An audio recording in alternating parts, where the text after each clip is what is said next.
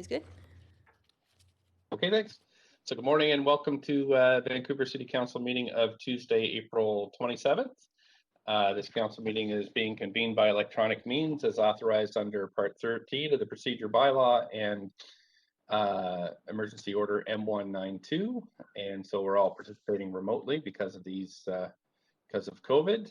If my connection is lost during any portion of this meeting, we'll recess until the meeting is, until the connection is restored.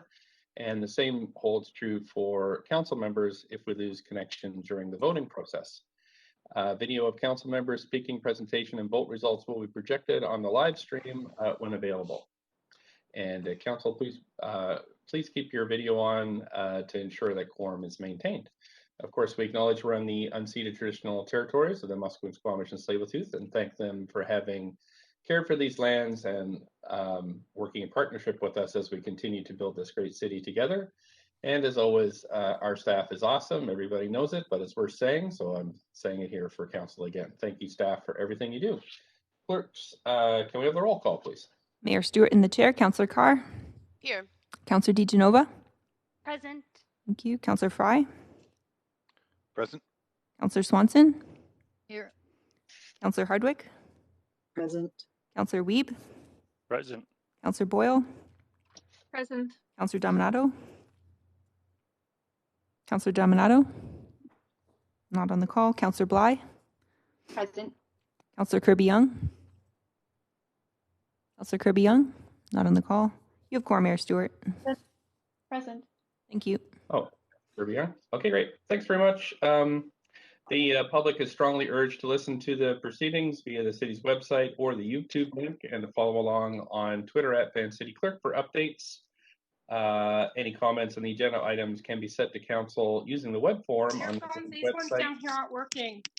Oh, and we have folks, if you can just mute. I hear people in the background. The link to the council comment web form is tweeted out at VanCityClerk. I also want to note that the city's longstanding commitment to equity and utmost respect for all genders remind council that when addressing staff and speakers, we avoid using gendered honorifics and instead refer to the person by first and last name, role, or title. It takes a while to get a hang of that, so I'll do my best to provide a good example. Today we have 3 administrative items, 2 communication memos, 5 reports, 18 bylaws, 1 administrative motion, 5 members' motions, notice of council members' motions, new business inquiries, and other matters. So the plan for today is we plow through until noon. We break from noon till 1 and then go in camera from 1 until 3, then come back at 3 to finish the rest of the agenda. Hoping council that we'll be done at 5 today. In camera, we're required to meet in camera later this week. The reasons are listed in the updated agenda. Someone like to move the motion to go in camera? So moved. Councillor DiGenova. Thank you, seconder. Councillor Thank you, Councillor Carr for seconding. All in favor, yay. Yay. Yay. Opposed, nay. Thanks. Okay, we've got a bunch of minutes to get through, council, of 5 minutes. Minutes 1 are the minutes of the Auditor General Recruitment Committee. Are there any corrections? This is April 9th. And just verbally indication is fine. I don't hear any. Would someone like to move them? So moved, Hardwick. Thank you, seconder. Second, DiGenova. Thank you. All in favor, yay. Yay. Opposed, nay. Those carry. Thanks very much. Minutes 2 are the minutes of the council meeting of April 13th. Any corrections? Just a verbal indication is fine. Someone like to move them? So moved. Thank Second. you, Councillor Reid. Councillor DeGenova, thank you. Favor, yay. Yay. Yay. Opposed, nay. Thanks. Minutes are carried. Minutes 3 are from the public hearing of April 13th. Any corrections? Mover? Kirby. So moved. Oh, second. Thank you. Councillor Carr, thank you. Second. All in favor, yay. Yay. Yay. Opposed, nay. Carries. Thanks. Minute 4 are of the minutes following the Standing Committee on Policy and Strategic Priorities meeting of April 14th. Any corrections? Someone So like to move moved. them? Thank you, Councillor Carr. Second. Watson. Thank you. All in favor? Yay. Yay. Opposed, nay. Okay, that carries. Thanks very much. Last one, minutes 5, public hearing of April 15th and 20th. Any corrections? Move adoption. Thank you. Councillor DeGenova, seconder. Swanson. Thank you. All in favor? Yay. Aye. Yay. Okay. Any nays? Nope, that's carried. Thanks very much. Okay, council, we're moving to the consent agenda. If folks want to just put themselves on the question queue, if you'd like to hold an item, I will go down the list and call your name. So we have communications 1 and 2, reports 1, 2, 3, 4, 5 on the consent agenda. I have Councillor Swanson. Do you want to hold one of these? Might be on mute. Number 4. Number 4, which is the property tax distribution. Yep. Okay. Councillor Fry. Sorry, Mayor, I'm having a bit of a lag here, but I'd like to hold the, I think it's administrative report number 1, the UNDRIP appointment. Yeah, that's communication 1. Yeah. That's the task force. Okay. Thanks very much. Anybody else? I do think we have a presentation, if I'm not mistaken, on the COVID recovery. So also hold that item. That's report number 1. Great. So can I have a mover to adopt the others? Motion to adopt the others on consent. Second. Thank you. Second. Seconder, Councillor DeGenova. Great. Thank you so much. Anybody wish to declare a conflict of interest in any of these consent items? Just verbally is fine. Okay, I don't hear any, so I'll call it ayes and nays, but I'll call them out first. We would be approving communication 2, changes to the 2021 council meeting schedule, report number 2, the property tax payment due date, report 3, the property tax exemptions, and property 5, the reclassification of 375 North Kootenay. Have a mover, any conflicts on those? Okay, so all in favor say yay. Yay. Yay. Opposed, nay. Great, thanks so much, council. So we have, I'll just go through it again. We have approved communication 2, changes to the 2021 council meeting schedule. Report number 2, 2021 main property tax payment due date. Property number 3, 2020 property tax exemptions. And property 5, proposed amendment to subdivision reclassification of 375 Kootenay Street. Great. So council, we are now going to move to hear questions first on the communication. Councillor Fry, you've held that item, so I'll put you on the queue for questions. Thanks, Mayor. Yep. Yeah, I was hoping to make an additional nomination to the appointment with Councillor Wiebe, and I'm prepared to speak to that. Okay, we need to have it moved and then move into debate. Have So, the report yeah. moved for the communication moved. Happy to remove the report for the communication report. And Okay, we need Second. a seconder. Thank you, Councillor Carr. All right, so Councillor Fry, I'll put you on the list to speak first. You have up to 5 minutes. Go ahead. Yeah, thank you. So I'm nominating Councillor Wiebe to be added to this task force. Obviously, I have a personal relationship with Mike, and I've known Mike for a number of years, and I know his commitment to the urban Indigenous folks and reconciliation. He was instrumental as chair of the park board from 2014 to 2018, getting the park board to adopt the UNDRIP as a reference framework for park board's reconciliation initiatives back in January 2016. He's also worked consistent with our staff to ensure that commitment as a city of reconciliation is moving forward, both at park board and at council. And I will note that he also has been championing colonial audit as part of that work. And I think Mike's commitment to this work and his relationships also in the context of Fraser River Basin work and daylighting streams and a lot of that kind of natural environment from a local perspective, I think is critical to this conversation, and I'm hoping to see Councillor Wiebe included in this. Okay, Thank you, Councillor. So, Councillor Fry, are you moving an amendment? I'm moving an amendment to, do I need to put it in writing? You do? Okay, sure. Let me just I'll quickly do that. second that amendment. Let's Councillor Fucheva. let's wait for it to Oh, get sorry. around to Of folks course. first and send to the clerks, and then we'll get it up on screen. Perhaps, Councillor Fry, you can cede the floor to Councillor Kirby-Yung. Happy to. Okay. Councillor Kirby-Yung, go ahead. Yeah, thanks, Mayor. I'm hoping to ask a question of the mover through you, if I could. Yes.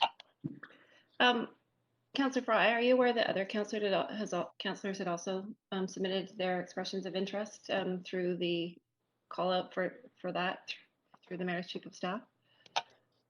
I would have assumed that there possibly was. Okay, I'm just wondering if you see any challenges with process. That there was other councillors, and I was one of them, who had put their name forward in interest and are, sort of respecting the protocol and the process that the mayor has followed the chosen to follow the practice of appointing based typically on seniority to these committees. I'm just wondering if you think it's good practice to do an appointment from the floor when I know that I had expressed interest, and there may be other councillors also that were not put forward. Again, I'm going to highlight that I articulated Councillor Weeb's work on this particular in this file, and I'm really highlighting Michael's work, and I think that he would be an exemplary addition to this because of the work that he's been doing to date. It's not a debate. I don't know your experience. Just a follow-up question on that. And do you think that we should all be providing our resumes? Because I actually was the park board chair when we adopted the UNDRIP that you had referenced, and I'm just wondering if you see an issue with this, if you would be happy for us to make amendments on the fly to all of the different appointments coming forward. Would you expect that council could now deviate from the process of appointing by seniority, or could change appointments and recommendations that are brought forward by setting this precedent? No, this is my democratic prerogative. If you don't support it, you don't have to vote for it. And we're kind of drifting into debate here. Any other points of information about this specific item, Councillor Kirby-Yung?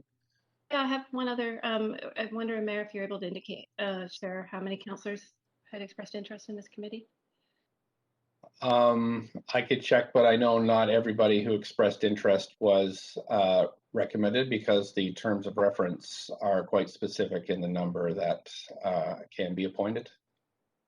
Okay, but there were multiple councillors, is that There right? were, yes. There were.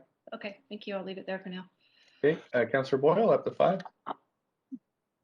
Thanks, Mayor. I'm going to ask first, I guess, as a point of information, if this, as you stated, Mayor, the terms of reference of the committee was pretty specific to the number of appointments, and I'll just say that that wasn't random. That was thought through in conversation with a number of people in order to largely get a balance between council voices and voices from Musqueam, Squamish, and Tsleil-Waututh nations, and to make sure that the task force wasn't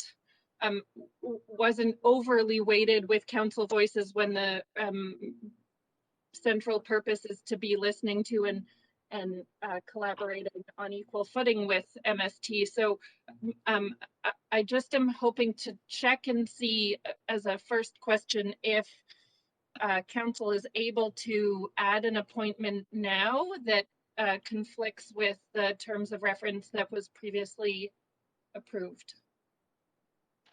So you phrase it as a point of information, but is that a point of order, perhaps? Yes, I don't have the number though, so I guess I might need to go back on the list to. I don't think there's a specific clause to mention it. If you're asking a point of order there, you're just asking if it is consistent with the council's previous voted direction. Is that? Yeah, that would be appreciated. Thanks, Mayor.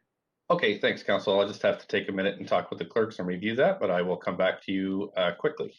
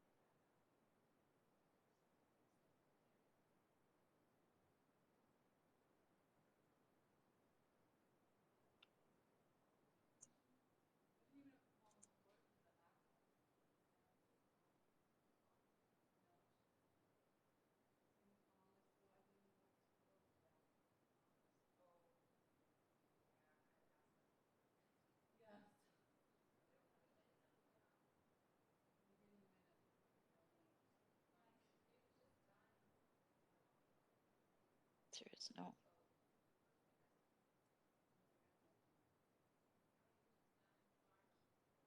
Clerk, I'm having problems with my email right now, and I sent in the amendment by chat on WebEx. I hope that's sufficient. I'm going to have to restart, I think, to get my email working.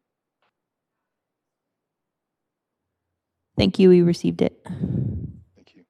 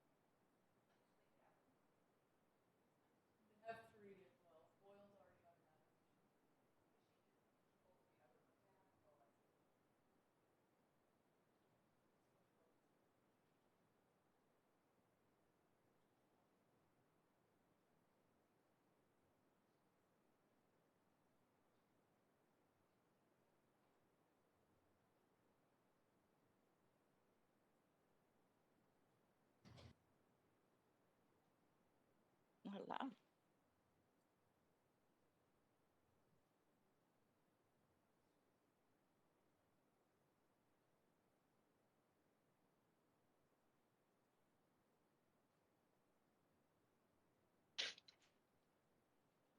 Hi, Council. I have reviewed the terms of the motion that was passed, and just to read it here, it says that oh, sorry, just lost it. There it is. That this is a Type D committee. This is found in Appendix A of what was passed by Council. The committee is a Type D committee that will provide a report to the Mayor and Council upon completion. The committee will consist of up to 2 representatives from each of the 3 nations, along with Councillor Boyle, who was named in the report, and up to 3 other representatives from Mayor and Council. So this amendment would add a 4th, and so that is not what Council passed. So I'll have to rule this one out of order. Councillor Pride, you do have some time left on your clock, but I'm going to ask Councillor Boyle if she has anything else.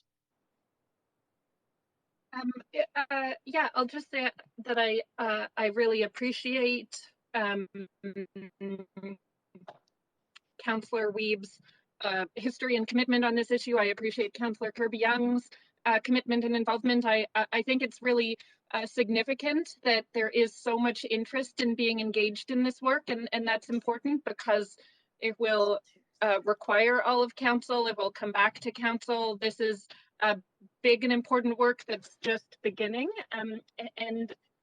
so just want to lift up how important and moving I think it is that there is so much interest across Council, and that I think the task force can find ways to make sure that Council gets lots of opportunities to engage in this work as it moves forward. So it will be supporting the recommendations that went through the process as we understood it would. Appreciate all of the support and interest that we're hearing. Thanks. Thanks, Councillor Boyle. Your connection's a little rickety, so I'll just bring that to your attention. I would suggest that Council, just to try to be helpful here, is that the committee, when it meets, could, for example, invite other councillors to sit at the committee without voting rights. That's one option.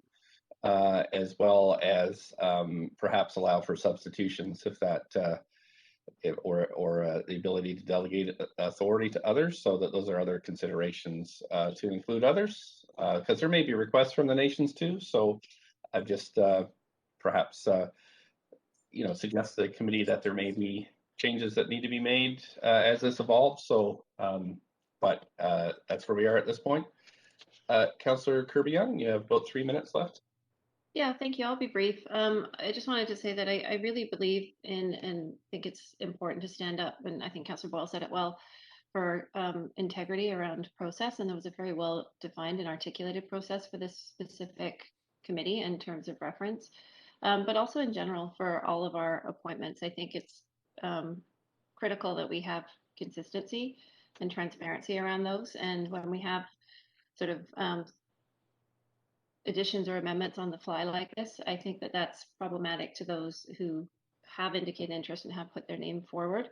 We already do have a process followed that the mayor determined fairly on in the term that follows seniority, and that often precludes a lot of councillors from participating in things that are significant interest to them that they would like to participate and be part of.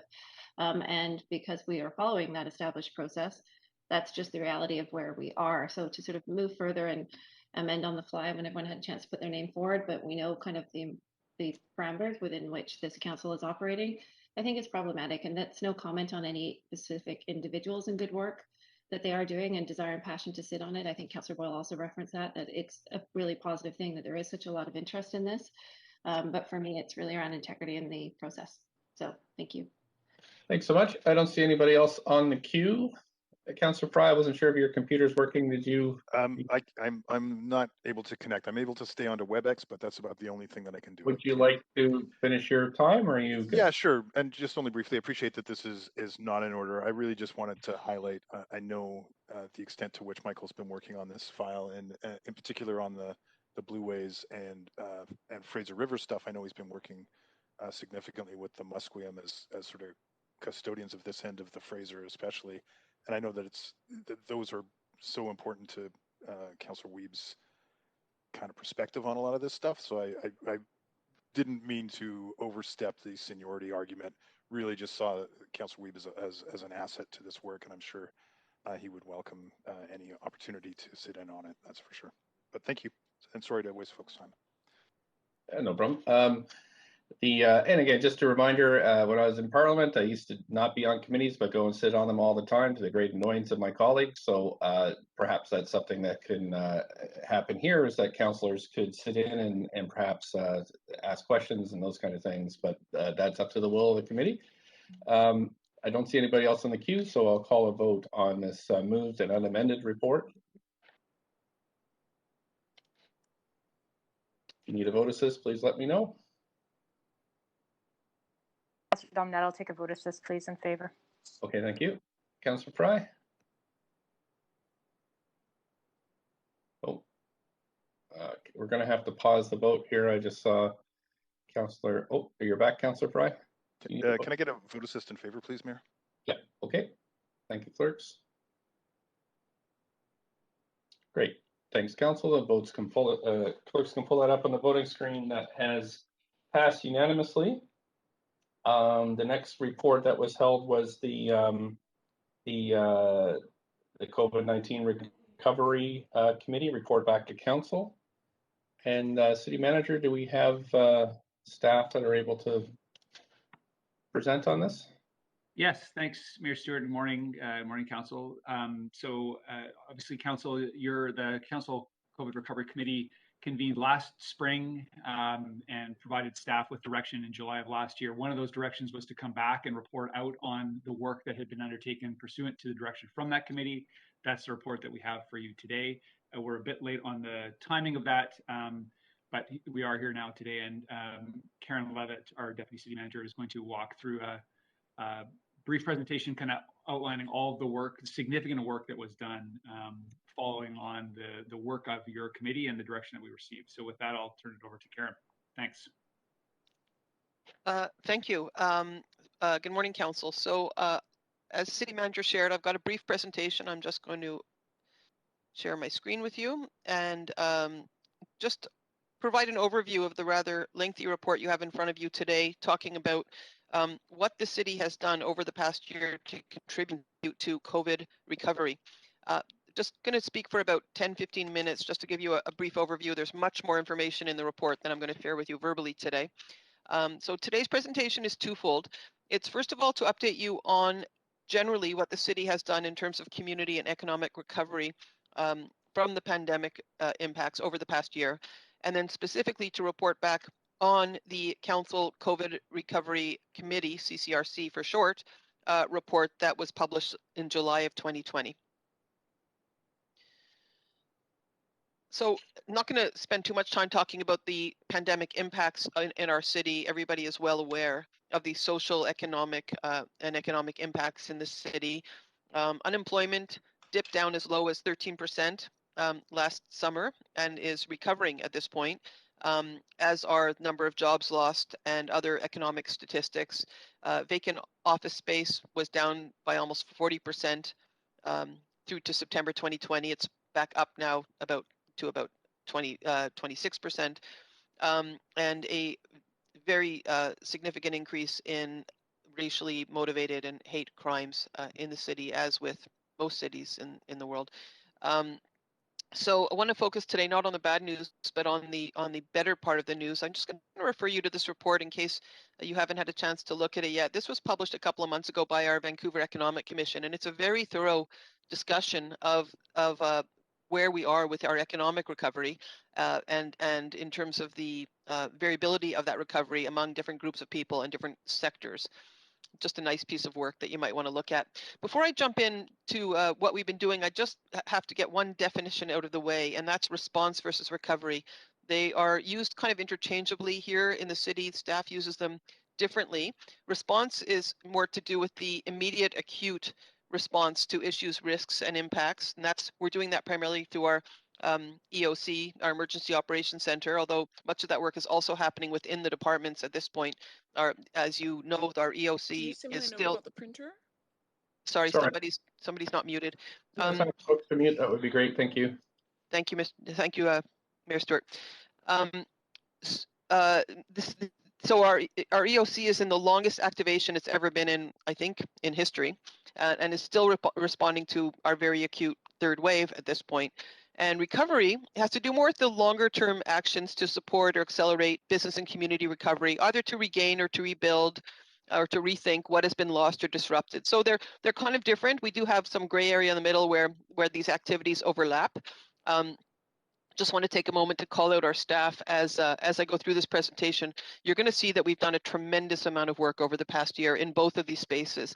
And our staff has worked diligently and hard and long hours and really thrown their heart and soul into helping Vancouver with both the pandemic response and recovery. So as our city manager just mentioned, back in May, which feels a long time ago, Council created a committee of the whole called the Council COVID Recovery Committee, comprised of all council members, and through the summer of 2020, heard presentations from over 25 experts and stakeholders on a selected set of recovery-related themes. These were the guiding questions for the CCRC, really focused around what we could take within our mandate as a city to support businesses reopening and residents returning to work and play and just normal lives in the city. How we could create a new normal, rethinking some of the things as we bring them back, with some specific references to economy, to resilience, to health, and so on. And then a couple of other questions you'll see at the bottom.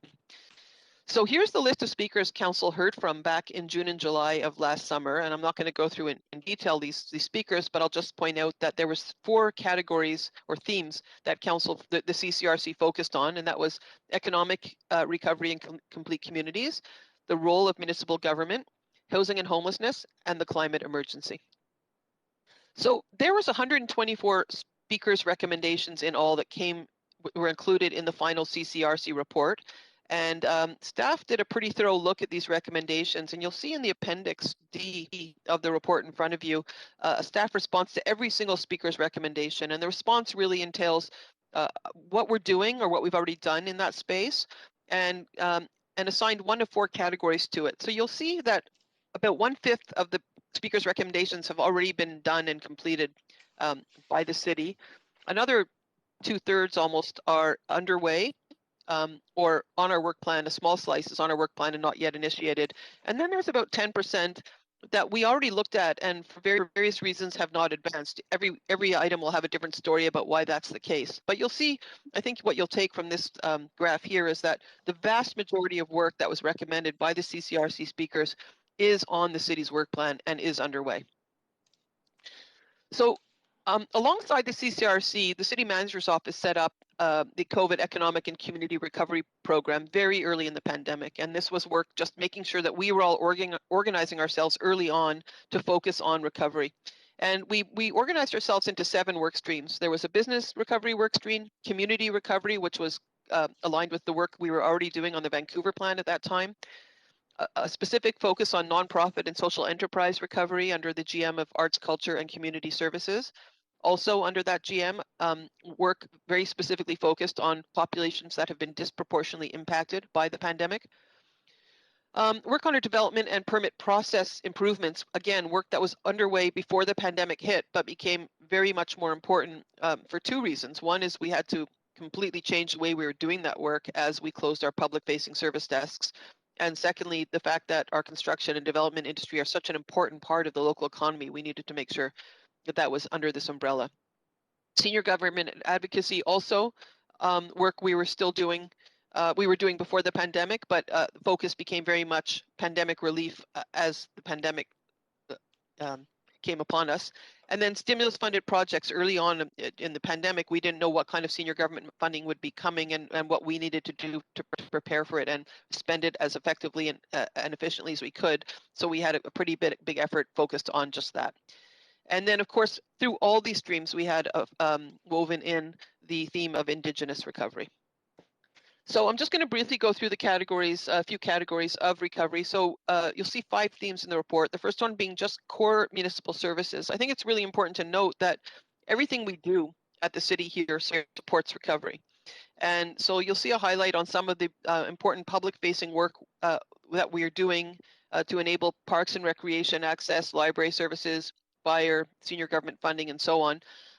Just to highlight a couple of them. Library and community centers at this point have mostly fully resumed service. Again, we're now watching the health orders in this 3rd wave.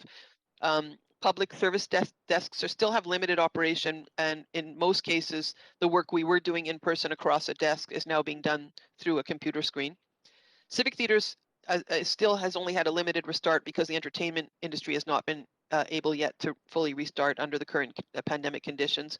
But I think it's safe to say that across the whole city, pretty much everything we're doing has a pandemic recovery and response focus to it. There's not a day that goes by where the city isn't doing an awful lot to support response and recovery throughout the organization. Business and local economy recovery.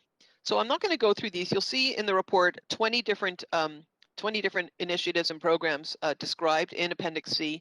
Just to focus on a couple of them, we back in April, a year ago, created the Business Communication and Support Portal, which was a single point of contact for business to come into the city and ask all kinds of questions. We received over 19,000 business inquiries through 311 to that portal, and the website was accessed over 3,000 times in the past year. As well, in June of 2020, Council passed a motion to advance business support and liaison, and the city and staff is working to advance work on that. Everybody, I think, will be aware of the temporary expedited patio program, which has been very successful. To October of 2020, we had issued 415 temporary patio permits. And as you know, the program council opted to extend the program through to October 2021. And we're currently advancing the summer permit renewals, which will be in place till that October 2021 deadline. Open with Care campaign. This was again something earlier in the pandemic, after the first shutdown, where the business associations of BC created a very thoughtful Open with Care campaign to support businesses as they opened up their businesses in the pandemic situation. The city provided design and translation services, and importantly had these materials translated into, I think, about 5 or 7 languages. You'll see listed on the slide here: Chinese, simplified Chinese, traditional Chinese, Punjabi, Tagalog, and Vietnamese. And we also promoted this program and partnered with BC Business Associations of BC to make sure the materials got out as widely as they could. Another very big achievement for the city during this time was our move to electronic permit processing and inspections, and that includes document reviews and meetings through a virtual platforms, urban design panel and development permit board meetings done online, and then initiated virtual open houses for rezoning applications. So rather than a single 3-hour in-person meeting or a open house, we now have 3-week periods for the public to view the proposal, ask questions, and receive responses within a couple of business days. As of March last month, we have hosted 69 virtual open houses with over 60,000 visits from people to view and comment on what's being proposed. Equity, diversity, and community well-being. Lots and lots to say here as well. I'm not going to go into detail on the key initiatives and programs you'll see listed in Appendix C, but again, just to highlight a couple for council at this time. The Making Streets for People program, you can see all around the city. We've divided it into a few different subcomponents. There's the Slow Streets component where we've designated over 40 kilometers of our streets to give people more space to exercise and hang out. The Room to Move program was space for providing space for business customers, pedestrians, and bus passengers.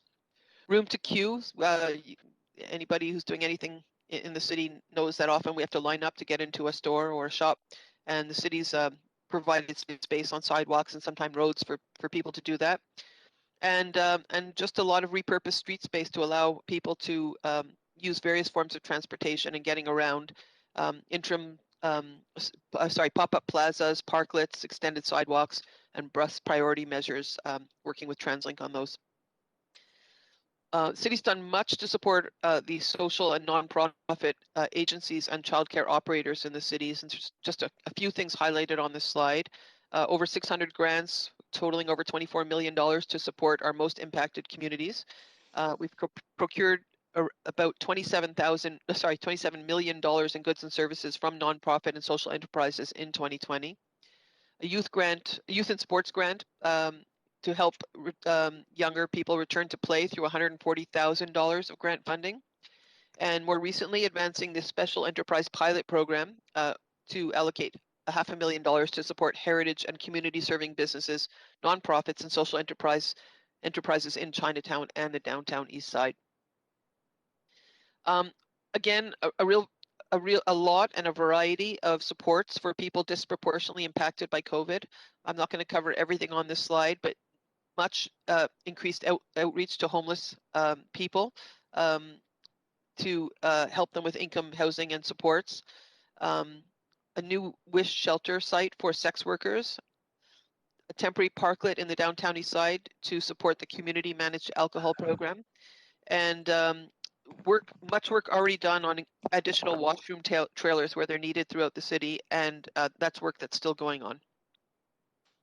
Under the theme of housing and affordability, again, Appendix C will give you the details of the programs, but a couple of highlights to share with you here. We've been successful in attracting some significant senior government funding through the Rapid Housing Initiative to support over 100 new affordable housing units, and $6.5 million from the federal Reaching Home program. Council several months ago, back in October, allocated $30 million to emergency COVID relief for unsheltered Vancouver residents, and again, a focus on expediting regulatory processing for affordable housing. Climate change, last theme. Really, I'm not going to go into too much detail here, but Council's well aware of the Climate Emergency Action Plan and all the work we're doing through that effort, which aligns with pandemic recovery. So looking forward, we are going to, the best we can, carry on delivering our municipal service programs and initiatives with a focus still, we rather naively at the beginning of the pandemic thought there was some sort of chronology where we would deal with pandemic response, and once the emergency was over, we would get to focus on recovery and then weave resilience through it all. But the fact of the matter is we're doing all three of these at once, and that's what we're going to keep doing. At this point, as I said at the beginning, the notion of response, recovery, and resilience is really woven into our everyday work pretty much in all city services. And that's what we plan to keep doing as the pandemic hopefully comes to a close soon and we can help Vancouver really get to a full recovery, both in terms of community and economy. So I'm going to end there. Thank you very much.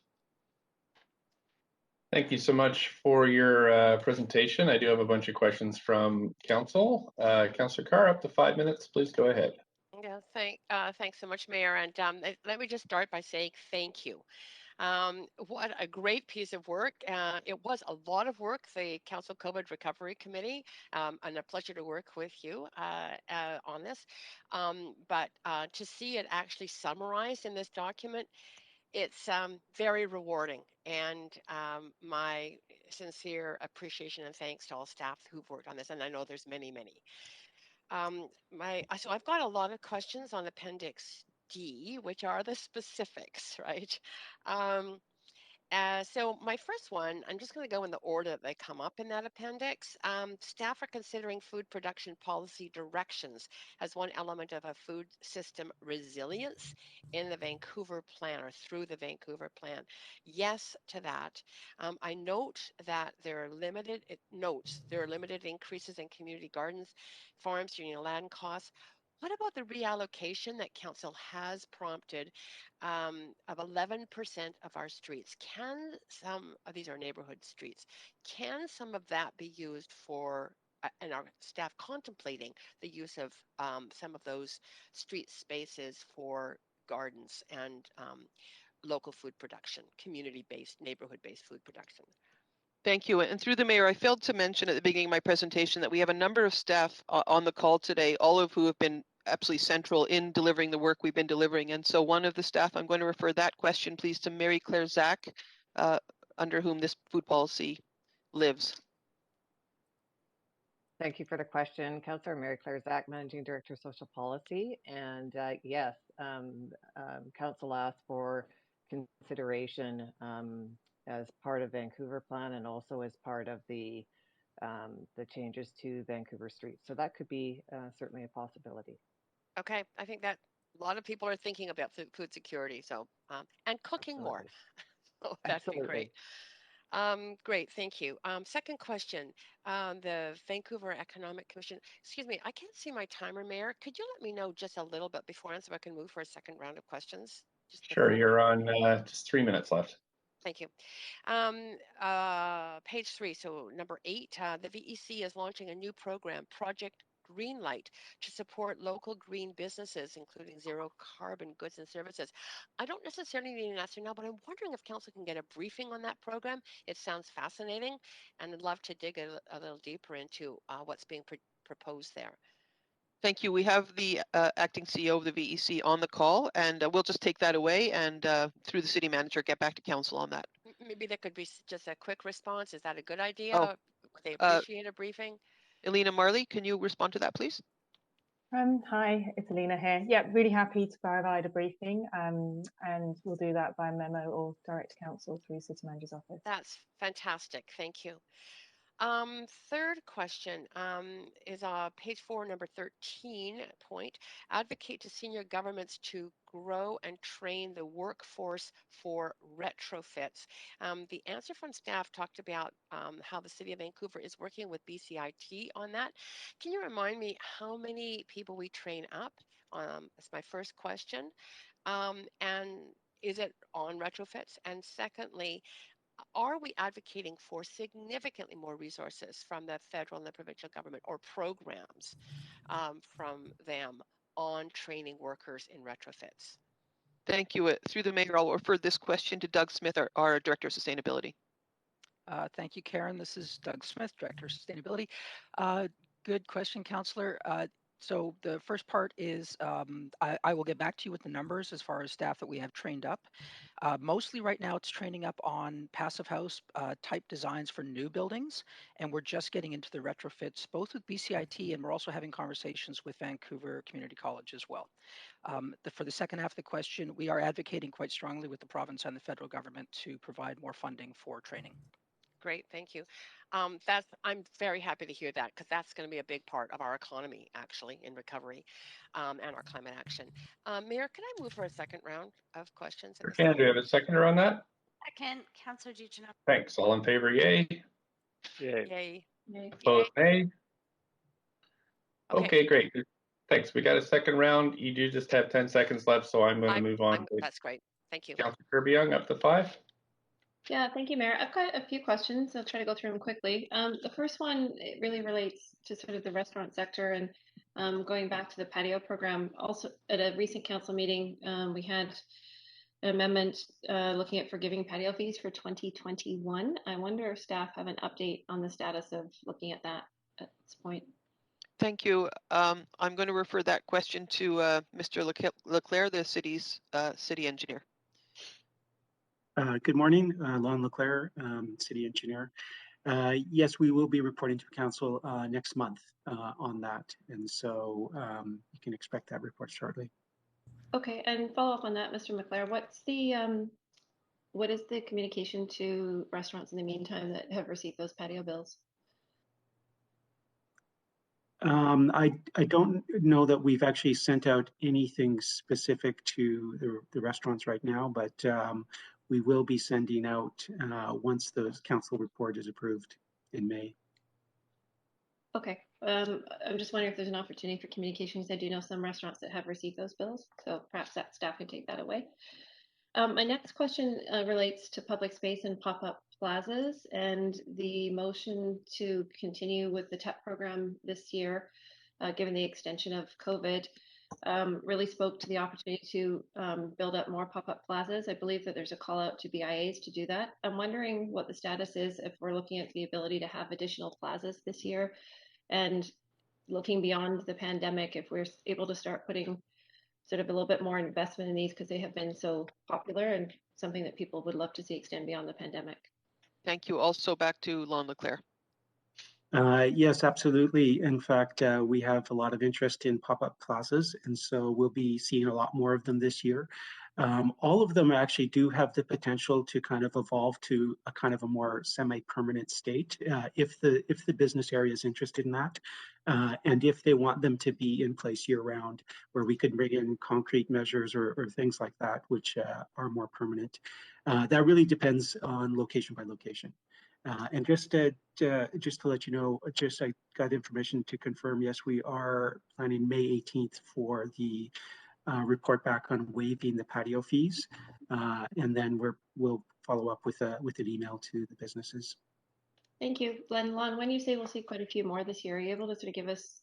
I don't know if you have this at handy. Sort of how many we had sort of last summer and how many we might expect this summer, just generally speaking. I can get a quick check on that and get back to you as soon as I have that information. Okay, that would be super. Thank you.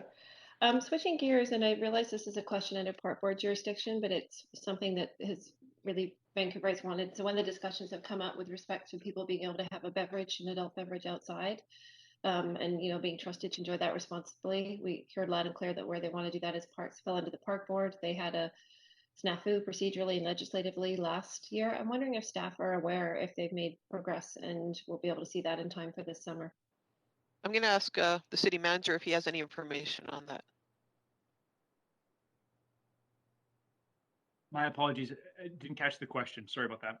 It was with respect to the Park Board, if we have a status update, if they've made progress over the legislative snafu that they had last time with enabling drinking in parks, and if that's something Vancouverites might expect to see this summer. Yeah, we're certainly in touch with, and thanks for, sorry about the delay in answering your question. Yeah, we're in touch with the province. Obviously, we don't know the legislative calendar. They're alive to the issue, but I don't have a specific time frame at this point as to where the province is at on that charter amendment. Actually, I believe Tobin Posma, our Director of Intergovernmental Relations, has an answer. Hi there. Yeah, so we've been in close contact with the province and Minister Ivey's staff around this, and so they are. They've assured us that they are looking to put forward that amendment to the Liquor Control Act in this legislative session. So that ends, I believe, June 17th. So we don't know when it will happen, but we've been given assurance by their staff that this is something that they're really hoping to put forward in this session, spring session. Thank you. That's good to hear. I know a lot of people were disappointed last summer because that's really where they wanted to be. I'll leave it there for now. Thank you. Thank you. Councillor, oh, sorry, I cleared the queue by accident. I remember Councillor, sorry, I don't know who was next. I think I saw Councillor Dejanova, Councillor Weave, and I'm sorry if I missed somebody else who wrote and Councillor Fry. Councillor Dejanova up to 5. Councillor Dejanova? Oh, Mr. Mayor, I'm experiencing some technical difficulties, so I've taken myself off the queue while I try Okay, to sure. sort those out. No I'm not problem. sure how I Councillor got Weave. back on. Thanks. Councillor Weave up to 5. Yeah, first of all, thanks staff. There's a lot of amazing work here. And I guess the first question is, how are we going to make sure that the public gets to understand all the work and amazing stuff that was done over the last little bit and what they can see moving forward in recovery? So what's our communications plan on this work? Through the chair, there is a information bulletin going out today covering this report. So that's our primary strategy for letting the public know about this report today. Okay, I just see there's a lot of amazing little sections that could be taken out and kind of put out with our new communications team to really kind of showcase and highlight the amazing work that staff has done.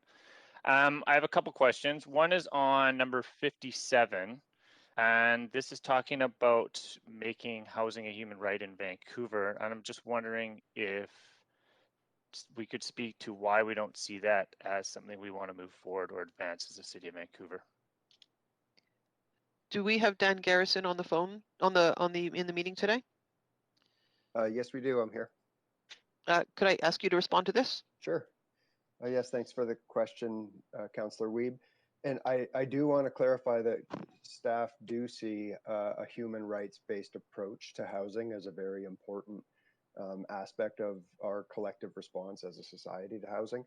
I think our note in the report about not including it in the way that it was recommended by the committee is around the piece related to a charter amendment to enshrine housing as a human right in the charter. And really where that comes from is we would like to see, as part of our advocacy work, the federal government, who has begun through the National Housing Strategy to take a rights-based approach to housing, and the provincial government, who have much larger fiscal capacity to actually action a right to housing, to take that action first and then have municipalities follow that lead. We have absolutely no problem with municipal governments, FCM, UBCM, and the City of Vancouver pushing for a rights-based approach to housing. And in fact, Housing Vancouver does speak to that. But we do think that the leadership there, particularly fiscally, has to come from the senior levels of government. That's the rationale for the response. Okay, but you do see a role in the City of Vancouver pushing to include this as much as possible in provincial and federal jurisdiction, as well as making sure that people know that that is one of the foundations that the City of Vancouver is striving and hoping to get. Yeah, I would say that that's accurate in terms of how we're looking at it, both in terms of pushing federally and provincially, and also in terms of taking actions that are within municipal jurisdiction to try to move that forward. Okay, thank you very much. Appreciate that answer. My second one's on number 86, and this is the optimizing local food systems. I really appreciate the work being done on urban farming and some of the other stuff that's been showcased in this report. I just recognize that food systems and food security has been a big issue here for recovery. I'm wondering the food hub concept and recognizing the importance of food production here in Vancouver. Can we get an answer on really kind of expanded answer on why we don't think that we should move forward with this idea or concept? I'm going to again ask Mary Claire Zach, our Managing Director of Social Policy and Projects, to respond to this.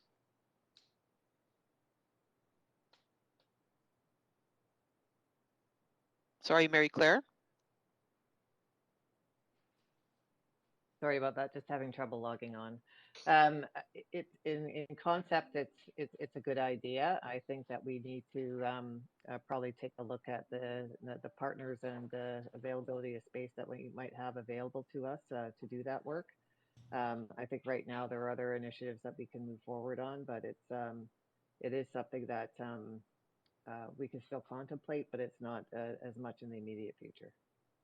But is that something that we could put on a work plan, but not yet initiated, is something that we could see down the road? Because I do think it is an important need here for the city of Vancouver. It is something that we could contemplate. It certainly was something that we had contemplated earlier, and I don't think it's off of our radar. We could be looking at exploring it again, certainly. Perfect. Thank you very much. Really appreciate this report today. Councillor Fry? Yeah, thanks, Mayor. Also appreciative of this report and all the work that's gone into it, and across sectors and silos.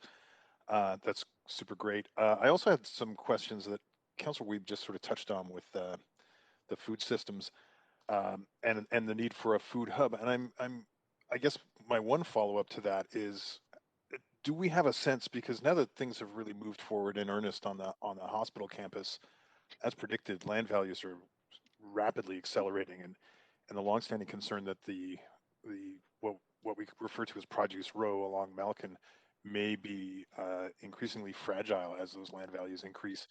Do we have any contemplation of what the landscape might look like if we start to see further impacts on those produce terminals and the need for the kind of food system hub that we see articulated in this that addresses commercial and other uses? Thank you. Again, I'll ask Mary Claire Zack to respond. That's actually probably a better response coming from planning during the economic work that they've done on the flats, but I can take that back and get a better response for you, Councillor Fry. Sure. Yeah. Thank you. Yeah. Thank you. So yeah, I appreciate that. I guess then my other question on item M66, which was the audit of distressed assets, and I appreciate the answer that Jerry Evans gave for this report, but I'm curious if we aren't able to compile that kind of list of distressed asset for the information of council, whether or not that should be an in-camera kind of disclosure, or if there is any availability for council to review this kind of a list. I'm going to ask Nick Kassam if he's in the meeting to respond to this, please. I'm sorry, I don't know that we have a representative from real estate department on the call today, Councillor Fry. We'll get back to you with a response to that. Okay, yeah. Thank you then. That's it then. Thanks. Okay. Thank you. Councillor Dejanova? Thanks so much. Can you hear me okay? Yeah. Yes. Okay, you were all echoing a little bit before, so I just wanted to check. I wanted to ask specifically about childcare, and actually this is something that I was just drafting an email to the city manager on. I understand that the council was supposed to receive a report back some time ago on some of the actions to look at breaking down barriers for childcare operators to start providing more childcare and to be able to really take advantage of more of the subsidies offered by the province and federal government. It's great that we have money coming in for capital costs, but operators right now just can't find immediate space in the city of Vancouver. So just wondering, I mean, is this in any way going to complement or in fact take away from the work that's already being done? How do we see that moving forward in a direction, considering childcare is a top priority of council? And I understand that motion coming, the report back and recommendations at looking at sort of centralizing licensing and providing incentives for the development community and builders is over a year and a half overdue now, if not two. Actually, I think it's two. Thank you. Through the chair, I'll ask Mary Claire Zack again to respond to this one. Hi, happy to respond. Thank you for the question. Staff have been working on the various components of that motion and memo, and are planning to actually report back to you fairly shortly on an update in terms of progress made around that. Okay, thanks. And just in sort of furthering that question, asking not specifically just about that motion, it was about how is this work going to work together with that and collaborate to move forward? Like, what are there any benefits that we've seen? I know that certainly we have seen benefits in the funding that's come forward from the federal government, from provincial governments, as it's downloaded to provincial governments to serve municipalities. Is there anything perhaps, in looking at sort of, as I've heard it called before, the silver lining of COVID, is there anything that we're going to see for, to help benefit those families who are in need of care? I think there could be many, many benefits. Of course, the federal announcement was just, I think it was last week. So we'll just have to see how that rolls out in our continued partnership with the provincial government. As council is probably also aware, it's in the report that we've actually applied to the federal government for a program to test out outdoor space and making use of outdoor space for before and after school care. So we're very excited about that and looking forward to a response from the provincial, from the federal government on that proposal. That is pretty cool, and props to staff for that as well. Also, in looking at some of the vulnerable and marginalized populations that we've seen and heard a lot about through COVID-19, and as we consider recovery, I'm just wondering, what work have you been doing with our emergency services? In tandem or in partnership with the Vancouver Police Department, with Vancouver Fire and Rescue, to support and uplift some of the 4 pillars, but also to look at, people, especially we've heard about women and children in vulnerable situations in our city, and not really understanding the breadth of that myself, but knowing that that's happening and hearing from organizations that have been mentioned. I'm just wondering, how are we working together with our partners in emergency services to make sure that we're doing what we can to address any, and provide extra services and resources?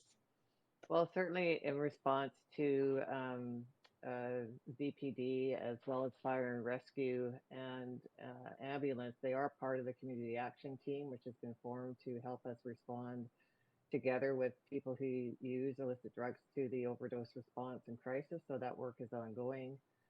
We are working on the exemption from Section 56 of the Controlled Drugs and Substances Act, as council is aware, and working very closely with Vancouver Fire Police Department on that particular response.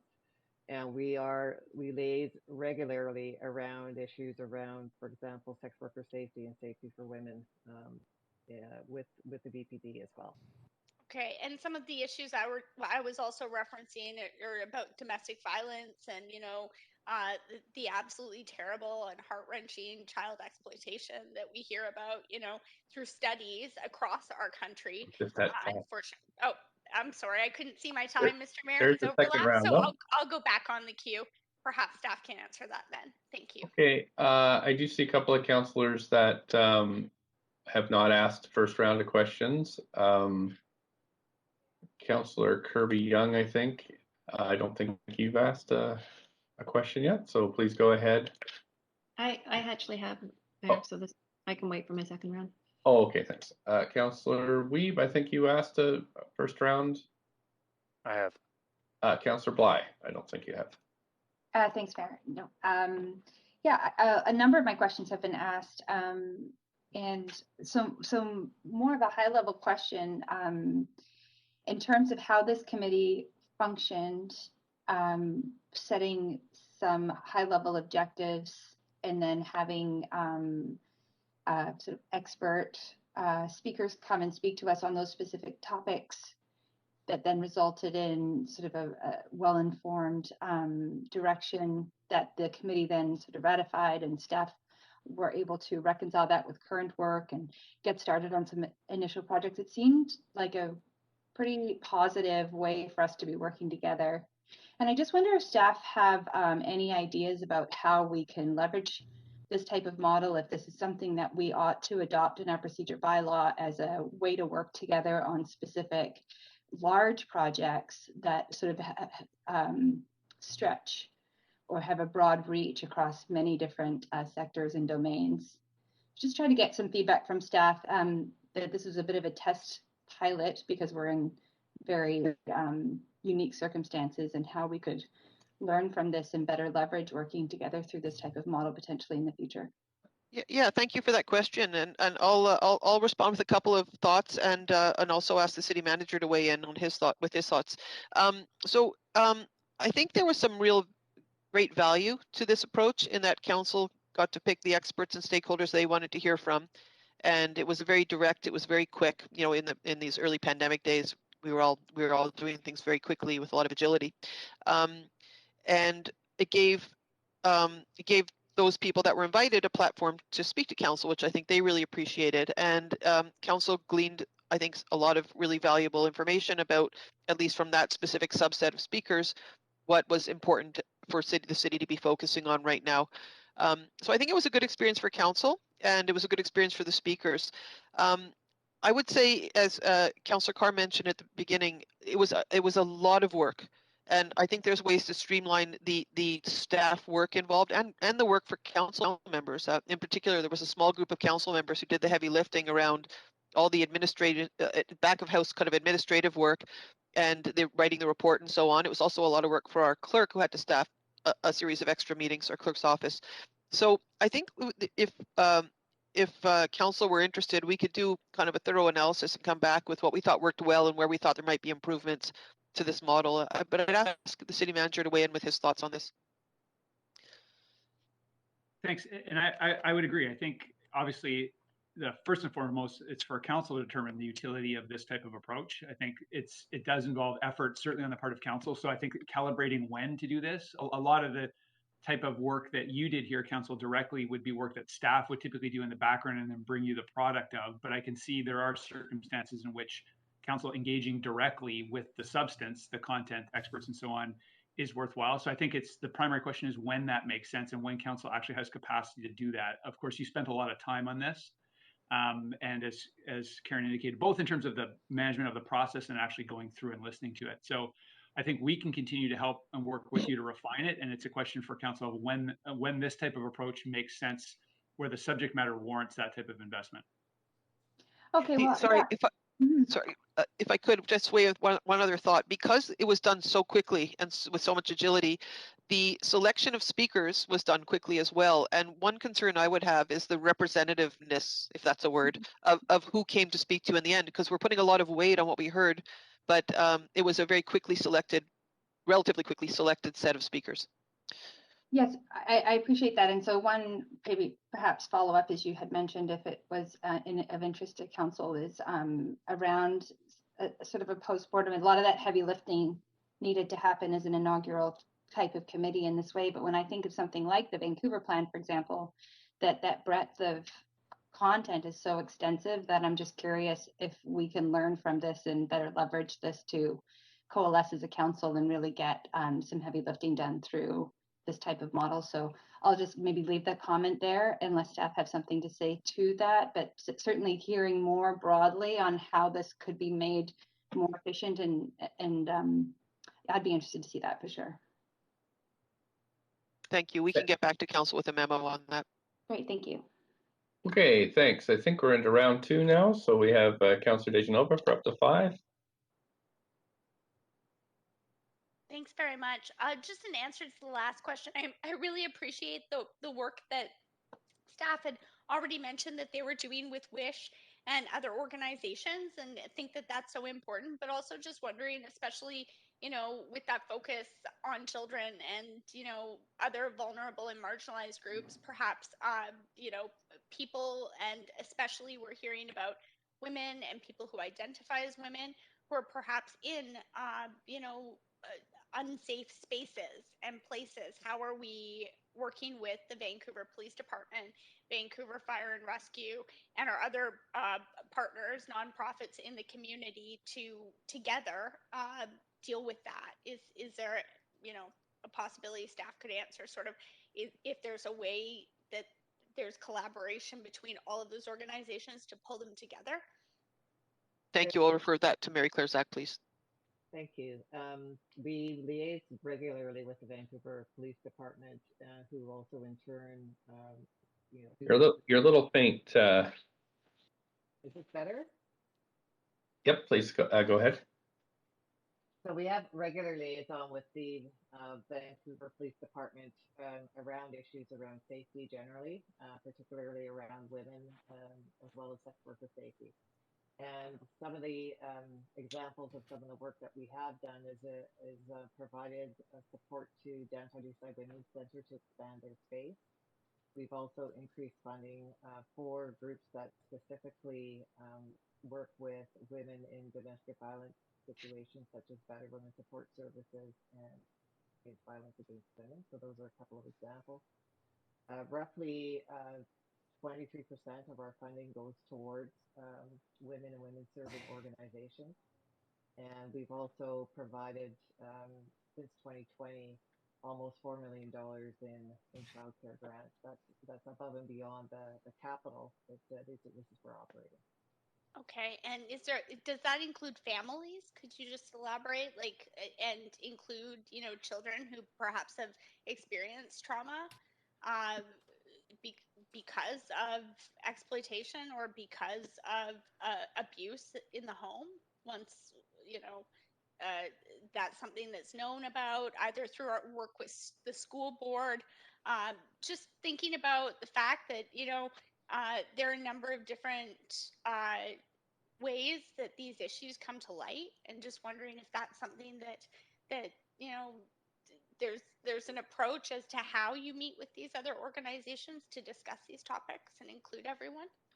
Well, I think one of the things that COVID has taught us is our reliance on the NPO sector to provide services to community.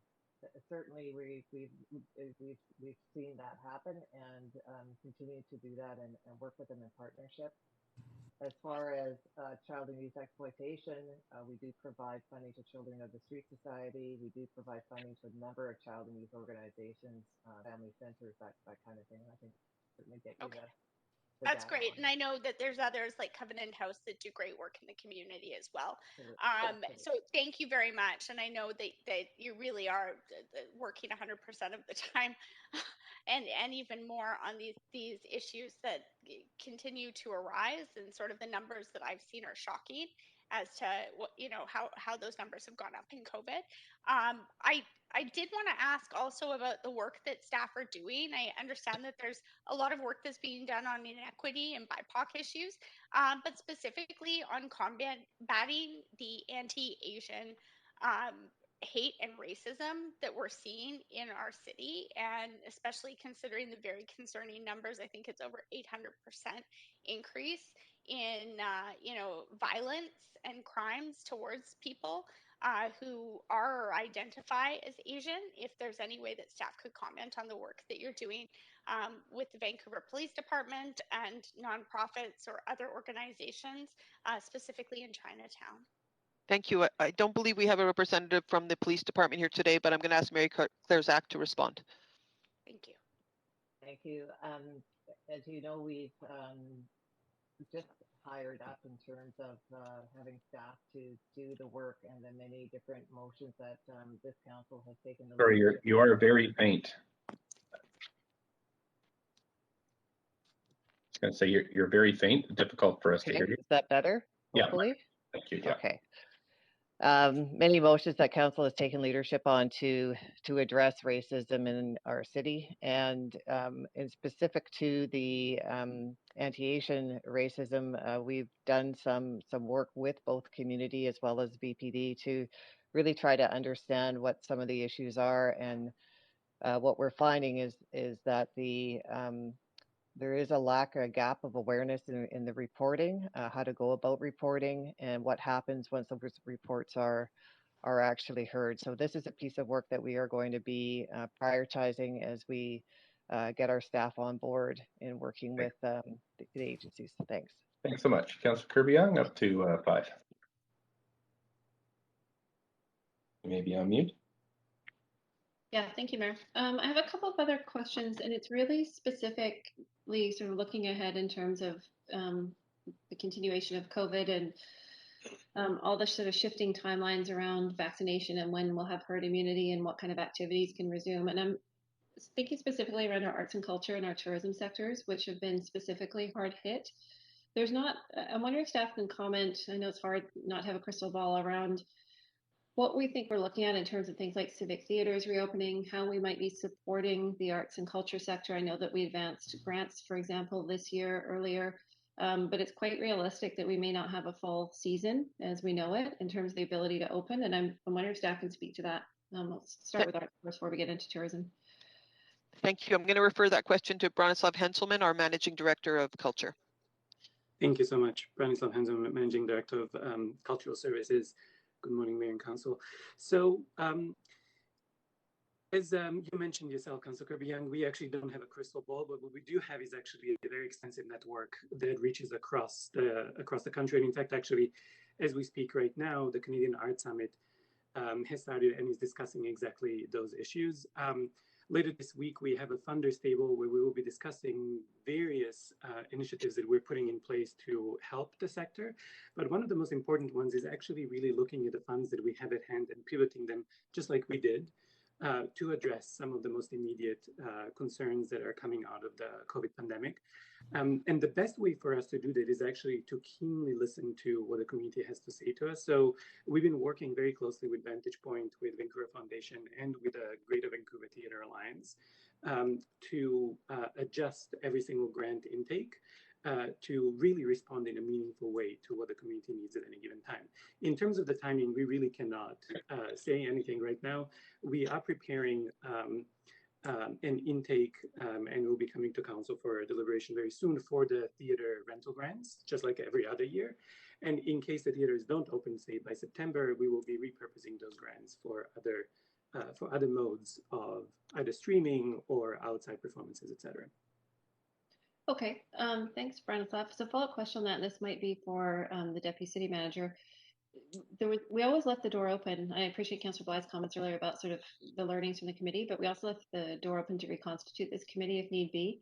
And I guess I'm wondering with respect to tourism, attraction of events, arts and culture, if we feel that the work that staff has underway is going to yield some specific strategies that will come back to council, or if there would be value in reconstituting the committee focusing on those sectors. It would really be up to council whether council think there's value in reconstituting the committee. I would let Bronislav respond to whether he think there'd be value in hearing more from stakeholders and experts than staff is already doing. So Bronislav, can you weigh in on that? Yes, absolutely. Thank you. I would say that, as mentioned, the networks that we have that already exist and some of the roundtables that a province has been gathering have been incredibly useful and informative in how we're moving forward. Maybe the feedback loop could be actually that we provide some of that information to council, but I would actually say that in this case, the platforms already exist and they're very, very effective. But if council has specific questions or would like to receive a certain information, we'd be more than happy to channel it and provide it. Thank you. Sorry, if I could, also to note that the Vancouver Economic Commission is another avenue where there's very extensive networks with experts and stakeholders that we could prepare a briefing for council. Maybe that's a way to get at what you're asking. Yeah, I would value and appreciate that because I think it's, the tourism and arts and culture, the sectors have been really particularly, hit at the knees and hobbles, and we get a lot of questions about that. So I'd like to better understand how the city is working to support them through those industry connections and through VEC. That would be very helpful. Thanks. Thank you. Councillor Weed? Yeah, my first one is on the small business work and recognizing some of the stuff in the report talks about how we're going to kind of support the recovery. And I'm just wondering, recognizing the amount of empty storefronts in the recent report and reading the Vancouver Economic Commission, what can we do to really simplify and ensure that we are bringing in the entrepreneur spirit of Vancouver and getting those spaces filled as quickly as possible? Recognizing that we're going to come out of this and there's going to be a lot of new companies with different types of employment that we haven't seen before. So how are we going to be flexible and ready for when those businesses want to come back to Vancouver? There's that question of small business and the city's interface with small business spans several departments. But if I understand the question, it has mostly to do with land use and space use with regard to different types of businesses. Is that correct? Yeah, and just how we're going to make sure that the change of use and permitting and right, recognizing that can be difficult right now to get in there. How are we going to make sure that that's simplified when we see kind of a huge amount of companies wanting to take over these spaces again when we come out of recovery and into our thrive? Thank you for that clarification. I'm going to refer that question to Susan Haid of our planning department. Thank you for the question, Councillor Wiebe. Susan Haid, Deputy Director of Planning, Long Range Strategic Planning.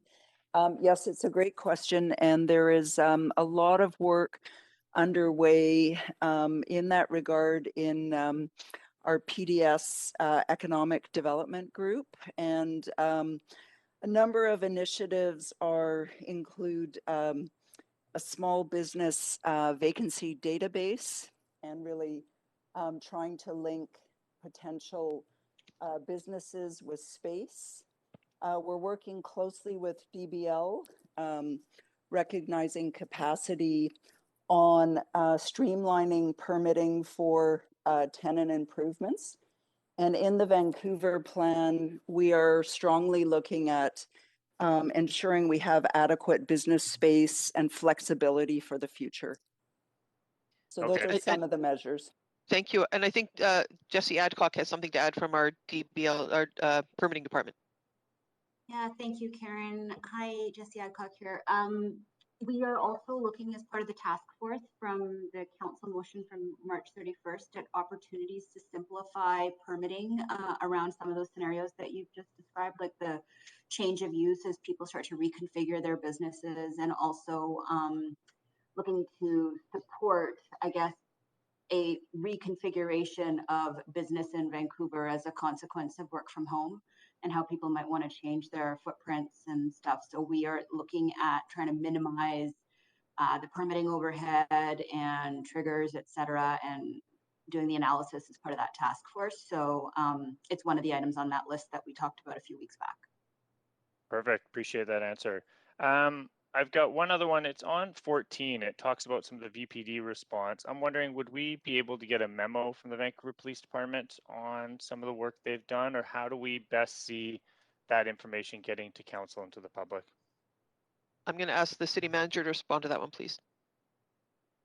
Thanks, Councillor. We can make that request. In terms of communication to the public, that would fall to VPD, but we can certainly request that VPD provide some additional information for council's benefit. Okay. Yeah, I sat on the TGV2S committee, and there was a lot of talk about the Safe Place program, and so it'd be interesting to know how we can get more information or be able to ask a question in the future. And my last question, I think it's been brought up a few times, was the 11% street allocation. I'm just wondering, what percentage are we at, and what is the framework or timeline, or when would we see a report back to council on how we can really kind of push that agenda and create more open space for the city of Vancouver? I'll ask Lon Leclerc to respond to that, please. I don't have that where we're at right now in terms of the percentage of road space that we've currently reallocated, but I can check with my staff and get back to you as soon as I can, or shortly. Just give me a second. Perfect. Thank you. That's all. Councillor Carr, you're last on the list. Great, thanks, Mayor. A couple of questions around housing. So these are recommendations for 15 and 16. 15 being partner with the federal, provincial governments in a program over 10 years to retrofit 500,000 buildings. I know the answer says that staff are working on retrofits, looking to target the number of buildings to be retrofitted, but that won't be determined until 2022. So I'm just hoping you can say, will that be early enough in 2022 so this council can receive it and take some potential follow-up action on it? Doug Smith, can you respond, please? Yes, I can. Thank you for the question. So just to clarify, we are retrofitting buildings right now. There are a number of incentive programs out that we're partnering with BC Hydro in the province. So there's action while planning, I guess I would say. And the plan to bring a more fulsome strategy back to you in 2022 does align with our climate, our emergency targets towards a 50% reduction by 2030. So yes, that will allow us to remain on track when we bring that report back. And so I'm assuming, though, it will be early enough in 2022 for this council to receive that report and do follow-up? correct. The intention is Q1 2022. Great. Oh, love it. Okay, great. Is there work going on with the provincial government in terms of the PACE financing that might be made available, hopefully, to aid the retrofitting? Again, to Doug Smith, please. Yes, thank you. Absolutely. We are working closely with provincial staff on PACE financing, on both what it might look like and how it might be introduced. They recognize, as does Metro Vancouver and a number of other local municipalities, how important it is to moving this file forward. Great. Okay. Thank you very much.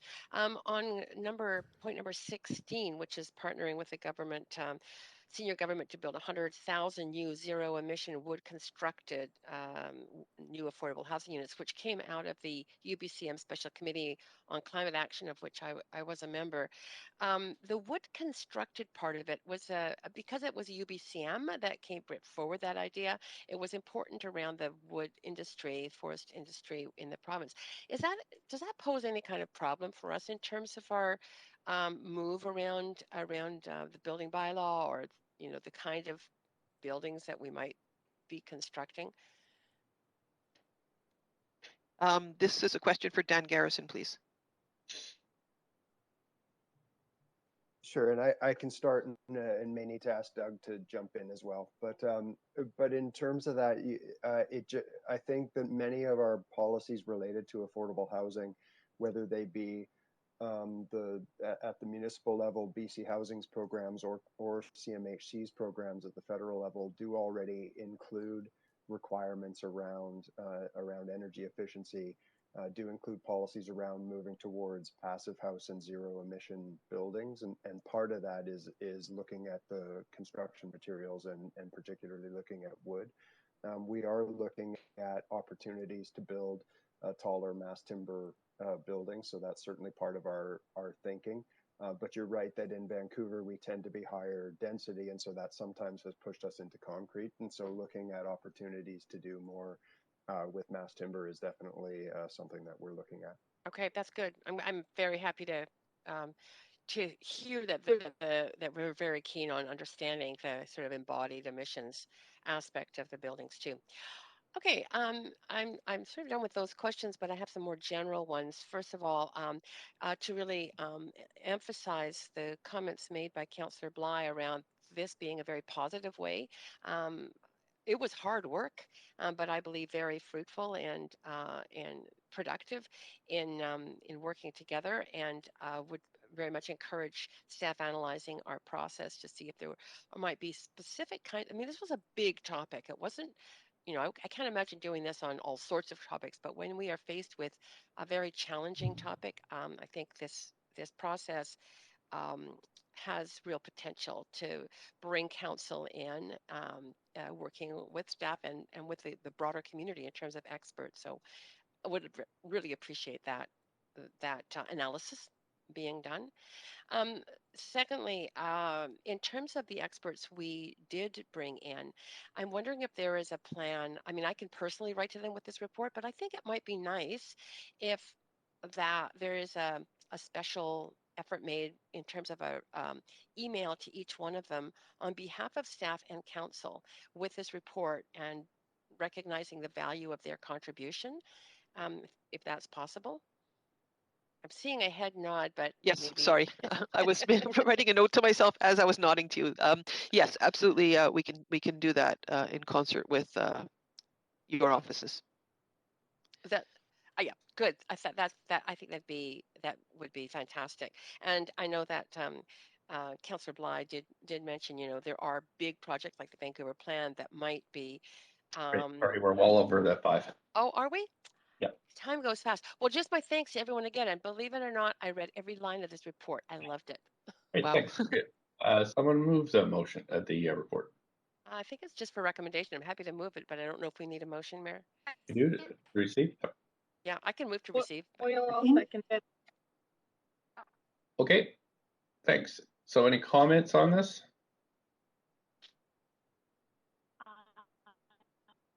I do. Sorry, Councillor Dejanova. I'm so sorry, Mr. Mayor. My queue is not working right now. If you might add me to the queue, just so I don't miss my opportunity. Point of privilege. So sorry. Great, thanks. I do have some comments and an amendment. Can Councillor Fry, could you take over the chair? Happy to, Mayor. Yeah, it's just a Please go minor ahead. thing. And I'm going to, sorry, send this over to council to consider. So I was struck on the report by just by the number of empty storefronts. That is quite disturbing. We have talked to, I know we've all talked to BIAs and struggling small businesses. One of their main concerns that I think we could help with right away is just the graffiti that is starting to accumulate in various places. And of course, we had the unfortunate incident over the weekend on the seawall here. So I am hoping that council may support this. I think is a good start, and it may be recoverable through restart money that we're expecting soon from the feds and the provinces to just give the BIAs an extra $200,000 to put into their anti-graffiti program to help them with the program, just to supplement the program that they already run. So that is that's the motion that I've emailed to you to attach to this. Is I think a more we're doing lots of stuff on COVID, but this has been a specific thing that I think we can help with right away. And that is my hope, is that we can put a little extra money into this program. Staff will identify, and according to the motion, staff would look to identify these funds. But my feeling is that there is a lot of federal money that's coming our way that is overdue at this point. So I'm hoping that this would be funded by senior levels of government, but steered to the BIAs by us. Thanks, Mayor. Do we have a seconder? Second, Councillor Kirby-Yung. Seconded by Councillor Kirby-Yung. Any speakers to this amendment? Councillor Wiebe. Yeah, my question is to the mover. I'm wondering, in speaking with staff, do we know where our current city program is on graffiti, recognizing that that program's been cut back and might not be able to provide some of the resources that this money could be better spent if we could refund the city program to deal with graffiti? Sorry, that's to me? Yeah. Oh, yeah. My understanding is that there are two different programs. One which the city operates citywide, and the second is essentially funds provided specifically to the BIAs to target in areas where they see the need within the community. So again, this is a small amount. I do think we are hearing increased reports, and the BIAs know exactly where what's happening in their business districts. I just think with the closed storefronts and the stress that's happening there, this would be a good gesture, and it should end up being funded by senior governments.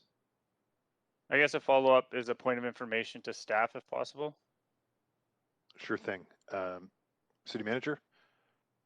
And I'm just wondering if we can recognize we have a lot of staff on the call right now, but information on where our current graffiti program is in COVID recovery, recognizing that we do have a lot less eyes on the street and we are seeing an increase in different graffiti across the city. So I'm just wondering what our COVID response has been and what we're looking to do as a city in the future. If I can provide an initial response to that, through Chair Fry. So the budget that we have this year, as I understand, for graffiti removal in the public realm in engineering is $820,000. Yeah, for sure, we're under a significant amount of pressure in terms of graffiti in the public realm as well. But that is the amount of funds that we have allocated. Of course, Council, as you know, we're operating with a significant operating deficit this year. So, our crews and our operations staff are working really hard to make the best use of those funds. And then maybe I'll stop there unless Lon has anything else to add to that. No, I would say that the reports of graffiti are up, and we've had a number of locations which have been very active, and so it's keeping us busy, that's for sure.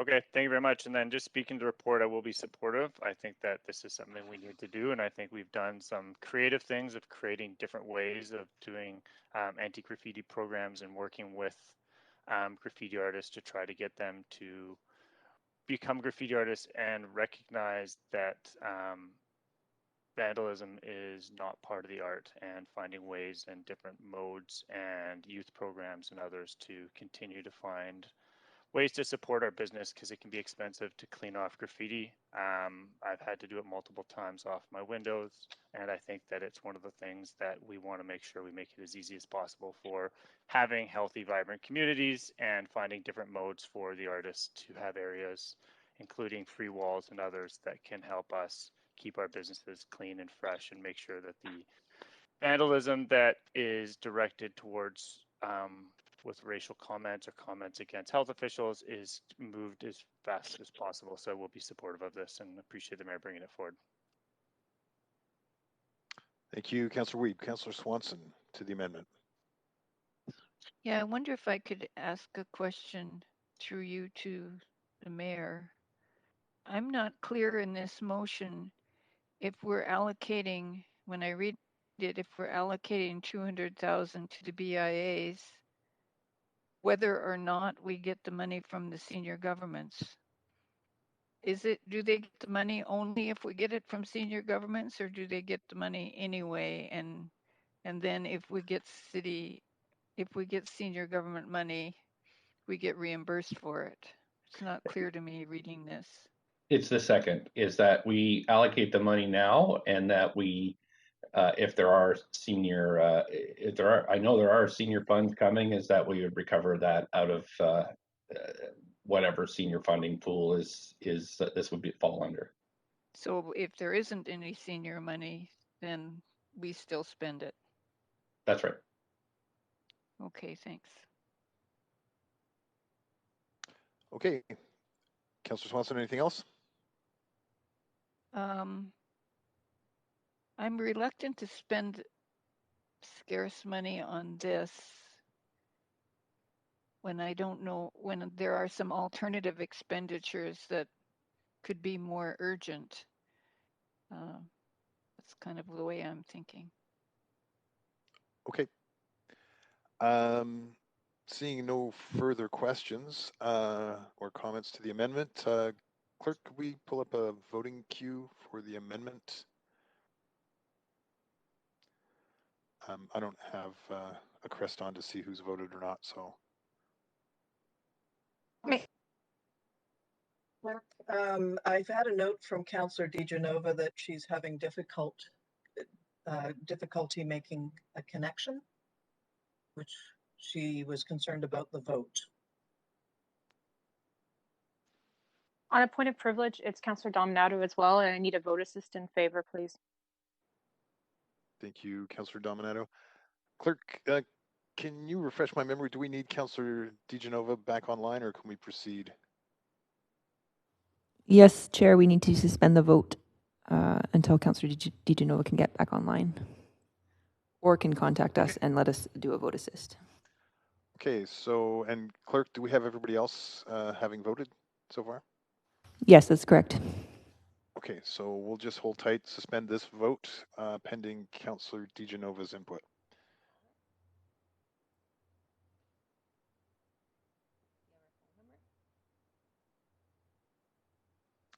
Perhaps should we take a recess, or do we expect Councillor DiGenova back online shortly? Just one moment, Chair. I'm going to try and call her. Thank you.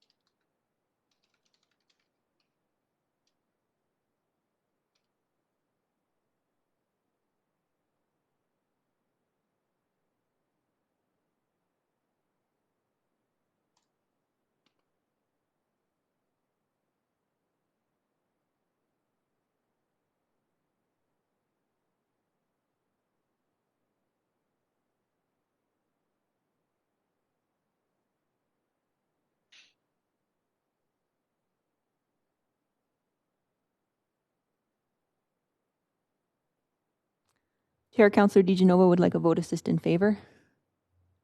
Thanks, And, Clerk. and IT will assist to get her back online. Right, so I believe all the votes are in, and Clerk, if you can pull up the results, and I can pass this back to the Mayor. And that passes with Councillor Swanson in opposition. Back to you, Mayor. Thank you so much, Councillor Fry. I have Councillor DeGenova on the list to speak, but I'm not sure that she is back online. So, and that's it for the speakers list. So I would call a vote on this amended staff report. I think we'll have to contact Councillor DeGenova in terms of the vote. So I will call a vote on this.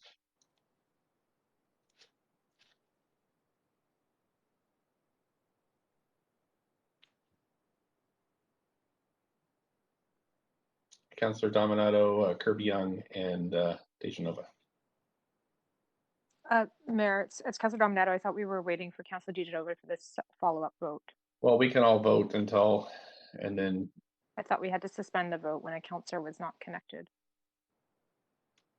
She was not connected prior to the vote, so I would say that that's okay to move ahead.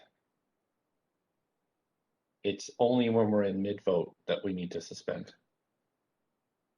Okay, but the clerks just indicated that they were contacting Councillor DiGenova. Yep, that's right. But I mean, it's only in mid-vote, and I believe May I Councillor. move a recess, Mayor? 5 minutes. Councillor DeGenova is on the phone.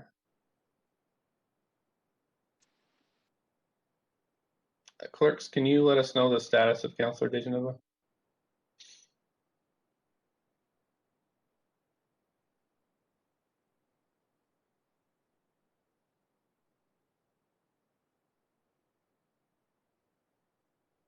I believe Councillor DeGenova is calling back into the meeting. Let's just wait Move for a 5-minute recess, Mayor.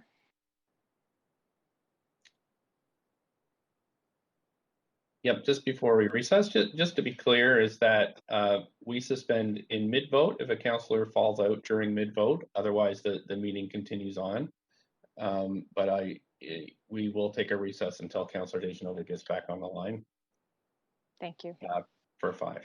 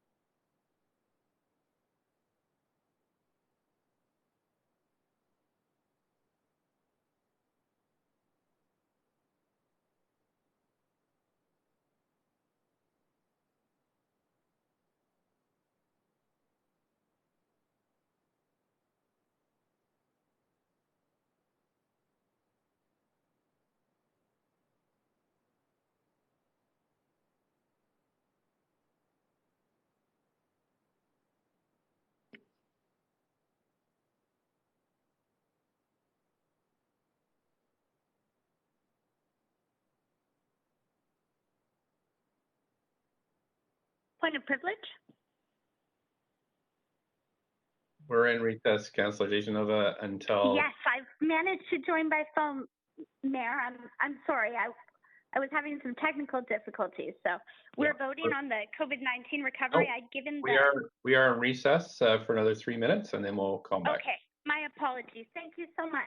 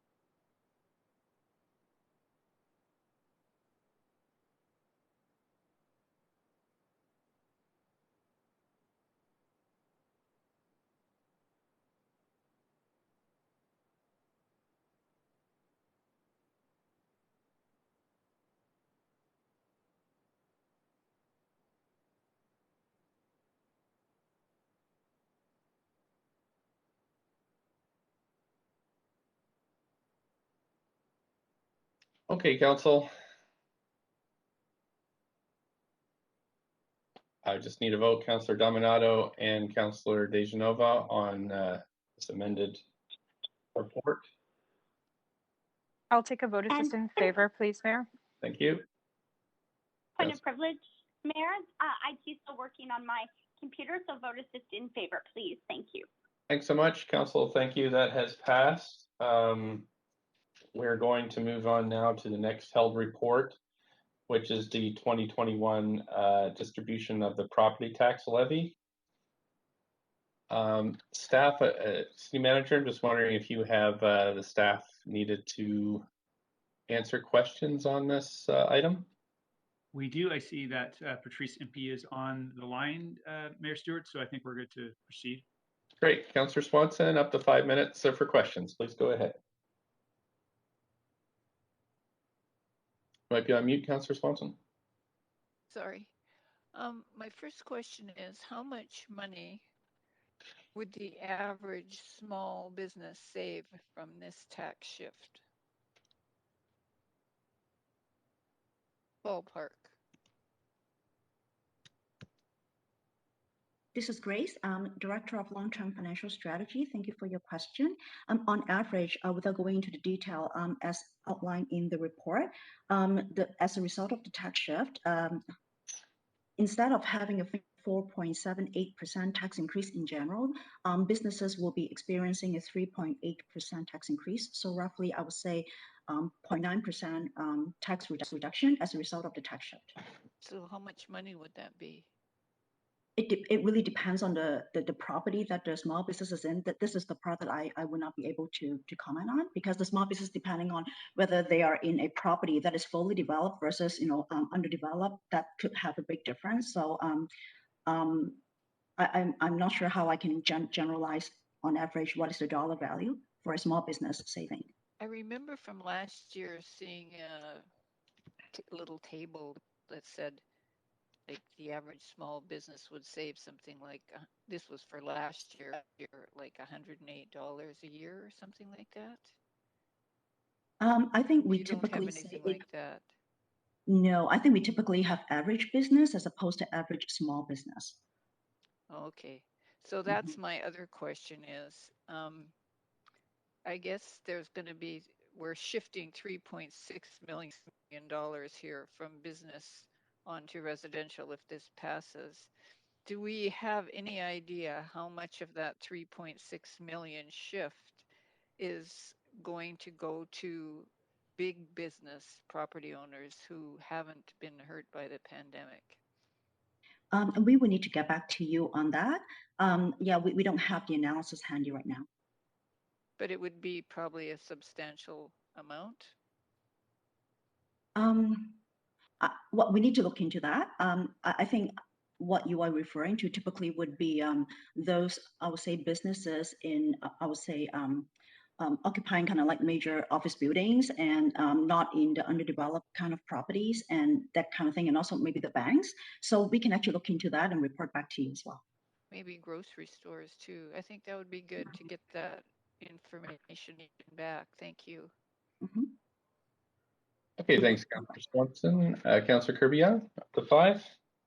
Yeah, thanks, Mayor. If there are no other questions, I don't see any other councillors on the queue. I'm happy to move the recommendation.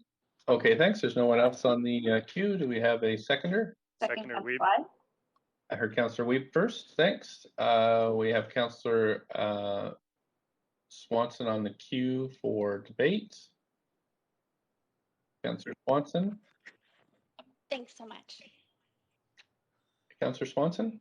Yeah, I just wanted to say I noticed that the manager said in the report that the property assessment reform is sorely needed, and I just wanted to put an exclamation point by that. It seems to me that it's completely insane that the city level of government doesn't have the ability to tax property progressively, that we have to have the same rate of property tax on businesses and on residences, regardless of whether they're just a small piece of property or a mansion or a big corporate high rise or something. And I think we need to really start pushing the province to give us that power to tax progressively, because this tax shift stuff isn't really benefiting the people who need it the most. It's maybe giving a teeny bit of help to businesses that are in need, but it's giving a bigger bit of help to businesses that aren't in need. And we should have the ability to have a tax system that puts the money where the need is, and we don't have that now. That's Thank you. all I wanted to say. Thank you, Councillor DeGenova. Thanks very much, Mayor. And I am did miss questions to staff. Indulge me through debate if I may ask a point of information, please. Sure. Thanks so Yep. much. Just through you, Mayor, to staff, I'm wondering if is there any way that we could target this to make sure that it was the local small businesses? I think I know the answer to this, but I just want to make sure that there's no stone unturned here, that we could target this so that there was a property tax shift towards some of those smaller businesses, because I had pulled the numbers and I believe the savings was like $13,000 for Walmart and some of the other big box corporations. So is there any way that we could target a property tax shift that didn't go to all businesses, but perhaps went to those most in need, the smaller, locally owned businesses here in Vancouver that are really struggling and are on their knees right now? So I'd just like to know. Staff, do you have a response to that? Grace again, Director of Long-Term Financial Strategy. At the current state, we do not believe we have the information to do that, because property tax system is based on the property itself, not based on the individual business occupying the property. So right now, BC Assessment does not collect business-related type information. So we cannot do direct or tax shift savings to a specific type of businesses. And as you are aware, in a mall or in an office building, there could be big business and independent small businesses all occupying one folio, one property. It will be very, very difficult to track unless we start, when I say we, the system start collecting business type information, not just property type information. Okay, and through COVID, thanks so much. Another quick point of information. Through COVID-19, do we have the information that shows us the individual property tax owners, how they've been affected, how many of them perhaps are out of work or not working, or have tenants that aren't paying their rent because of the restrictions and obviously the issues that have been put on tenants, but also the federal and provincial, I suppose I could say, measures that have been implemented to protect tenants, which I support, but then we're not seeing the property tax owners collect that rent. So do we have any of that information right now to know what kind of extra burden this would put on property taxpayers, on residential property taxpayers in our city? Staff? This is Grace. I'm going to try to answer this question, and maybe Patrice Imby can also chime in as well. My understanding is that the statistics that we have based on last year's collection rate on our property tax actually is not dissimilar to the year before, which was before COVID.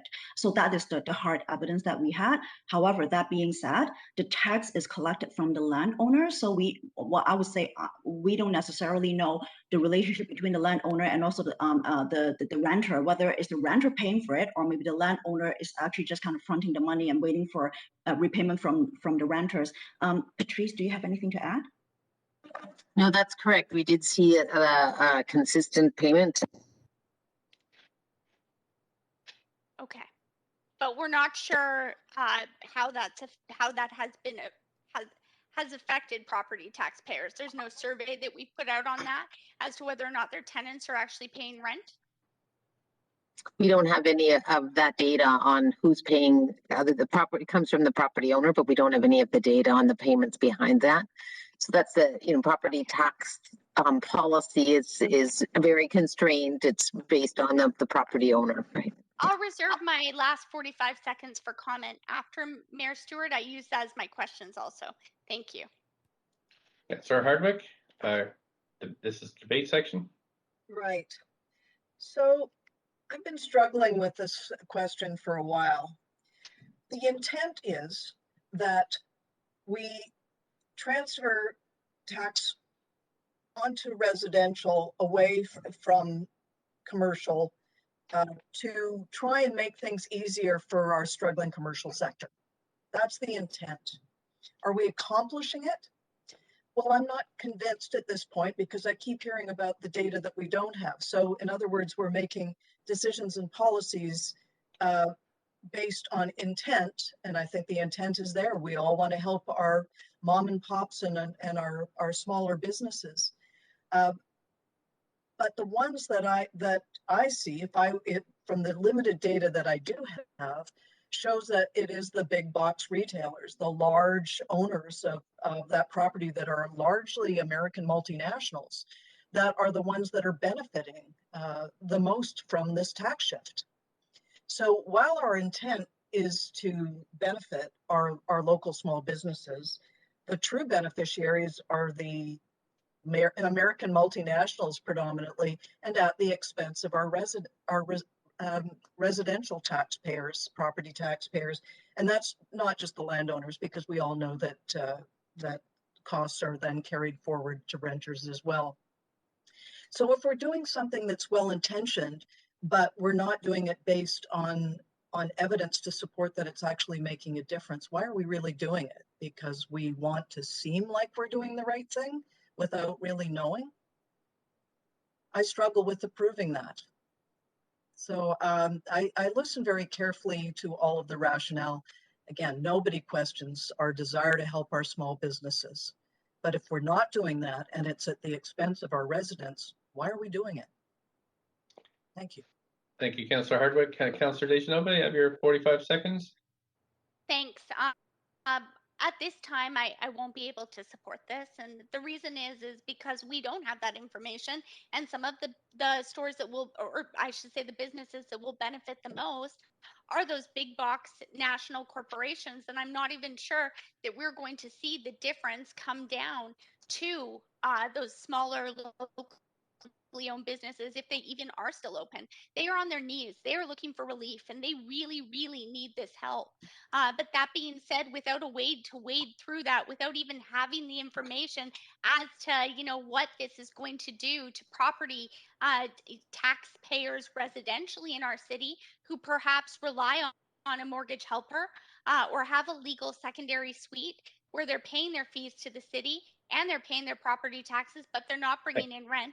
For that reason, I just won't be able to support it this time. Thank you. Councillor Kirby-Yung, up to 5.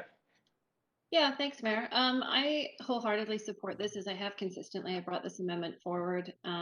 This is the third year of the 3-part implementation that the majority of council committed to. I think if we're serious about supporting our small business, we need to be about this. I think it's worth remembering that council received an extensive report on this previously when it came forward with respect to the competitiveness of our tax rates relative to other municipalities, how the tax shift allocations had sort of evolved over a number of years. There was a fairly robust discussion at council at that time. And I think it is critical for support for small business. I think we hear loud and clear how taxation is the most crushing factor on a lot of our small business. We don't have split tax assessment yet. Council determined at that time that this was the one thing that we could do within the City of Vancouver we had direct control over to provide some relief and a signal to our small business while we were advocating vociferously for that split tax assessment, which still remains and is very critical. I think it was also well documented by Local BC and CFIB and others that the vast majority, I don't have the percent in front of me, but somewhere well over 80% of our businesses in the city are small business who employ less than 100 employees. So there will be a couple of larger businesses that might hit that, but to sort of, not remove that opportunity for some relief from the majority of those businesses because we don't want to benefit a couple of those doesn't make sense to me. And by the same token, because it's a blunt instrument based on the taxation powers that we have, if we revert it back to residential, then we're also going to be benefiting similarly the larger millionaires that own the large big homes that some councillors have termed sort of those big mansions. So either a big mansion that benefits potentially, or it's a big box retailer. But I'm looking at the greater good here, which I think is, for me, a good guiding principle around the majority of people that we are trying to help. And a little bit of help goes a long way right now. We've seen, for example, with restaurants, the continued indoor dining impacts. We're seeing continued COVID, vaccinations are extended. We're going to be living this COVID life in some form for a period of time. And until we can bring some other material relief forward and see that our businesses are on the way to economic recovery, and I've talked to a few of them that are several $100,000 in the hole, and every penny counts, and they may not be able to make it through the next 2 or 3 months. And that's a pretty scary place to be. So I would be really disappointed if council sort of abandoned its commitment. This isn't a new discussion. As I said, this is year 3 of fulfilling a planned implementation. And we made this decision also prior to COVID.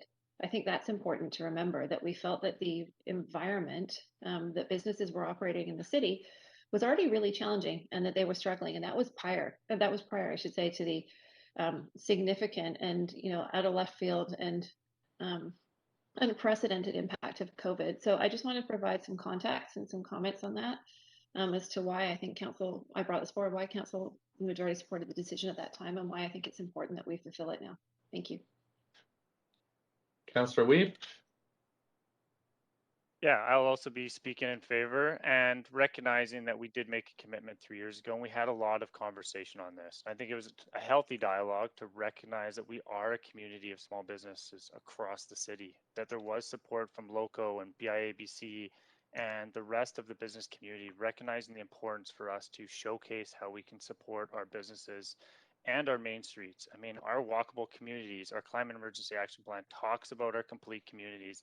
And to complete those communities, we need to create affordable commercial spaces. I know that it's not a lot of money as to respond to Councillor Swanson, but every business I know, these little elements make such a big difference. People right now are paying more sometimes in the property tax component of their triple net rent than they are their rent. In the city of Vancouver, we make it difficult as a city of affordability. However, these little changes that we do make such a big difference. And Councillor Kirby-Young's right. We know that this is a city of over 80% small, medium-sized businesses.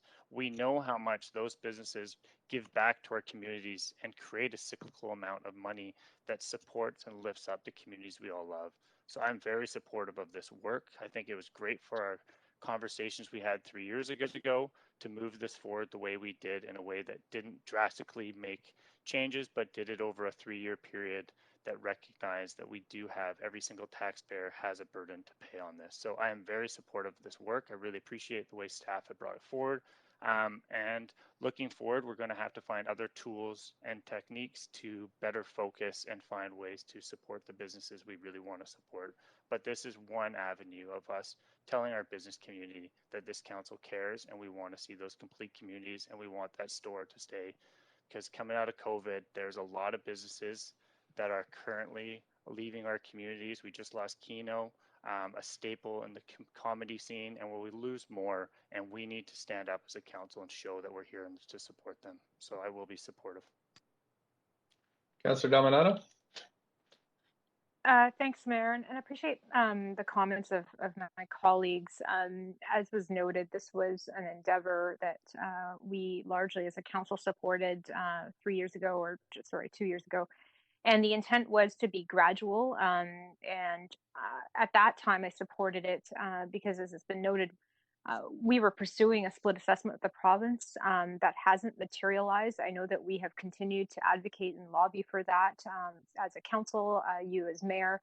And so when we were looking at tools in the toolbox, this was one tool available to us, and it is the tax shift. And we're delivering on the last portion of that. And I think it's critically important that we move forward with it, that it is supported. What I heard when we were having those deliberations, as Councillor Wiebe was pointing out, in that rich dialogue, was the business community pleading with us to show that we support small business in the city, that we care about small business in the city, and that they were looking for a change from the past, that this was a council that understood the importance of the local economy and the role small business plays in employing people and supporting their livelihood, and I think provided a bit of a beacon of hope. And so for me, it's critical that we continue and move forward with this today, and that we also look at other opportunities and measures. But for me, it's very straightforward that this is something I support, and I heard loud and clear is important. And I want to point out that I've actually heard from individual small business companies, retailers that have seen those savings passed down from their commercial property owners, and so there has been a benefit to them. And so I just want to reiterate that as well. Thank you. Thank you, Councillor Bly. Thanks very much. I just want to add my voice of support for this particular report, and just to respond to some of the sort of question marks that have been raised in this discussion. And as other councillors have pointed out, this is going back 3 years actually, when we had very, very comprehensive data and numbers and reports that we're now asking staff to sort of recall on the fly. So I think it's just important to recognize that this decision was made and we had all that information at our fingertips, and that business, small business, large business, business in general, and yes, we're all in support of advocating to the provincial government to change and give us more options in terms of how we classify businesses. But at the end of the day, they do carry, and I'm recalling here the number, so it's in and around, I think 45% of our tax levy is carried by businesses, and I believe they occupy, I don't know, I want to say less than 10% of our sort of physical space in the city. So there was an equity issue too when it came to this debate that I certainly remember. And I also remember making the comment, and others making the comments, that that we make this decision for every single small business, big business, but business in general, that get a very clear message that as a government, and we were a new government at that time, that we value them and that we're in their corner while we try and figure out all the other challenges that that businesses and small businesses face. And we have to remember that this is not about profit. This is about, they employ a lot of workers in our city that have varying levels of education, opportunity, socioeconomic sort of demographics, and therefore we need to support them because they support people that live in our city.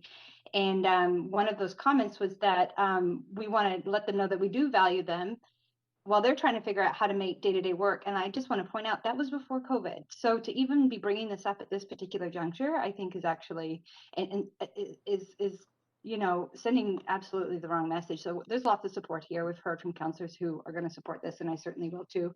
But just to remember that the red herring of the data is not there, or, you know, that big business get to benefit is cherry picking from a very, very in-depth debate that we had 3 years ago, and we need to follow through on our commitment.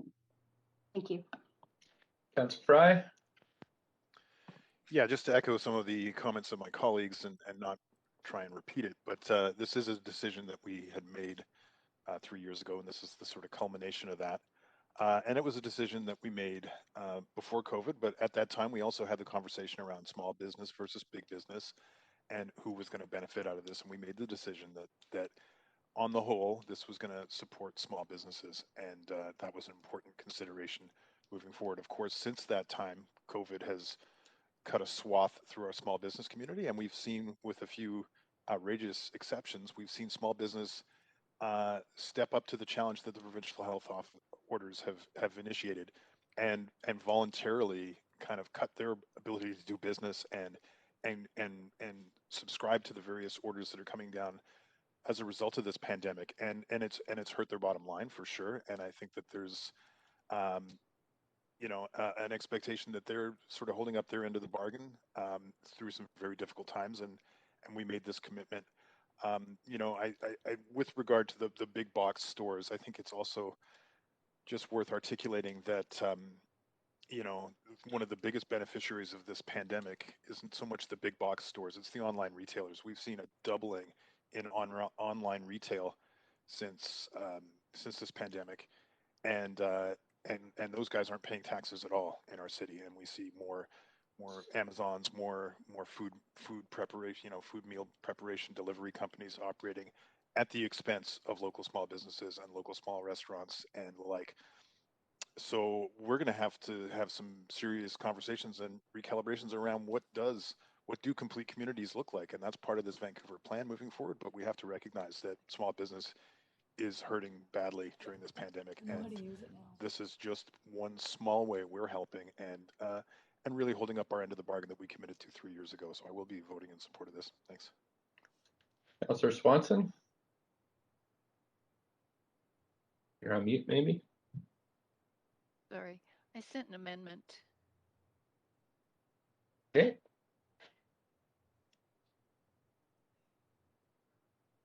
So basically, to ask staff to bring forward the information about how much of this shift benefits large corporations and businesses opposed to smaller ones before we have to make this decision again.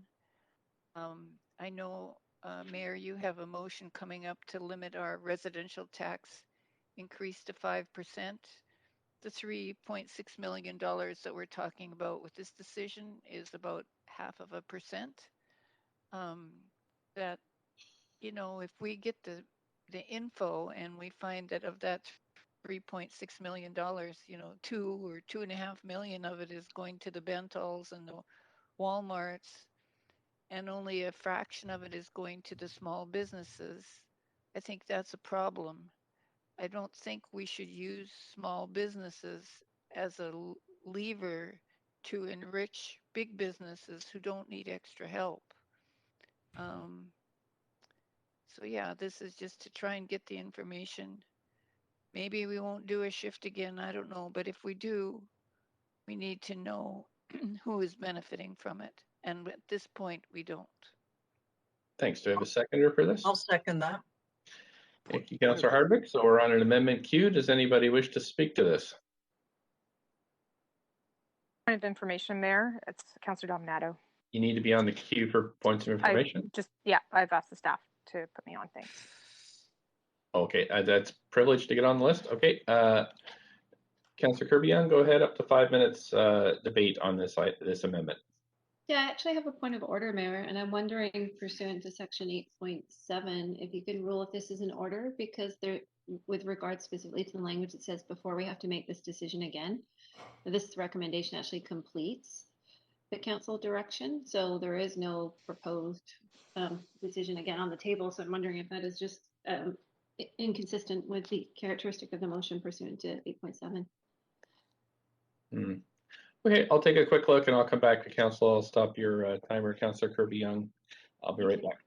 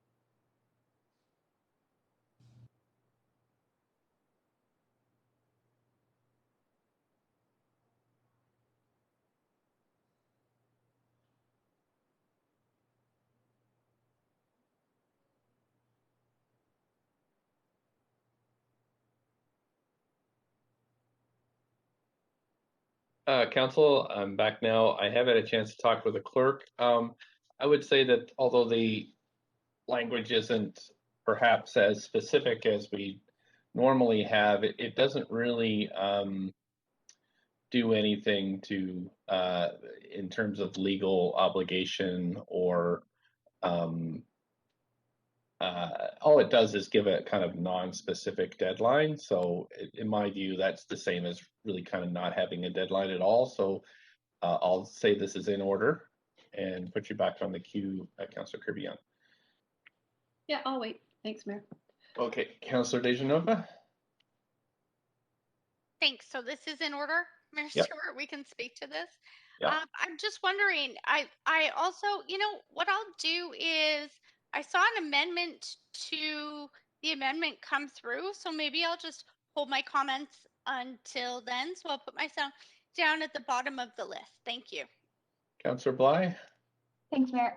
Just quick point of information through you to staff. I'm just trying to get a sense of, do we have this type of data that would sort of be simple enough to pull together in a report to inform council, or is this, like, how much work is this really for staff at this stage? So 2 questions. Do we have the data and how much work is it? Over to staff for a response. Thanks, Mayor Stewart. I definitely, there's going to be limitations, but maybe I would defer to Grace and Patrice to speak more specifically to it. Thank you. Hi, this is Grace. This is not something that is handy. I think we need to maybe spend a day or two to do that. And there is a legislative deadline for council to approve the tax distribution before end of April. So yeah, so that basically is the constraint in terms of time.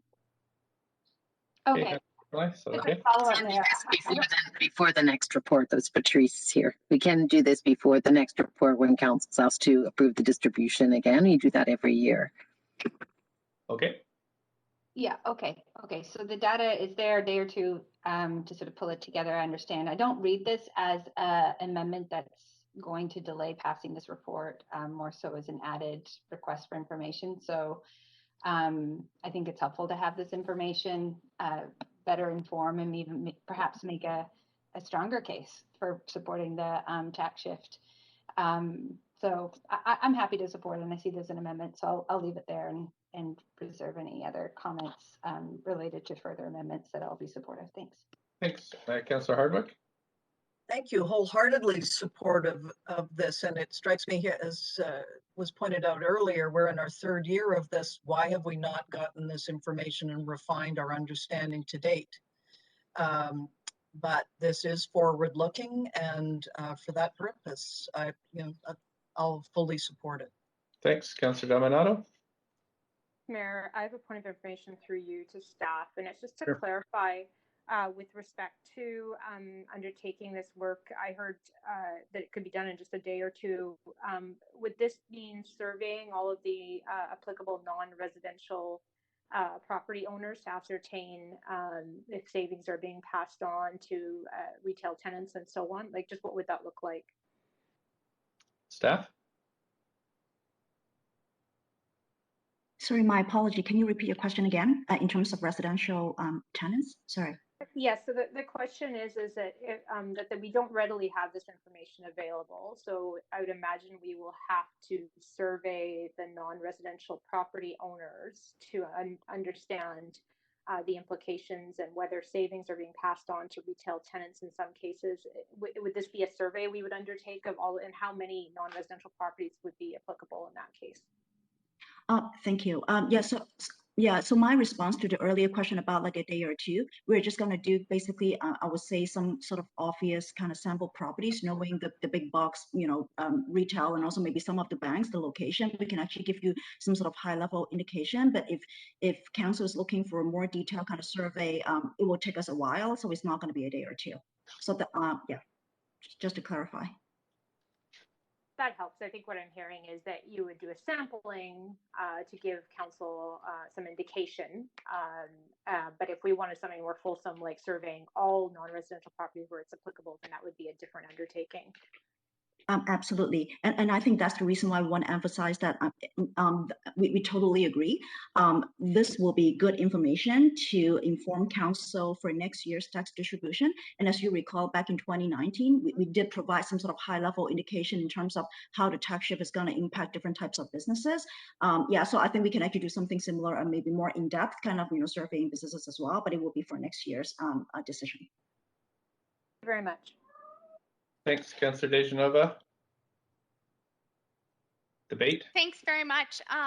Mayor Swanson, Mayor, I'm going to allow Councillor Swanson to go first, as I had understood there was an amendment possibly to her amendment. If that's not the case, I apologize, because I wouldn't want to end speaking on her amendment. Okay, just on the, I have seen the amendment. I don't actually think it's necessary. And I guess Councillor Swanson's on the queue. Go ahead, Councillor Swanson. Yeah, I was going to make that point. If you're going to rule it in order, then I'm not going to make the amendment because it'll just be longer. Let's get it over with and vote for it. Great. Okay, thanks. Councillor Dejanova, anything else? Yes. So I would like to ask Mayor Stewart that we sever this, first of all.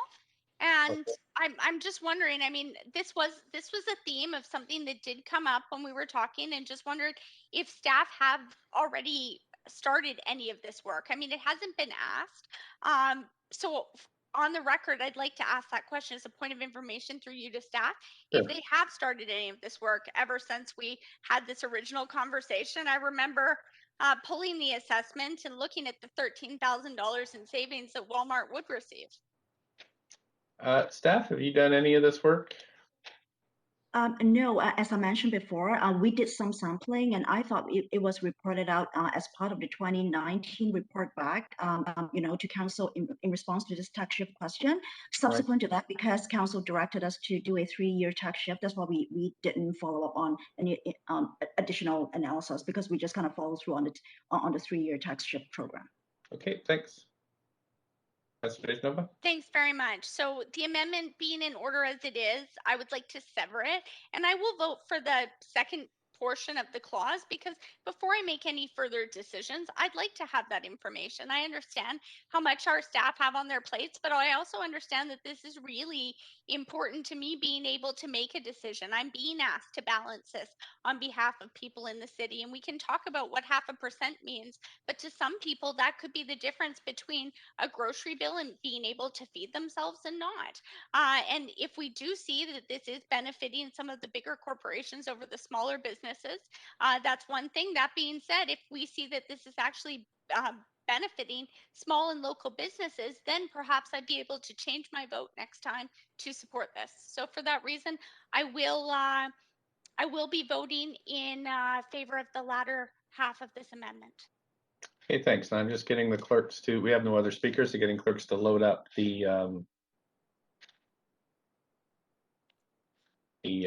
screen here with both. So we will sever this, and we'll vote on the yellow highlighted item first. And this again is just as a vote on the amendment. So Council, I'm calling a vote on the yellow highlighted. Point of privilege, Mayor, I'll take a vote assist in favor. Thank you. Point of privilege, Mayor? Yes. My screen has frozen on my orange cone. Is this the first part of the motion that starts with that council instruct the director of finance? No, it's the second one. That council instruct staff to bring forward information about how much this tax shift benefits large corporations. Thank you very much. And how would you like to vote? Oh, I can vote. My orange cone is frozen. Thank you. Okay, great. Thanks. So that has passed unanimously, council. We are now going to move to the second part of this for a vote.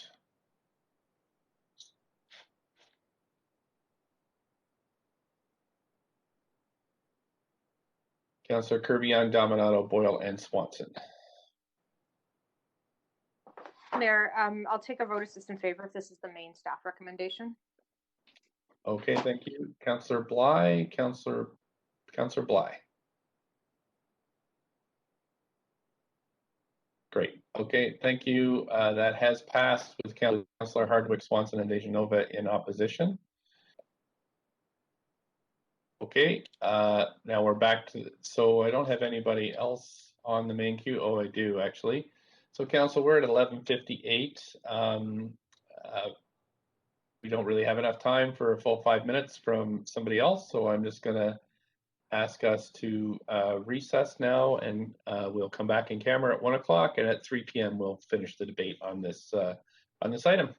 So thanks, and have a good lunch.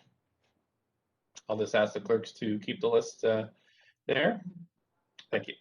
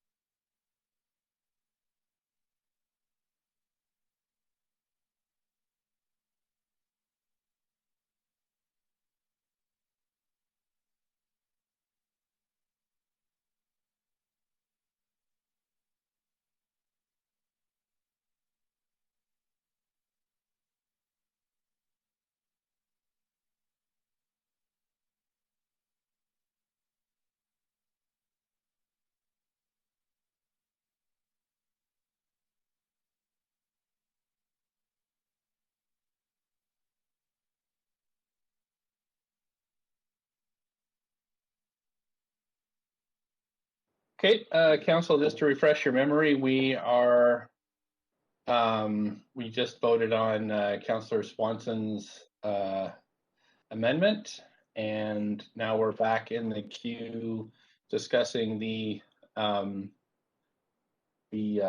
main motion as amended, and this is surrounding the property taxation distribution. And Councillor Swanson, you still have the floor for up to 3.5 minutes. I'm good. Okay, thanks. Councillor Dominato, you have about 3 minutes left.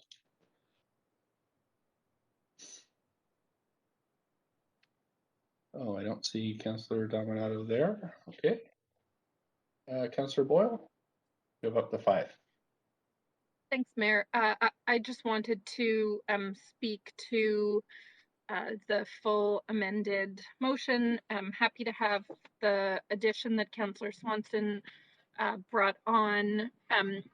I am conscious that when this tax shift first came to council, I voted against it, largely with a pretty clear sense, which is still my sense, that we need bigger and more systemic solutions to the pressures impacting our small local businesses than just this, and that continues to be my focus in a number of ways. I will add, like all of us, that the pressure of the pandemic and the ways that that is piling on to the pressure that our small businesses face, I'm very sensitive to, and so while I voted against this initial shift as an approach, and while my focus continues to be on the more systemic solutions, such as split assessment, such as the need for differentiated taxes or progressive taxation to better pinpoint our support at the small local businesses that we know need it most.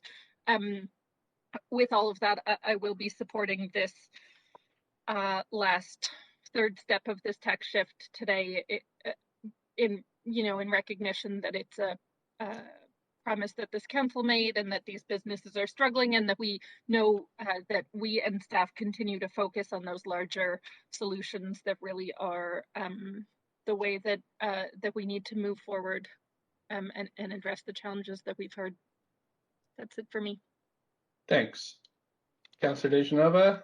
Just a point of privilege, Mayor Stewart. I was hoping that maybe the amended motion could be emailed to us because my orange cone still isn't working. Thank you. Okay, sure. I'll ask clerks to pull it up on screen, as well as to email the motion, amended motion. Thanks very much.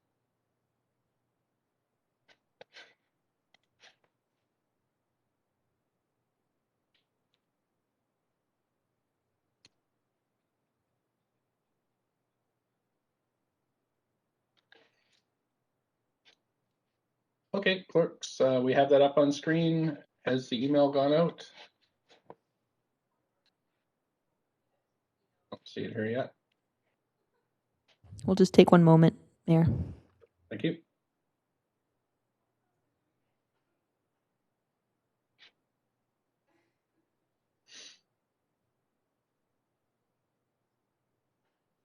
Mayor Stewart, I'll just take myself off the queue. I see Councillor Hardwick's on. So I tried to take myself off. It won't let me. Thank you.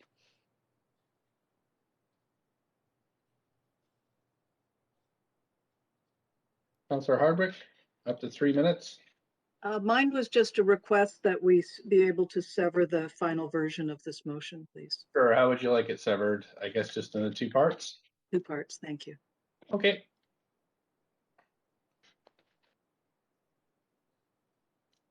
Okay, I see the email is here. So I'm going to call the vote on this. I'm going to call the vote on clerks. I guess it doesn't matter how we do this. So if you just want to highlight, okay, so we'll call a vote on the yellow part. Mayor Stewart, point of privilege, is Councillor DeGenova. As I can't see the yellow part, is the yellow part that council instruct the Director of Finance? Yeah. It starts with that. Thank you.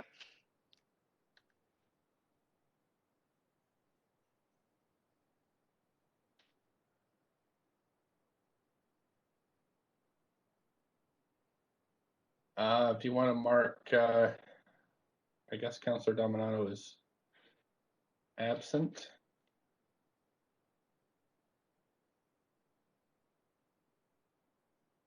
Council, that has passed with Councillor Hardwick, Swanson, Dejanova, and myself in opposition. Okay, now we're going to go to the second part.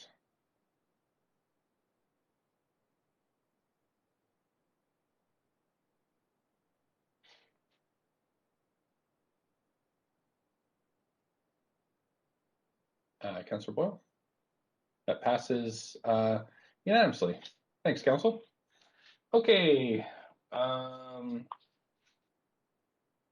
next item we have is, let me just look, that finishes the reports. We're on bylaws now. Okay, we have 18 bylaws on the agenda. Council members who were not present for the meetings must confirm that they have reviewed and will be voting.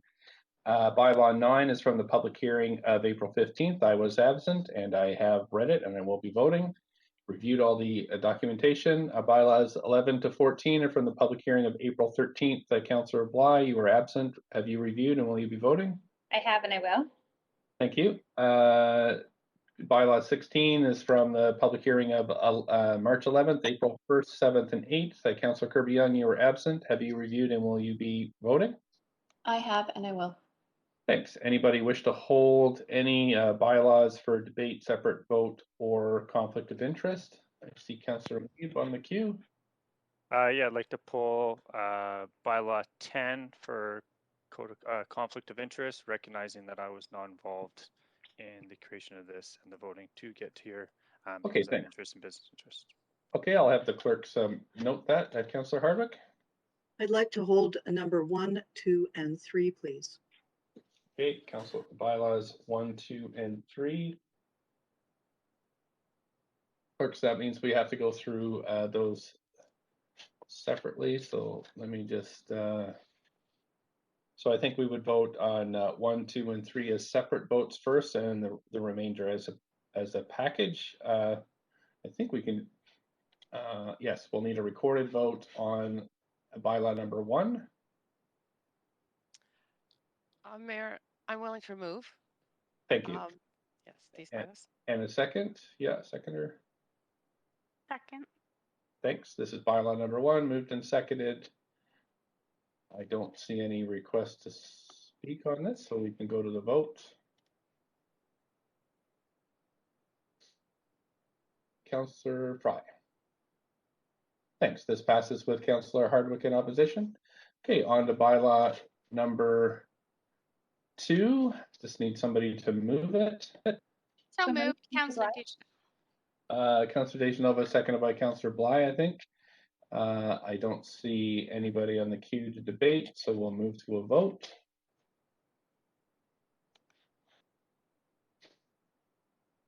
Councillor Dejanova.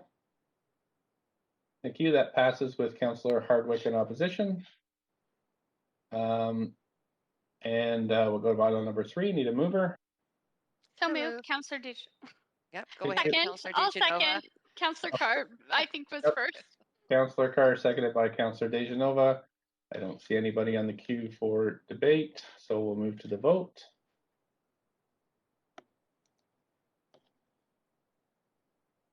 Okay, that passes with Councillor Hardwick in opposition.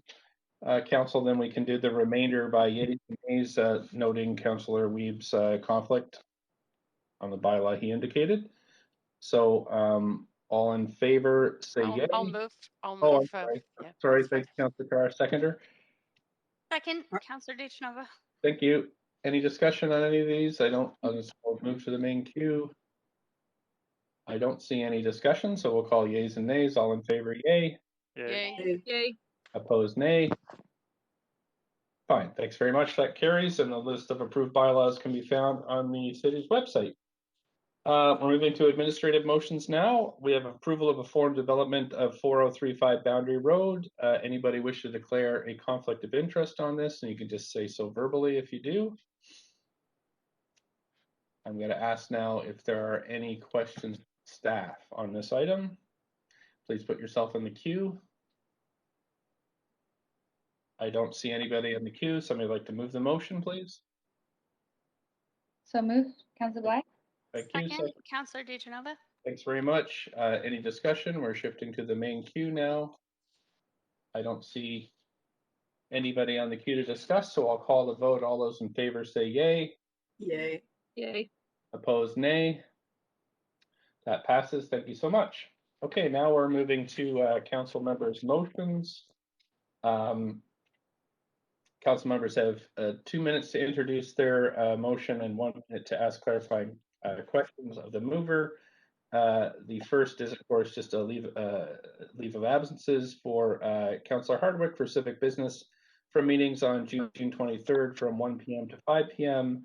and July 21st from 1 p.m. to 5 p.m. Would someone like to move this motion? So moved, Councillor DeGenova. Thank you. Seconder? Weeb.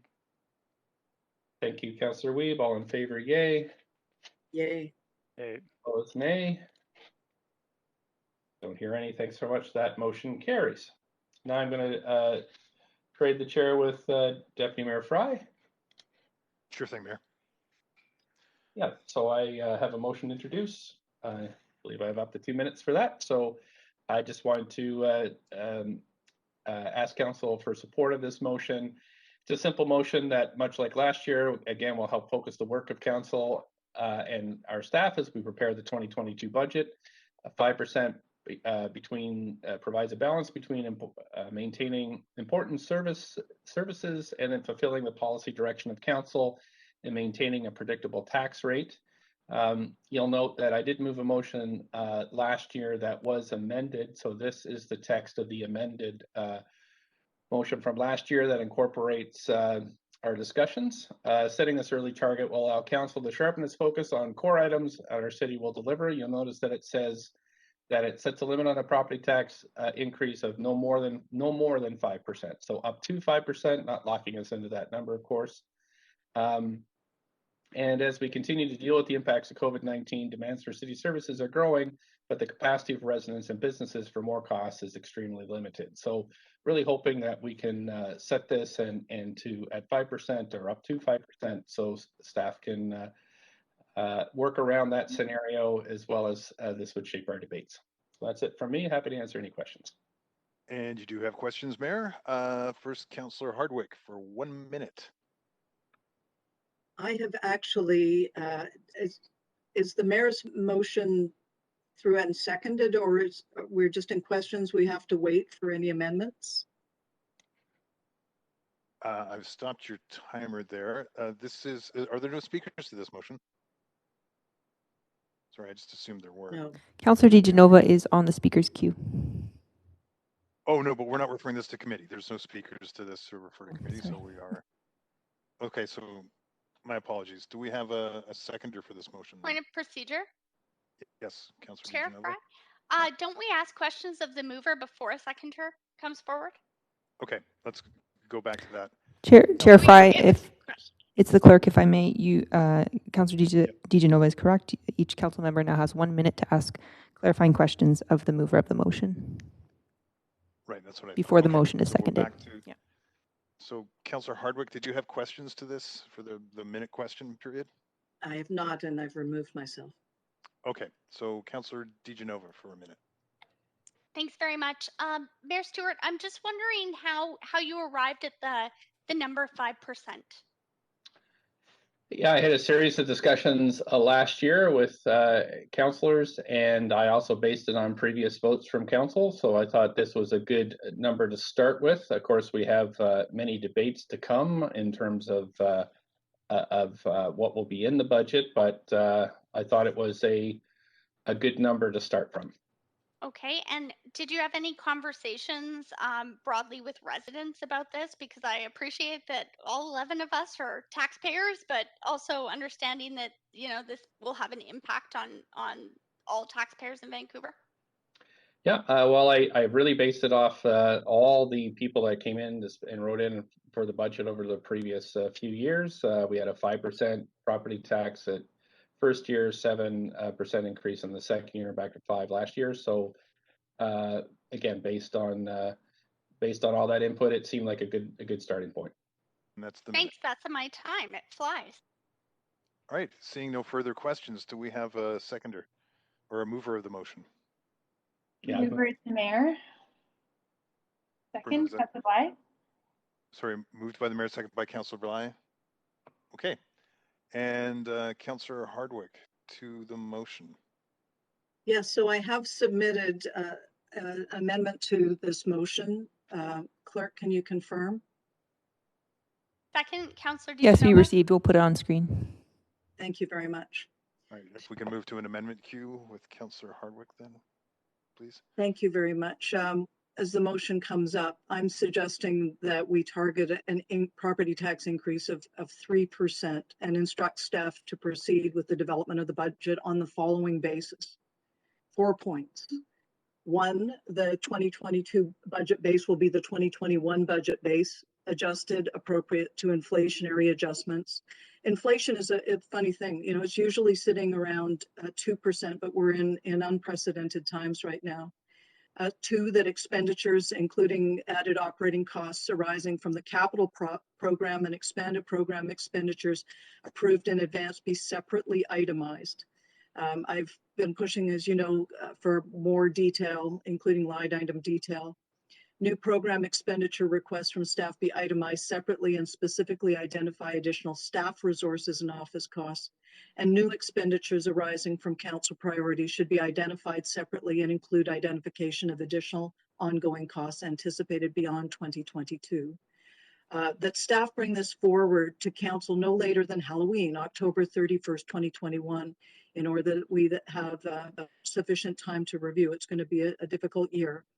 And that staff organize a series of workshops for council during November and December to facilitate our decision-making on the final makeup of the 2022 budget, at which time the 2022 increase would be confirmed.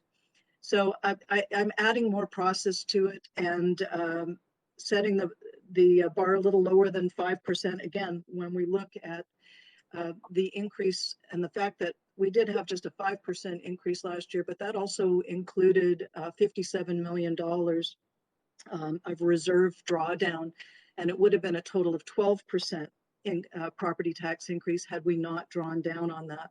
So I'm suggesting that we need to dial it back and be very, very specific and detail oriented this year in our budget process going forward.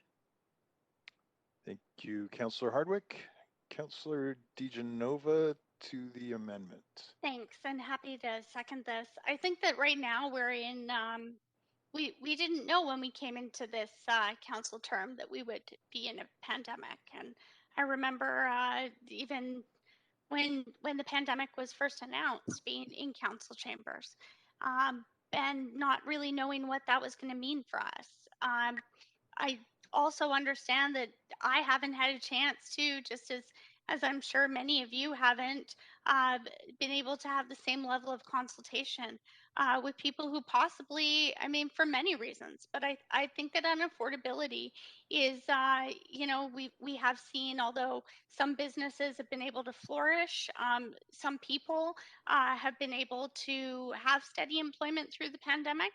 Others have not, and there are property taxpayers that, although, you know, we can say yes, this percentage of property taxes were paid last year, so that was okay. I'm not sure that a 5%, up to a 5% increase is something that people can bear at this time. So, I mean, having sort of the standard of inflation, I think, is a steady way to move this forward. I also believe, you know, to Councillor Hardwick's motion, it's a nice compromise with what the mayor's brought forward, and I think it is important to signal to people that, you know, we are working within a certain amount here. But I also hope that, you know, by supporting Councillor Hardwick's motion, it will be easier, I hope, for the mayor when he does speak with, you know, our federal and provincial counterparts and looking at their investment. So, you know, maybe they'll be able to pick up the difference in some ways. I certainly know that there are other municipalities that have been able to benefit, and we've benefited from federal and provincial investments also. I also have argued with other municipalities, you know, there are things Vancouver does, there's great value to them. Yes, our taxes are higher, but in looking at how to balance that, are we going to send a message that we do need this help and we do need this funding, and we are going to put our hand up. And I think that this is a very important way to do that. So I do support the amendment moved by Councillor Hardwick for those reasons. And I do hope that that will sort of also offer, a greater call to the federal and provincial governments to support us in supporting anything above and beyond that 3% that we need to keep things going in Vancouver, especially on mandates like housing and all of the community services that are so greatly needed in our city. So that's my hope, and that's why I'll be supporting this. Thank you. Thank you, Councillor DiGenova. Councillor Dominato to the amendment. Thanks, Chair. And I'll reflect a few comments just at the outset. I was reflecting on the public library's presentation, I think it was last week or 2 weeks ago, and the work that that board undertook in light of COVID and the pandemic is that they undertook a review of their strategic plan and strategic priorities in the context of COVID, and that will likely inform their budget planning. And similarly, I think we have an opportunity here as well. It has been a difficult year, as we know, and one of the things that I think was challenging, the last number of years is just our process, and particularly last year we had multiple scenarios and many myriads of changes on the floor of council with respect to the budget. And I think what this does is not only does it, as Councillor Hardwick points out, is it sets the bar a bit lower in terms of what that property tax increase looks like. It is a little bit higher than inflation, but it gives some really clear direction around the budget development process, and as well as not only looking at new expenditures, but also the capital framework as we've done before. I think this is a strong proposal that's brought forward by Councillor Hardwick. And to Councillor DiGenova's point, I think there is a bigger conversation that needs to be taken and at the municipal level with provincial federal counterparts about the role of urban centers such as Vancouver in service delivery. And I think there's probably some more systemic changes that have to happen in terms of provincial statutes and federal statutes around service delivery within urban centers, because I think the world has changed and the role municipalities play today, the urban centers play in service delivery has changed significantly. It's not simply about seeking more grants, seeking more funds. I think that that is part of the conversation, and we've been fortunate to benefit from COVID recovery dollars, both provincially and federally, to support housing, for instance. But I do think there's a much bigger conversation around the role of municipalities and how municipalities are ultimately funded, not just through property taxes, but other means potentially. So, but in the interim, we have to deal with the present. And so I support this motion wholeheartedly. And I think it's prudent, it's good fiscal stewardship, and it's transparent. Thank you. Thank you, Councillor Dominato. Councillor Wiebe to the amendment. Yeah, my first question is to the mover of the amendment, and that is this a full strike and replace? Yes. Okay. Thank you. And there was no way to really work it in because of the elaboration. Okay, thank you. I will not be supporting the amendment in front of us. I struggle picking the percentage at this time when we are waiting for the amount of work that our staff will be bringing forward and information to make an informed-based decision. We also have cost escalations that are out of our control that need to be incorporated, including obviously a request going to the provincial government right now on the police budget, as well as some arbitrated amounts for our great unionized staff in the city of Vancouver, as well as other cost increases that are beyond the current percentage due to some of the kind of COVID issues that we've had today in our staff report. This is a time we've got to really recognize that we need to support our city. There's a lot of crises going on, and I think that our staff are doing an amazing job in bringing us that information to make the best decision possible. So I do appreciate us having that information that we can add and not add, and I think last year went really well in the sense that we did get itemized opportunities to as a council, pick what we thought were real strong priorities to make this city a better place to live for everyone. Right now, it's difficult because of COVID. We've had to hold back on some of our hiring, and some of those positions are key, including healthy city strategy and others. And I think that we need to really revisit to ensure that the well-being of the citizens of Vancouver are being dealt with appropriately. So I will not be supporting this budget, and I think that we need to look at every opportunity to find savings, but we need to be delivering better on our outcomes and ensure that the well-being of the residents of Vancouver is our first priority. Thanks. Thank you, Councillor Wiebe. Councillor Boyle to the amendment. Thanks, Chair Fry. I'm wondering if I can ask a point of information through you to staff, possibly a couple points of information. And the first one is, I know we've gotten sort of glances ahead at the budget. I know we're all conscious of the many pressures and constraints on each budget, and particularly this one. So looking at point one in particular here, I'm wondering if our staff have on hand, I know this is a member motion, but have on hand, as a reminder, a kind of estimate of if we were just looking at last year's budget with inflationary costs and wage increases, what that would roughly take us to as a tax increase. City Manager. Patrice is here, if that's helpful, Yeah. Karen. Oh, yeah, even better.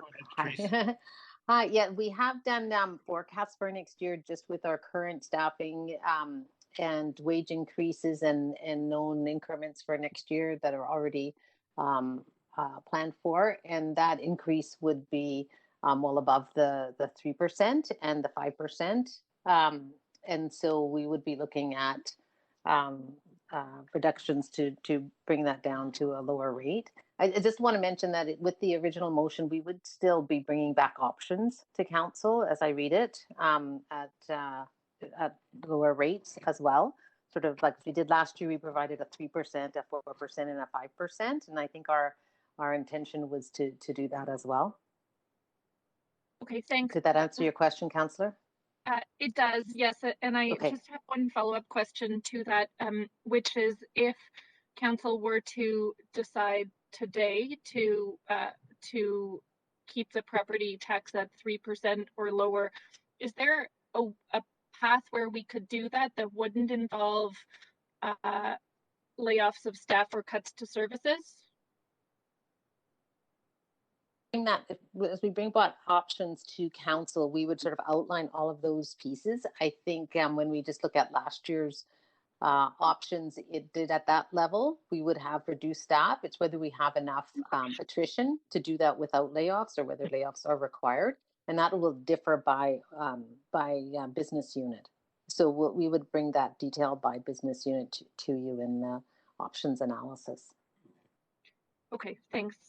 Thanks so much for those answers. So I'll just say I'm going to speak in opposition to these changes. My memory is that in the options that came before council in our last budget process, which I agree was of course very challenging, but also very thorough. And I know many of us put in, probably everyone put in a lot of time into figuring out the right balance and approach there.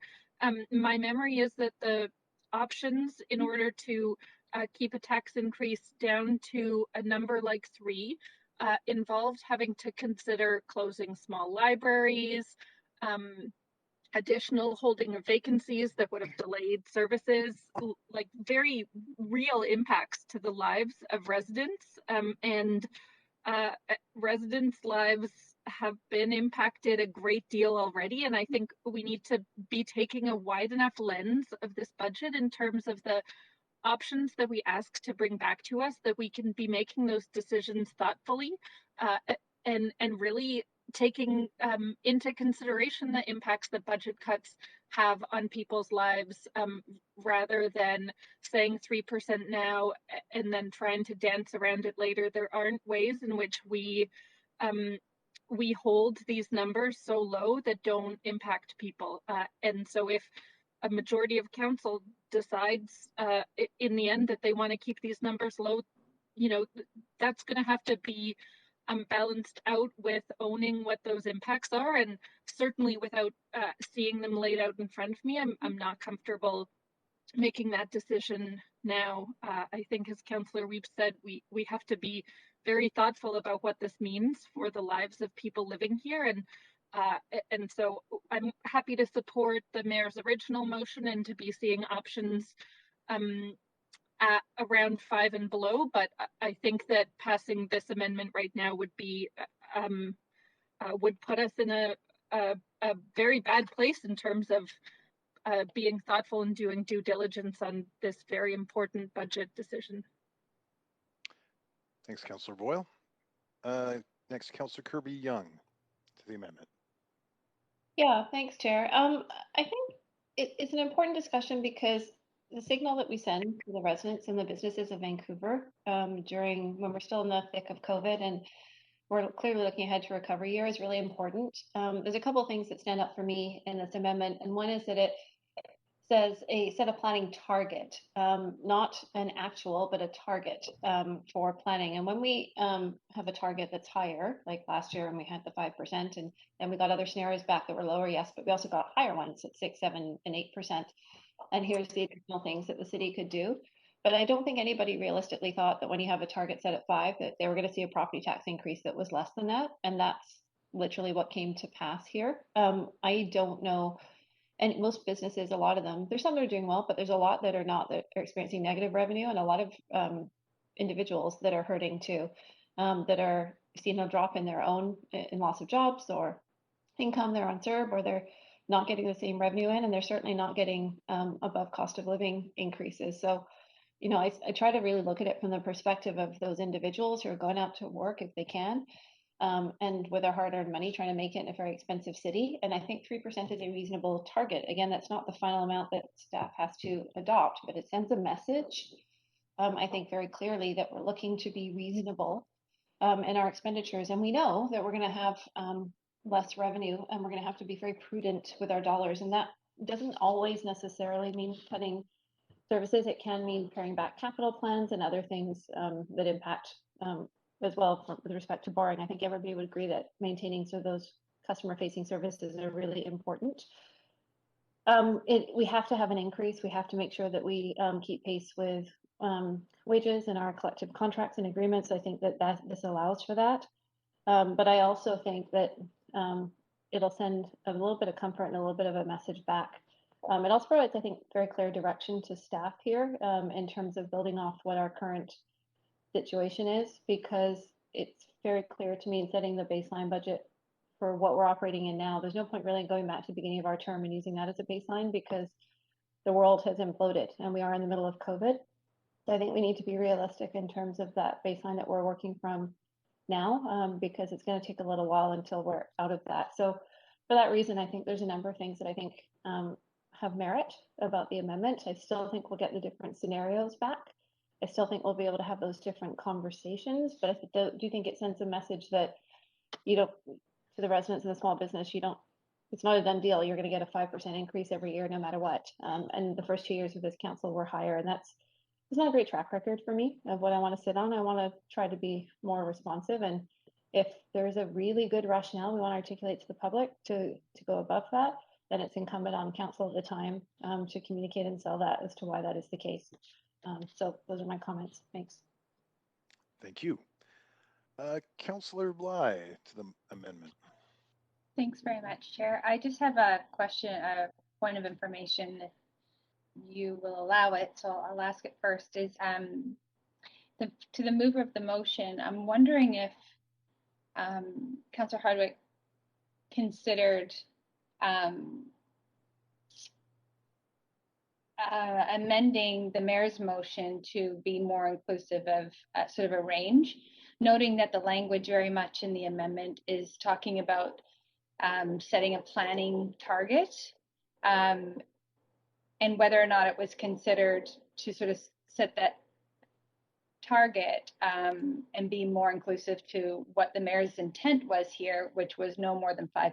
To me, they are really achieving the same thing, but the the mayor's motion has more space, has more options available for staff to sort of work within, and the goal being, of course, to give staff some guiding, some sort of guidelines in order to produce this budget. So that's really my question, is trying to understand why did you go this route with this particular? Right. I can answer that question. And you'll see I've gone into considerably more detail in the overall approach, but as Councillor Kirby-Yung pointed out in her commentary, there's a difference between saying no more than a number and then targeting something that is below that. Target, if I'm setting goals for people, setting targets for them, that's something that they're going to achieve rather than they're going to push right up to the limit of no more than. So psychologically, I think it has also an impact on the way that we problem solve. I tried to be thoughtful and careful in the way that I elaborated on that below in the sections, particularly looking at the relationship between the operating and capital budgets and how they intersect, and also looking at the other parts of this. We're providing enough time for council to get involved in the late fall and in the winter in a way that isn't articulated. So if your question, Councillor Bly, is why didn't I just build off of the mayor's motion and add 1 to 4 and the that's afterwards? The reason really, the initial reason was because there's a difference between setting a target increase that you aim for or saying no more than this. It's a semantic difference, but it has a psychological impact.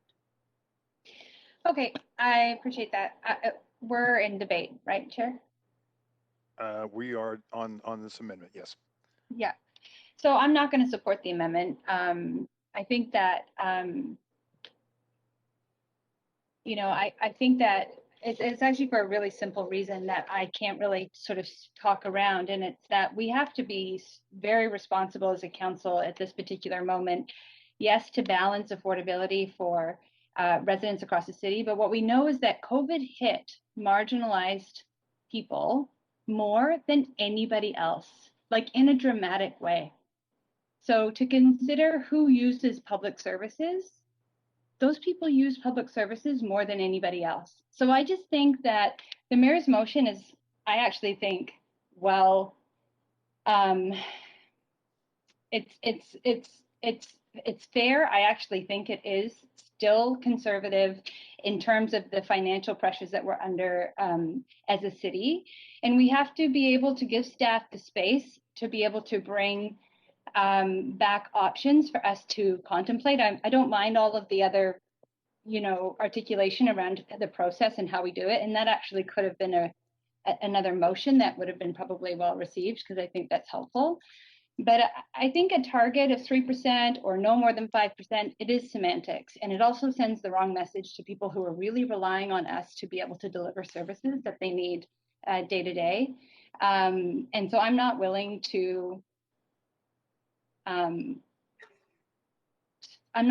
support scarcity and austerity at this time. I'm willing to support the fact that we have to take very thoughtful consideration of how we best set up the next year to 2 years and balance the needs. And we can't do that with an amendment right now that says that really the target's at 3%, because to me, staff could come back and say, well, we would be laying off these people, we'd be closing libraries, closing community centers, reducing all these hours, and then we'd land at 5% anyways. But we would have had to go through 8 months of really sending a message to people that this council is going to risk a lot in order to keep a tax rate low. And I've supported lower tax rates for my entire term.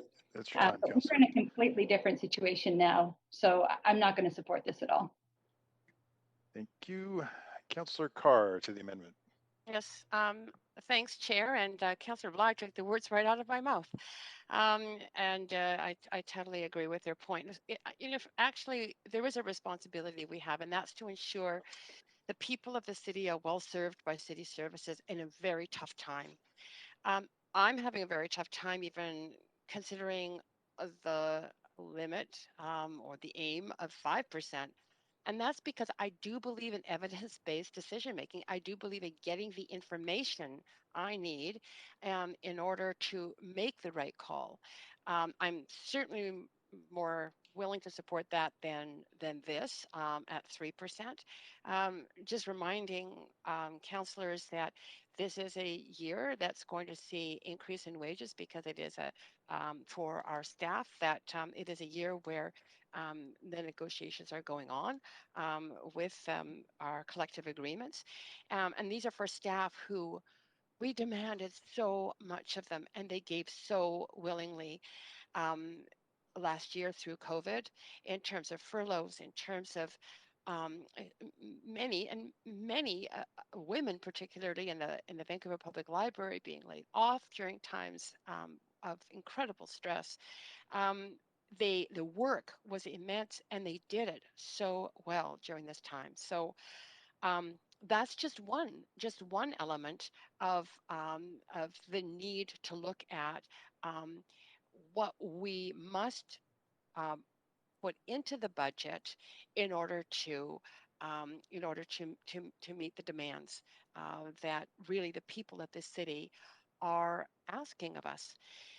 And I totally believe that it's not all about money for people in this city. I mean, they live in Vancouver because they love the city, and they love the kinds of services and the opportunities that they have here. During COVID, we've all been under stress, but I know that people loved being able to get out into our parks. I know they want clean streets. I know they want housing for the homeless and affordable housing for everyone. I know they want the arts and cultures. They want their small businesses locally to survive. They love them. All of these things do require investments on our part as a city council. I want that information from staff. Lay it out for me in terms of what we need to do to meet the needs and the desires of the people of the city to live a really decent and good life here. And that's where we should land in terms of a budget. I'm not going to support this amendment. I'll probably reluctantly support the mayor's motion. It's where we were last year, and I think it's the same motion. And we did land, I think, in a good place given all of the challenges. But I'm really very much looking forward to staff supplying us with the information we need to make fiscally and fiscally responsible decision, again, to meet the needs of people in the city and their desires.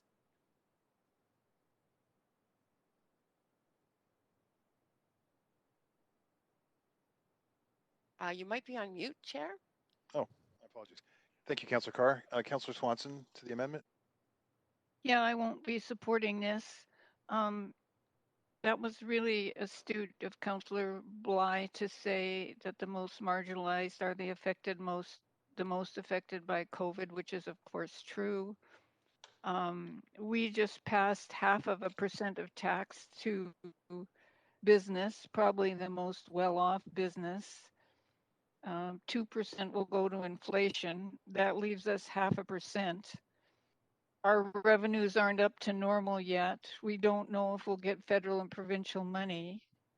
I would like to end library fees. I want to make housing more affordable. I want to keep working on climate change. I want community-led services to replace police.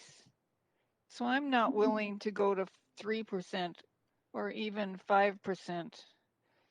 And I just want to say again to the province, it's absolutely insane that cities don't have the ability to tax based on ability to pay, and we need to get that power. Thanks, Councillor Swanson. I still have some time left. Yes, I see you've got 2 minutes left. Councillor DiGenova to the amendment. Thanks.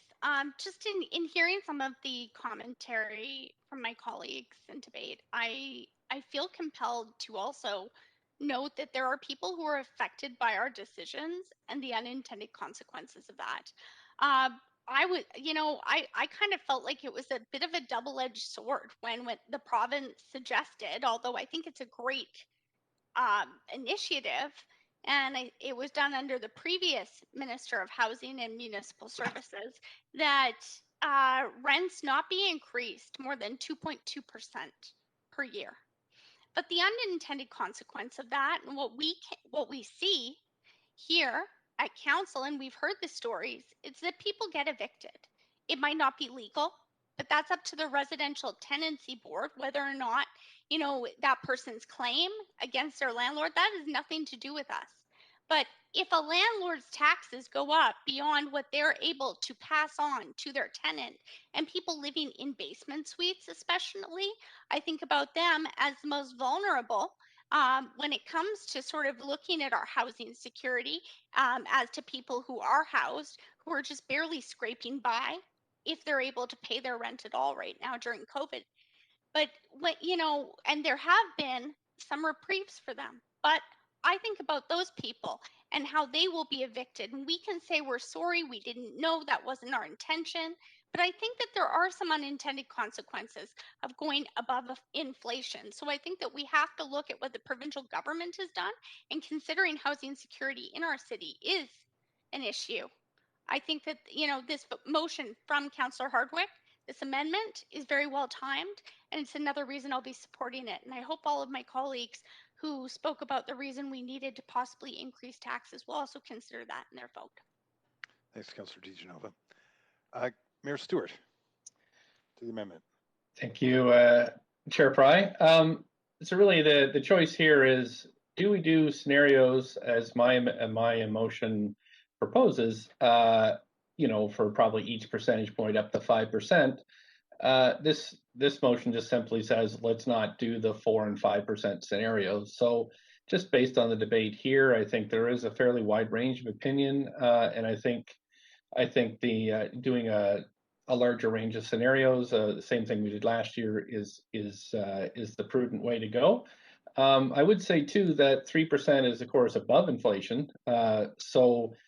Really, for those who want to hold things at inflation, you'd be at probably 2% or lower, which I think would be extremely problematic, and would involve a lot of pain for a lot of people, including staff here at the city, but also those who enjoy services. So for me, again, we do have the official vote in December on this, but this would give staff certainty, and they could, if we don't vote for this amendment, then they could prepare the scenarios similar to what they prepared last year, and so I won't be supporting this amendment. Thanks, Mayor Stewart.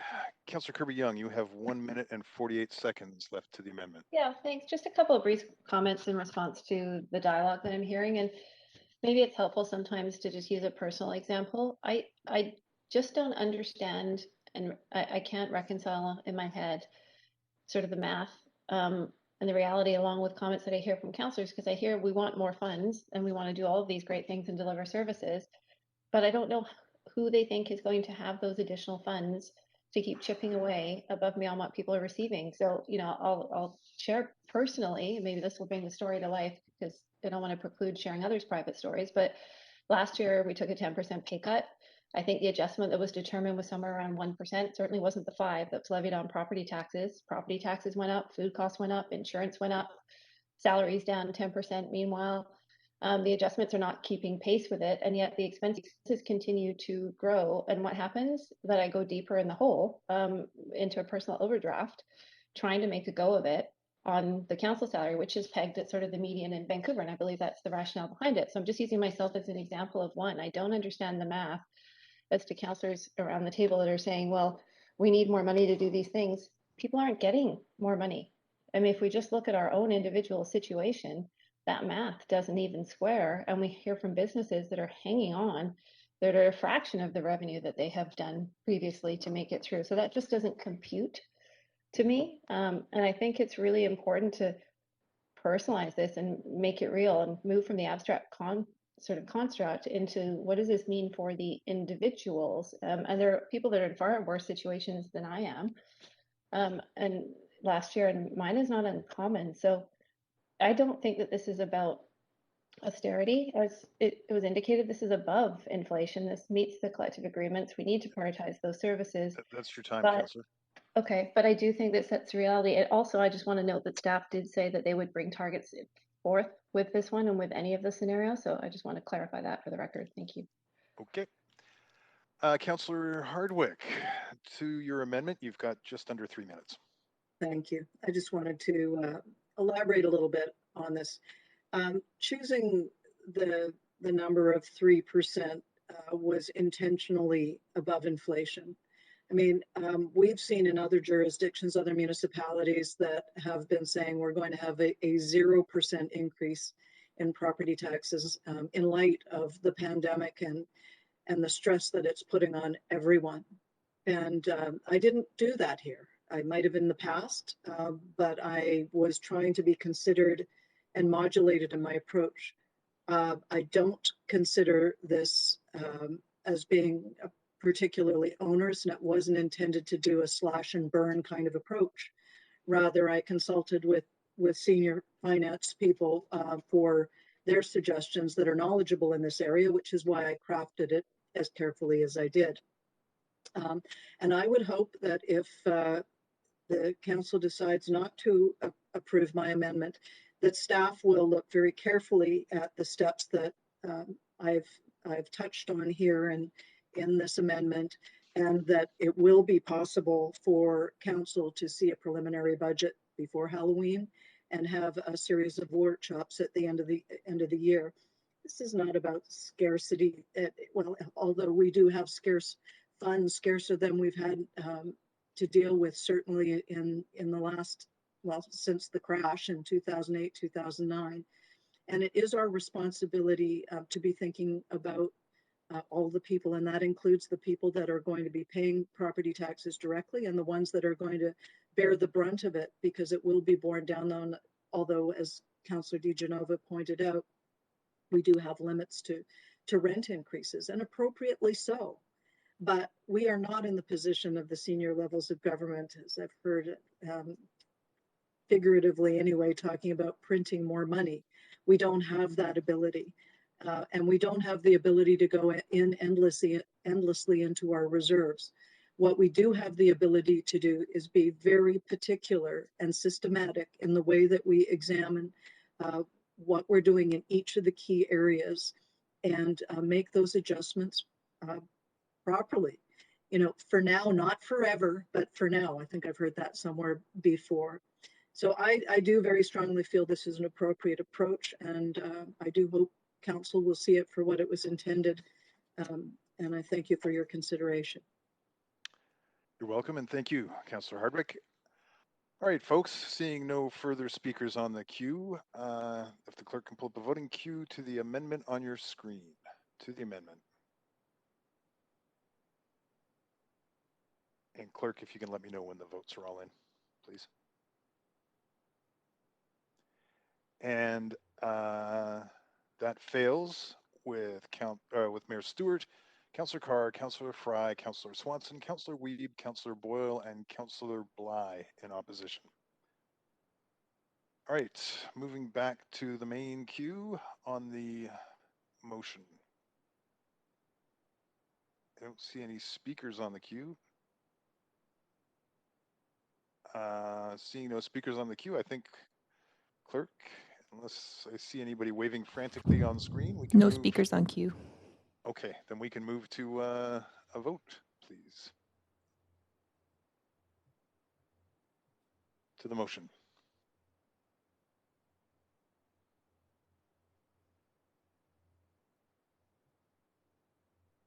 All right, and that passes with Councillors DiGenova, Swanson, Hardwick, Dominato, and Kirby-Yung in opposition. All right, back to you, Mayor. Thanks so much, Deputy Mayor Fry. We're on to our next motion, which is affirming support for the Formula E World Championship. Councillor Kirby-Yung, you have 2 minutes to introduce this, and then there can be questions from council. I am just going to try and move this over here. I'll just put you on the queue. Go ahead, up to 2 minutes, and I'll start your clock whenever you're ready. Yeah, thank you, Mayor. Hoping to tag team this on questions later with Councillor Weeb, because I'm very pleased to be bringing this motion jointly in partnership with him. The motion is really about Vancouver grabbing hold of the opportunity to host the Canadian round and be a host city for a summer 2022 Formula E event. And we believe this event will bring hope to our Hubble tourism sector that is on its knees, as everybody knows, with the impact of COVID-19, that it will support our economic recovery and building back better by welcoming green events and bringing some much needed fun and something to look forward to for our residents. For those not familiar, Formula E is a single-seat motorsports event using entirely electric vehicles that started in 2014. It's more than just a race, though. It's an opportunity to showcase and champion the electrification of transportation in support of Vancouver's and this council's ambitious climate goals. There are 3 components to the event: a one-day all-electric open-wheel race, a 2-day conference focusing on climate and sustainability that brings leaders together in the electrification of transportation, and then music concerts as the 3rd element. The OSS Group is a private promoter of the Formula E World Championship who have identified Vancouver as their first and preferred choice to stage the event. I know that other Canadian cities are interested in hosting if Vancouver doesn't take up this opportunity, including Montreal, who have reached out to me. So the real driving force, as I said, is supporting our hard-hit tourism sector, but there are so many wins with this event, including the fact it's a net zero emission event certified by the UN. The idea of bringing a level of dialogue into the city with experts in the electrification space, I think will have a lot of benefits. It's also a lot of fun, and I think our residents could use a lot of fun right now. So from that perspective, it's a win-win. It was also important to Councillor Weeb and I in bringing the motion to council that there would be no investment required by the city to host the event, and any city services that are used would be fully recoverable by the organizer as specified in the motion.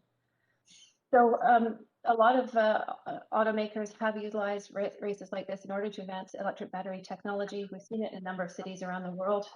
It's easy on the ears, unlike the people that remember the days of Molson Indy. It comes in under the city's decibel level in the noise bylaw, quieter than a SkyTrain. Thanks. That's the 2 minutes, but you do have questions. Councillor Dejanova, up to a minute. Thanks very much. I was just wondering, Councillor Kirby-Yung or Councillor Weeb, if you could please tell me if there was any reason that the 2014 motion, it was before I was on council, Councillor Carr was here, that was moved by Councillor Ball and seconded by Councillor Affleck, titled Vancouver as a Future Host City for the FIA Formula E Championship, was not included in your whereases. If not, I do have an amendment for afterwards, but just wondered why. Councillor Kirby-Yung? I think Councillor Weeb is going to field questions. You can't really, we just have to stick with the mover of the motion at this point. Okay, I'll respond to that. I think that 2014 was 7 years ago and it didn't move forward at that time. This is an entirely different proponent for this event. And so it was really looking at the opportunity in the context of the current day. And do you still support consultation, which was noted in that motion? Just a yes or no is fine. Yeah, yes, absolutely. Okay, thank you very Councillor much. Fry, up to a minute. Yeah, appreciate the clarification around the new proponent and the time between the last application. I'm curious, does this project contemplate any kind of legacy benefits for the city of Vancouver and the region? Yeah, thanks for asking that question, Councillor Fry. I ran out of time. It does, and it includes a couple of proposed. One is the legacy of electric charging infrastructure to help advance the city's goals in that area and specifically support the Northeast False Creek neighborhood, which was welcomed in discussions that we have had with the False Creek residents. And the other is the opportunity to involve underprivileged kids in participating and being part of the event. They now have initiatives like Grid Kids, where kids can really be active participants, or simply the opportunity to attend and be part of it.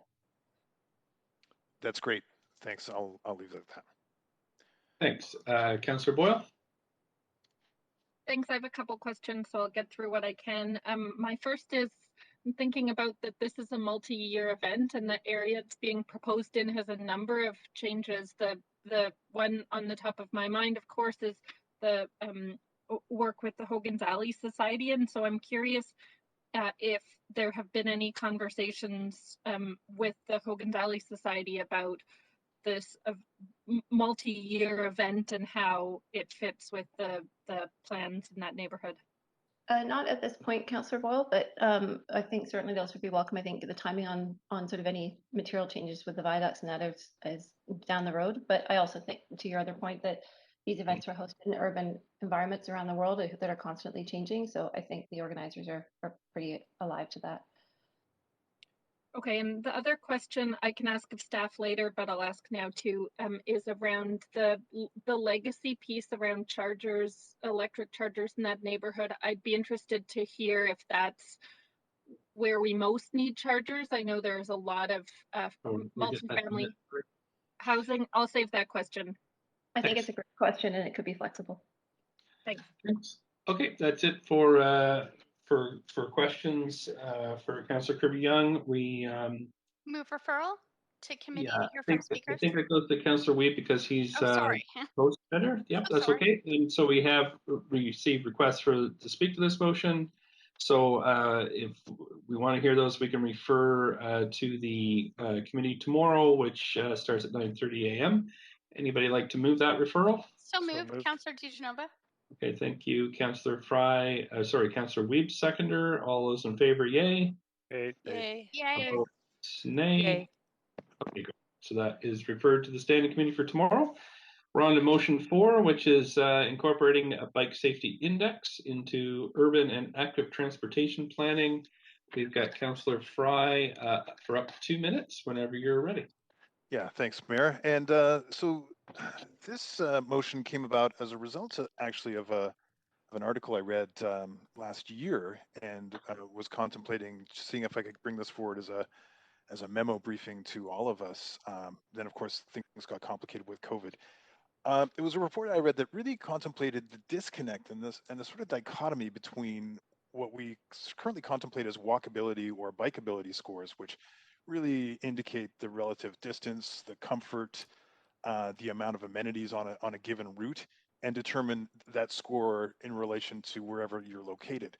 What it didn't contemplate necessarily was safety factors. So in the absence of that contemplation, there's sort of sometimes a misperception that some of our walkable or bikeable locations are in fact safer than they are.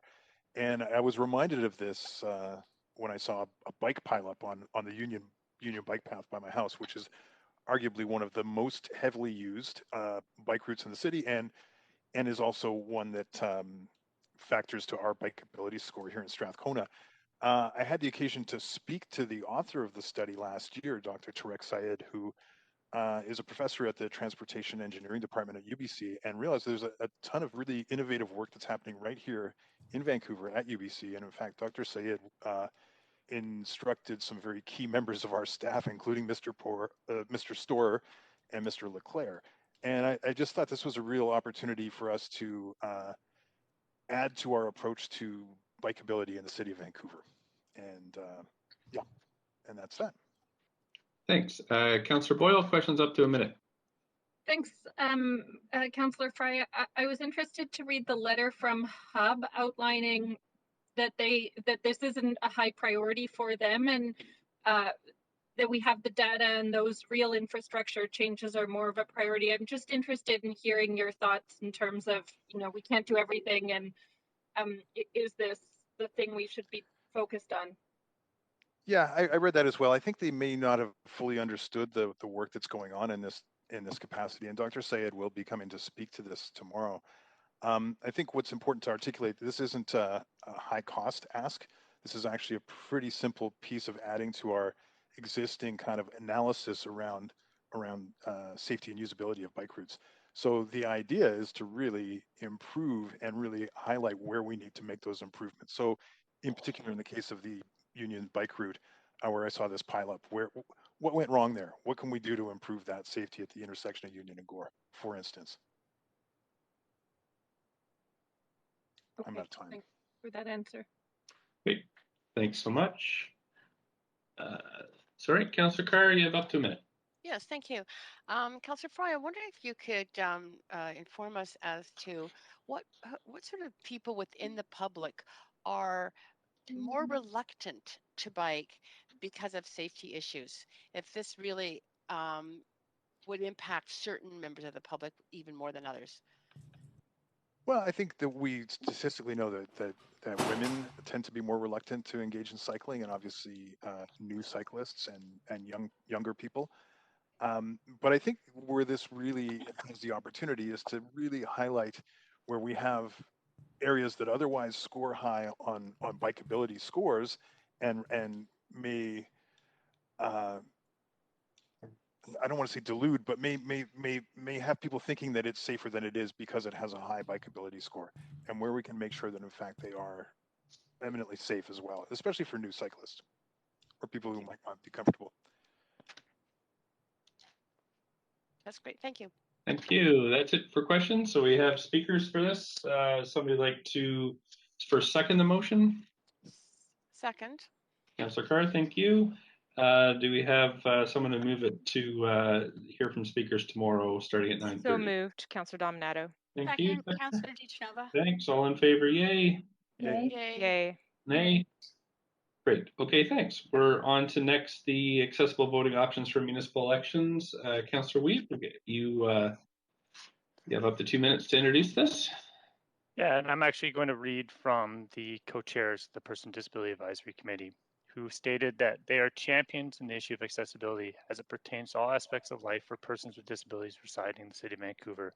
This pursuit encompasses the right of such citizens to exercise their democratic right to participate in civic elections, particularly in the next election scheduled for October 22nd, 2022. However, the present electoral process does not, in our opinion, fully recognize accessibility issues involving our most vulnerable citizens, especially those voters with disabilities whose ability to participate in the electoral process is currently restricted by the absence of accessible voting options, particularly telephone voting. It is essential that these voters are not excluded from the electoral process by barriers which, due to their circumstances and through no fault of their own, they cannot overcome. This would include the voters who have sight limitations, those who are homebound, and those who are unable to mark a ballot independently due to a disability. The city has already committed itself to recognizing the importance of accessibility through the ongoing development of the Accessible City Strategy. The issue of accessible electoral process is very much in line with the commitment. PDAC respectively requests that the Council support this proposed motion in recognition of the needs to address existing barriers to the accessible electoral process.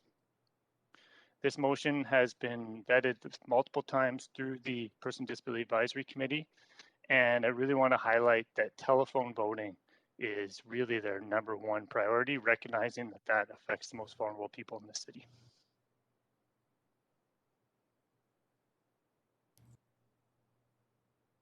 You're on mute, Mayor.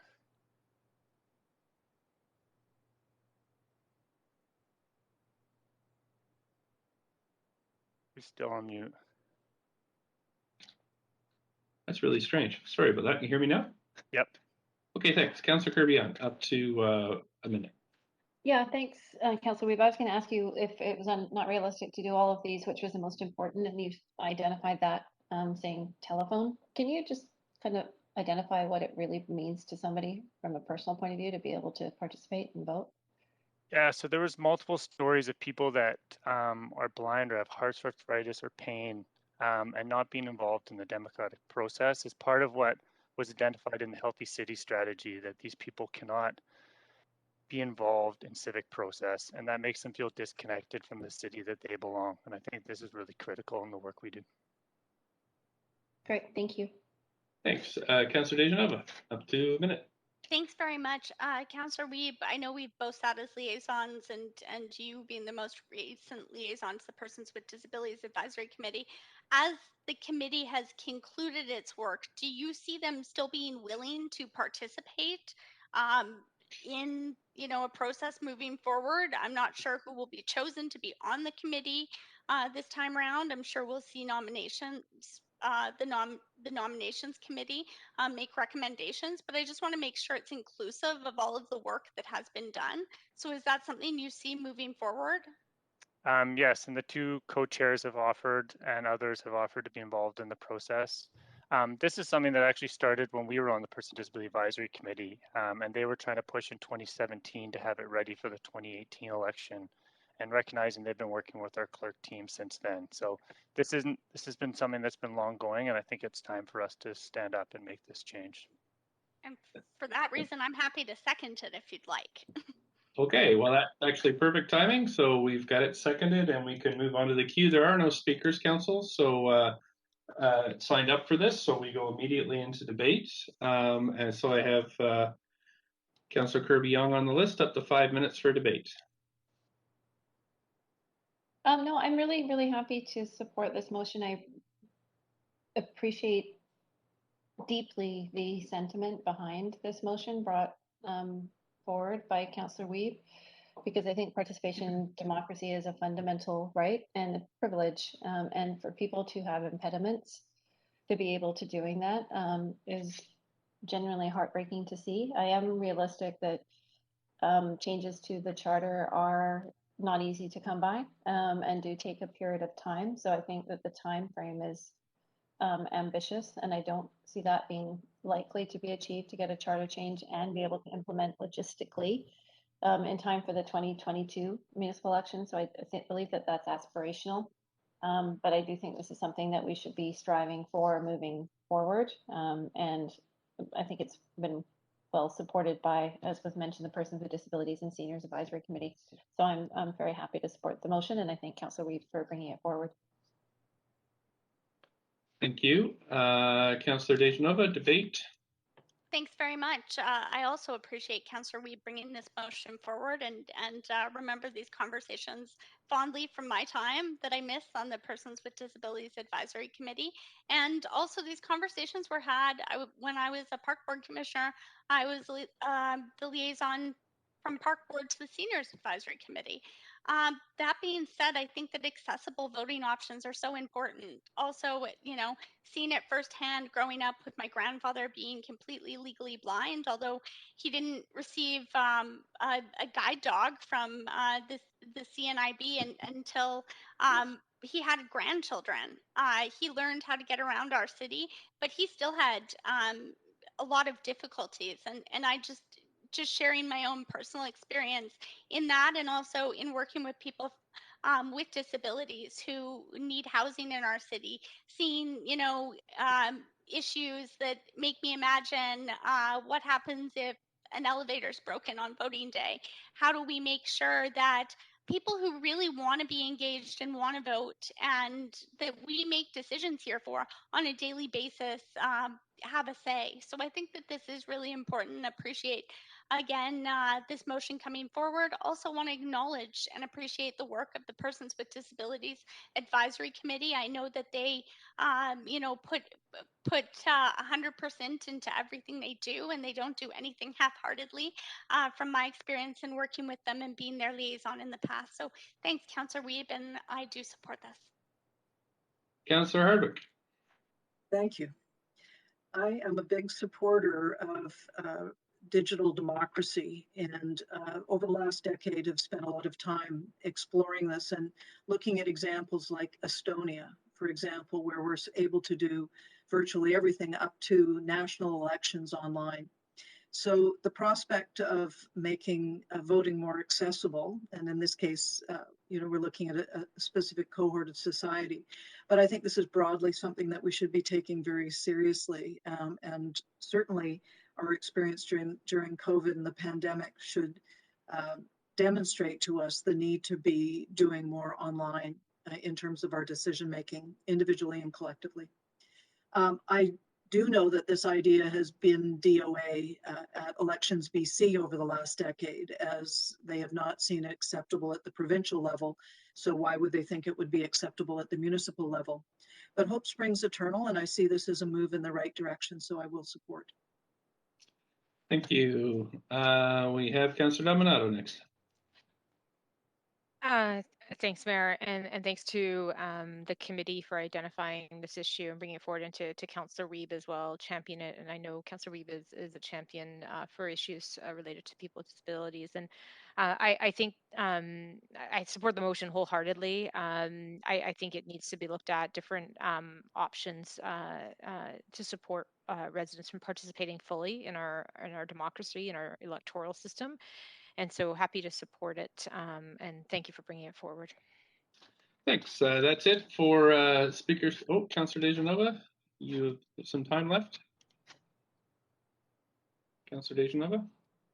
I saw myself on the queue. I was trying to take myself off. I have this double thing going on. My apologies. Okay, great. Okay, so we'll move to a vote on this this one. Calling the vote now. If anybody needs a vote assist, let me know. Otherwise, There you go, Councillor Dominato.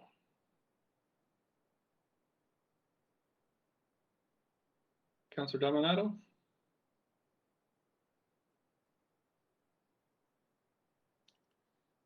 We lost Councillor. Oh, I see her screen's frozen.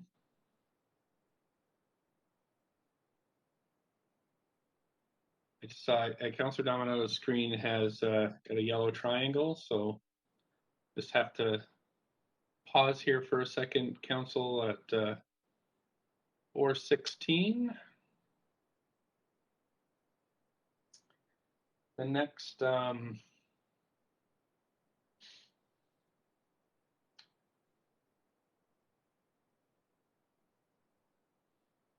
segment of the agenda is a notice of council members' motions, but we do have to wait for Councillor Dominato. It's Councillor Dominato. I just got kicked off my system. I'm in favor of the motion. Can I get a vote on this, though?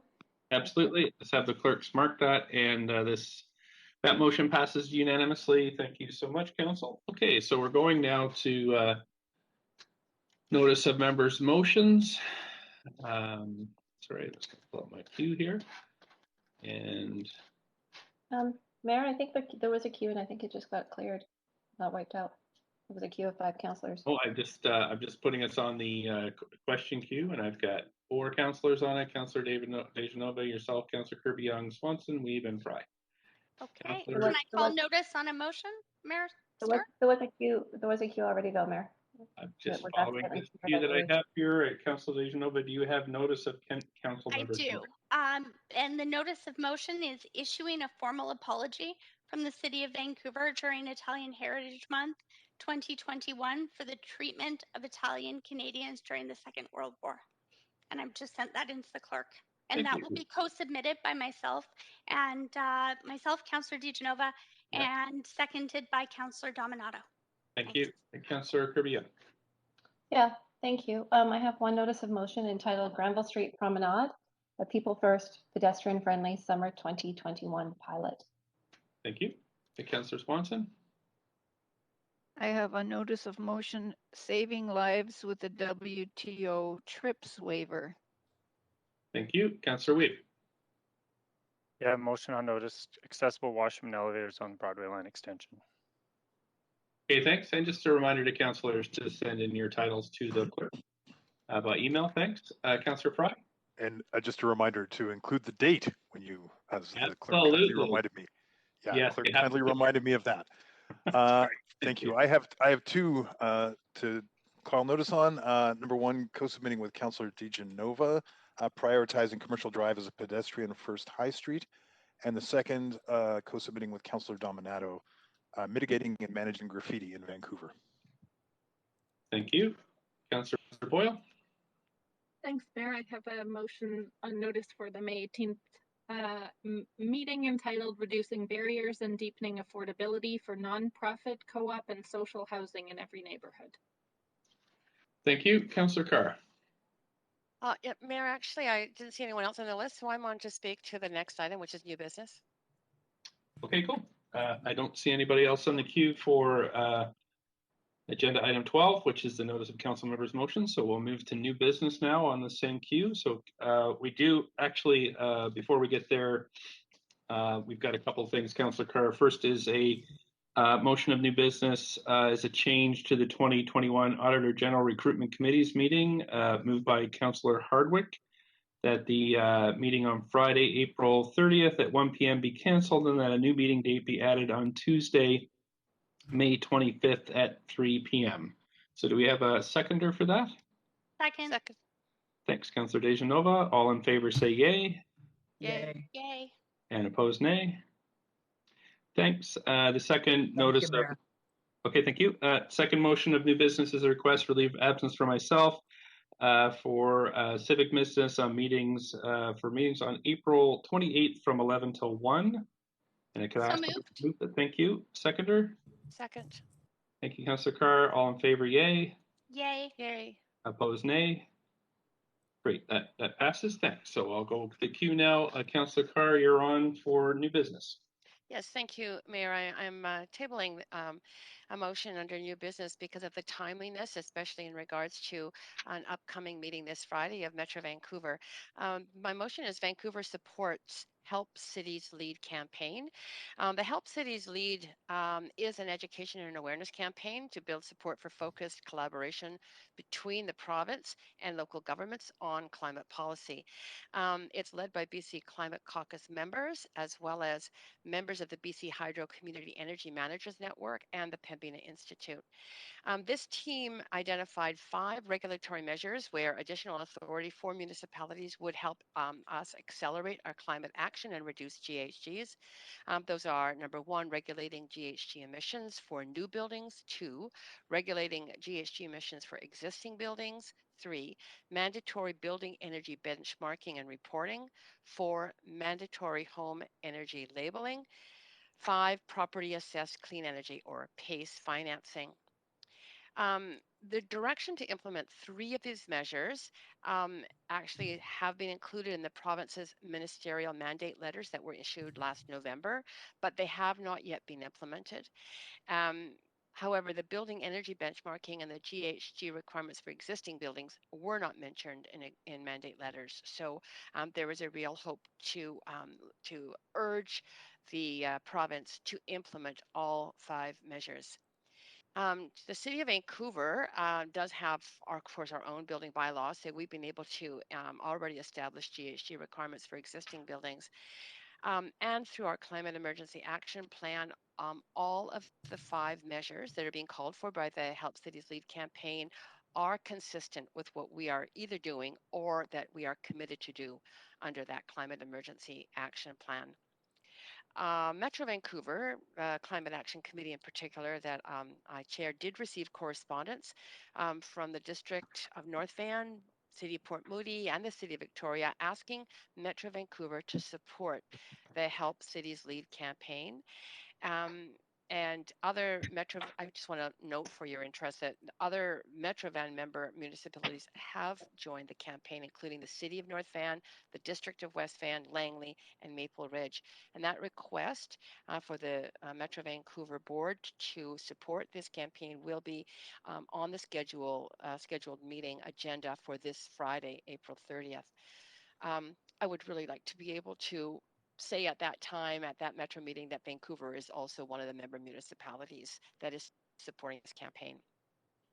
This motion just asks that we formally endorse, that Council formally endorse the Help City Lead campaign and take the action. These actions are consistent with what the other member municipalities that are endorsing the campaign are doing, which is to write a letter, asking the mayor to write a letter on our behalf to the Premier British Columbia and the following provincial ministers of environment and climate change, of municipal affairs, of energy, mines and low carbon innovation, of finance, and Attorney General Minister also responsible for housing. It's also asking that we support staff participation in activities that support the Help Cities Lead campaign, including information sharing presentations to other municipal councils. And I believe our staff are already to some degree engaged in this, and I have passed this by staff, and staff are supportive. Thank you. Do we have a seconder for this? Boyle. I heard Councillor Weave. I'm going to clear this queue. Anybody want to speak to this? Councillor Swanson, go ahead, up to 5. Yeah, I think it's good, but I have an amendment designed to protect renters that I sent a while back. Okay, the clerks have that. If you do, can you just pull it up on screen? So it's just yes, one moment. Okay, thanks. Second, Councillor Swanson. Or you can speak to it while it's being pulled up. Just a point of privilege. When was it sent? This morning. It's not really a point of privilege. Go ahead. It's coming up on screen. That council seek confirmation that the PACE financing for rental buildings will not result in rent increases. So yeah, I just want to make sure that this is not trying to set us up to deal with climate change isn't used as yet another excuse to bring rent increases and evict people. So am Okay. hoping we can do this. Do we have a Otherwise, I'm seconder for fine this? with the motion. I think it's good. Yes, I'll second it. Thank you. We'll go to the amendment queue. Would anybody like to speak to this? Councillor Dejanova? I just wanted to ask a question of staff. Mayor Mayor Stewart, through a point of information. Yes. Sure thing. My question to staff would be, is there any concern at all? And I understand this member motion, and I understand that the mover of the motion was hoping to deal with this today for reasons that are imminent. So I was happy to do that. I'm just a bit concerned as to what this is going to signal to the owners of these units. That, I mean, there's already provincial limitations on what increases a renter can be charged, but I'm just in wanting to make sure that we see rental housing move forward and flourish and be encouraged in the future. I'm just wondering if staff have any comments on that specifically as to any concerns. Yeah, and this is a short timeline for staff. I acknowledge that. I just wanted to ask because Yeah. I have to make a decision. I have a short timeline to make a decision. Staff, do you have any immediate comments, knowing that you just got this and the amendment? Thanks, Mayor Stewart. If I read the amendment, it calls for obtaining confirmation from the province. So, I mean, we can certainly seek that. In terms of the implications beyond that, no, obviously we haven't had time at this point to assess that.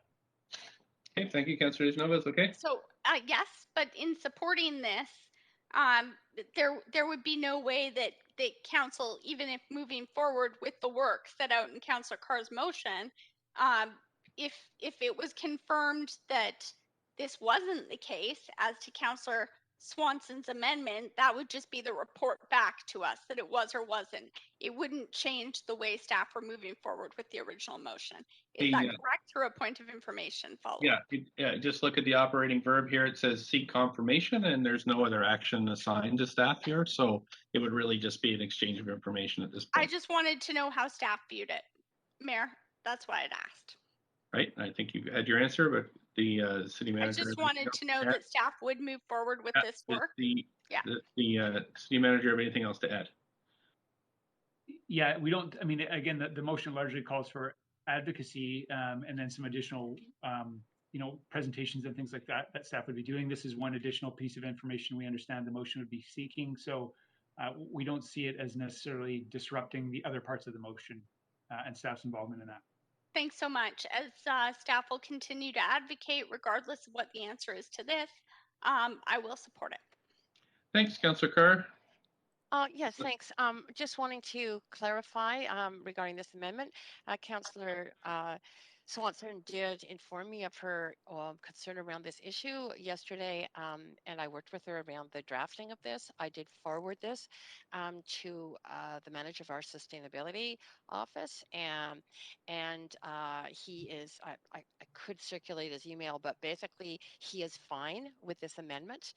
And I did also, perhaps all of council might want to know, did inform Councillor Swanson that that the wonderful thing about PACE financing is that the financing comes forward in such a way that typically, but it does depend on how it's designed. So I think seeking confirmation is a good idea, but it does typically come forward in a way where the payment of the loan, PACE financing is a loan, to do the energy retrofits would basically not ever exceed the amount that the building owner is currently paying in terms of energy costs to heat or cool the building.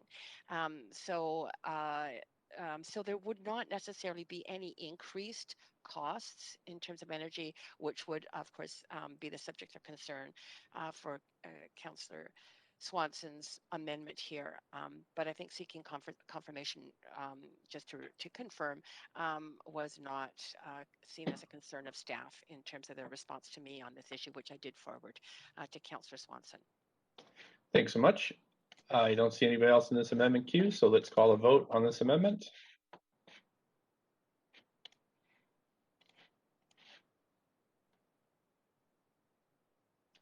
Councillor Dominato, Councillor Hardwick. In favor. Okay, thanks. Clerks, if you could mark that, please. And that is that amendment is passed unanimously.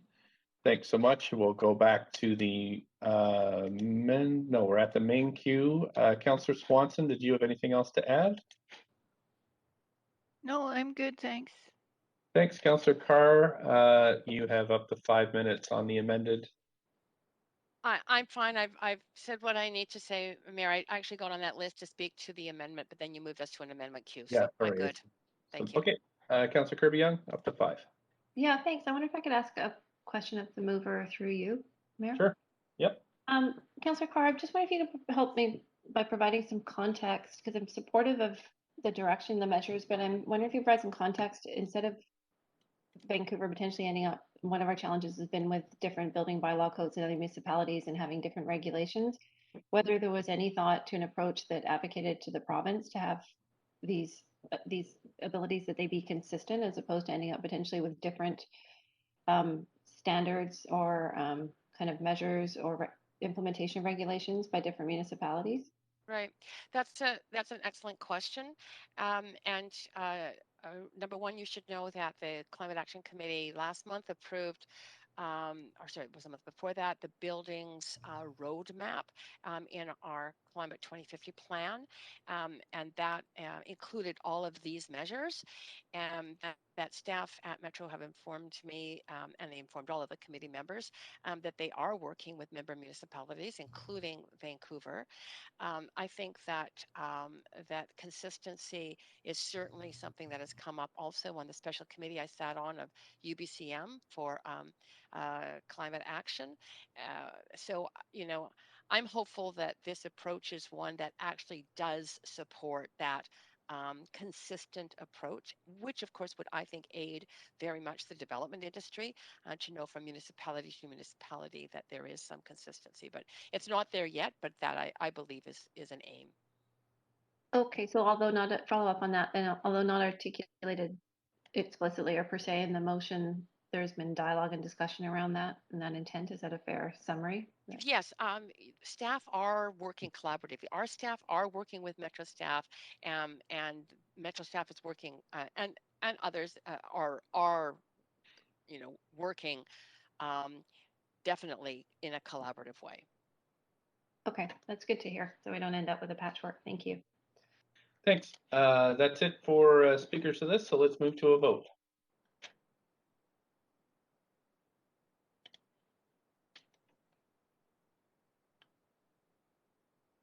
Councillor Dominato? Oh, sorry. Wasn't sure if you needed a vote assist. There we go. That has passed unanimously. Thanks so much. We are now moving on to, I believe it's Councillor Dominato next on the question queue. Councillor Dominato, you're next. Mayor, I've circulated an emergency motion under new business, and hopefully all of council has received that now. And it's prefaced by the fact that many of you will have heard through the news now that Playland was set to open this coming weekend, May 1st. But as a result of some further discussions we've had with the Provincial Health Office and the new travel restrictions and the potential for that to draw people out of their health authorities, we are going to delay opening until after the May long weekend. And that was through discussions with the PHO. And so the motion before you is to direct you, Mayor, to write the Premier and Minister Mark regarding this delay in opening and to seek provincial financial support because typically Playland has 600 employees for the season. And so that's the ask. And I think it's critically important since it is an organization that's wholly owned by the city. And we have been having... Sorry. Thank you. We've been having positive discussions with the province, but this obviously is a change and shift in terms of what we had planned for opening. So that's a motion before you. Thanks, and I heard a seconder, so we'll put it on to the main queue. If anybody else would like to speak to this one, Councillor DeGenova, up to 5. Thanks. Mayor Stewart, I understand that, and I appreciate Councillor Dominato bringing this forward. I understand that there are a number of families that not only love the PNE and Playland, but there are a number of families who rely on the jobs that are created by the PNE and Playland and the amenities in Hastings Park. And I also am very aware at how difficult and tricky, and I think we've had this discussion before, and appreciate the work of council members to sort of try and find a way to look at. And I know Mayor Stewart, you've talked about it, the different envelopes of funding that come through the pandemic. And I mean, there are also those envelopes of funding that are federal, but they're federally, the federal government gives them to the provincial government disperses them for the federal government. So it technically isn't provincial funding, but it's federal funding. Either way, I think that this motion is not only well worded, but it looks at really making sure that we leave no stone uncovered in trying to make sure that there is that funding, so that when we are through the pandemic, there is a PNE and a Playland still, and that you know, that those families can sleep at night, and especially the leadership of the PNE and Playland. So very much appreciate this and understand the urgency, importance of this is as Playland had tried to announce its opening, but also as we see sort of the variants and the wave of COVID. You know, I'm keeping my fingers crossed and hoping that we can just do everything that we can to make sure that, you know, we can get everyone vaccinated before the variants get out of control, or, you know, hoping to see the numbers of vaccinations go up as we see numbers go down. I know that I'm watching carefully every day, as I'm sure all of you are as well. So for those reasons, I appreciate this motion and we'll be supporting it. Thanks. Councillor Fry, Deputy Mayor Fry, if you just take over the chair while I just say a few words. Sure thing, Mayor. Over to you. Thanks so much. So council, you know, been working very hard with on securing federal funding. We know other fairs in different provinces across the country received some monies from the federal government, but the PNE was left out of that. Initially, we've been having some very, I think, good movement on that front of things, just so you know. Really thanks to the work of local MPs, Jenny Kwan and Harjit Sajjan have been, the minister has been doing great work there. So we have had some movement, but this will definitely come as a blow to the PNE not opening. I was actually speaking with Vancouver Coastal Health's Dr. Patty Daly about this yesterday. So I am happy to support this. The feds have really, I think, when it all comes out in the wash, they will have done a ton to help the PNE, but I do think it's prudent now to ask the province for additional help. So I'll definitely be supporting this and happy to write and get it off as soon as possible. And also to reinforce this with ministers that I'm meeting with, and I encourage council to do the same thing. Thanks for bringing this forward, Councilor Dominato. That's it for me. Great, and I hand the chair back to you. Thank you so much. That's it for the main queue, so we can call a vote on this.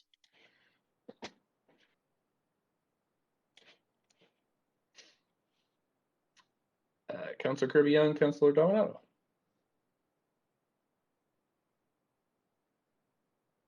Can I get a vote assist in favor, Mayor, please? Sure thing. Oh, it's working now, I think. Okay, or it was, there we go. Okay, so that's unanimous. Thank you, council, for that. And we'll get right on that. I know I've just flagged it for my staff. Okay, so we're going back to the queue here. We've Councillor Dominato, is there anything else? On this, thank you. Okay, thanks. And Councillor Dejanova.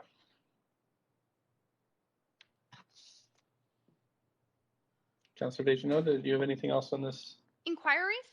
We're not there yet, are we? We can move to inquiries now. I don't see anybody else, so go right ahead. Inquiries, over to you. Okay, thanks very much. I was just going to ask through you to the city manager, and I don't expect an answer right now on the spot, of course, but it was asked a question that was asked, and I had told former city councilor Peter Ladner that I would follow up on this.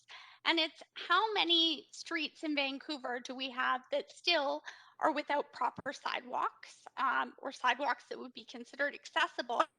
And also, what is the projected kind of completion of our curb ramp program that would see all streets in the city of Vancouver having those curb ramps that support everyone from people with mobility issues to young families with strollers, even those rolling shopping carts. So just wondered if that was information that the city manager might be able to provide back to council. No rush on that right now, but certainly wanted to ask the city manager if that was information we could receive back. Sure.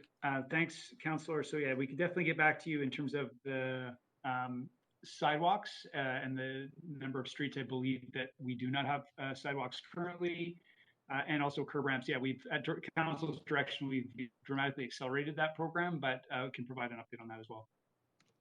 Thanks so much. Really appreciate it. And that's all for me for right now. Okay, thanks. Councillor Carr, up to 5. Go ahead. Yes, thank you. Mayor, I have received a number of phone calls in follow-up to the approval that council made of a development on Georgia Street, which will provide, I think, in the $20-something million in CACs, which would be dedicated towards the initiatives outlined in the community benefits package for the West End plan.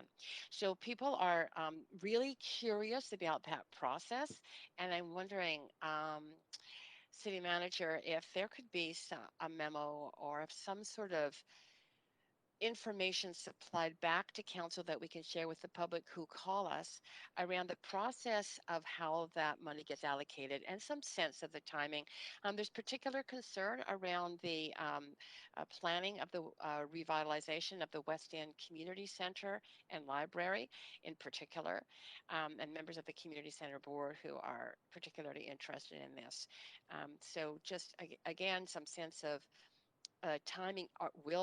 Can something happen within the current capital plan on this? I know that CACs don't get delivered instantly, so the timing issue is one that is on people's minds. But if they can just get a greater sense of security that things are moving forward, that's what they're looking for. Certainly, we can definitely provide an update on it. Yeah, that particular CAC, as you know, council will not contribute to this capital plan. It would come to the next one. But yeah, providing an update on where we're at with the West End Public Benefits Plan, certainly we can. Staff are working on that. Excellent. Thank you so much. Really appreciate it. Thank you, Councillor Kirby-Yung. Yeah, thank you. I have two quick acknowledgements I want to make. I perhaps should have done this in new business, but with your indulgence, I can hopefully do it now. That's okay. Doesn't matter. Sure. Yeah. Okay. The first one is just really to extend sincere appreciation and gratitude to BC Housing and Success for stepping up so quickly to support the residents at Grey Seniors Home who were facing a great degree of uncertainty around the stability of their housing with the sale of that property. And I think Success and BC Housing rallied together very quickly in response to a lot of advocacy from different community groups who I also acknowledge and appreciate for their efforts, but to ensure that that peace of mind could be provided to those seniors. And I'm glad to hear that I think that they will have a better quality of life. Success has a track record in longevity in the homes and the care that it operates. And I understand that they will be providing both upgrades in terms of the living quarters and conditions, but also in terms of the meals that are culturally sensitive foods, but that are freshly prepared and are going to have a much higher level of nutrition and quality of food and care than they are receiving today. So it's a good news story and a good outcome. And I know that council received a lot of communication on that. So I just wanted to extend appreciation. And the second one, which is also a significant thank you to the province, is for the announcement made today in partnership with the Jewish Foundation, Jewish Community Center, and other partners, including the Jewish Federation, for $25 million towards the renewal of the JCC site, and specifically the Jewish Community Center, which serves as such a hub for the community. And it's warm, it's welcoming, it brings everybody together. And that is a huge, great piece of news today and a great boost in their efforts for renewal on that site, which will include the community center and then additional affordable housing in the form of rental housing in the second phase. So it's nice to have some good news in the city, and just wanted to thank the partners for investing in our city. Great, thank you so much. Okay, I don't see anybody else on the list, so we can, Councillor Hardwick, do you want to do the honors? Motion to adjourn? Okay, thanks. Second. Thank you, Councillor DeGenova. All in favor say yay. Yay. Opposed, nay. Great. Thank you very much. We are adjourned. Thanks, Council. That was good job today. Okay. Thank you so much. Thanks, everyone. Thanks, Thanks, Council. Councilor. Thanks, Thank you. staff. Thanks. Bye-bye.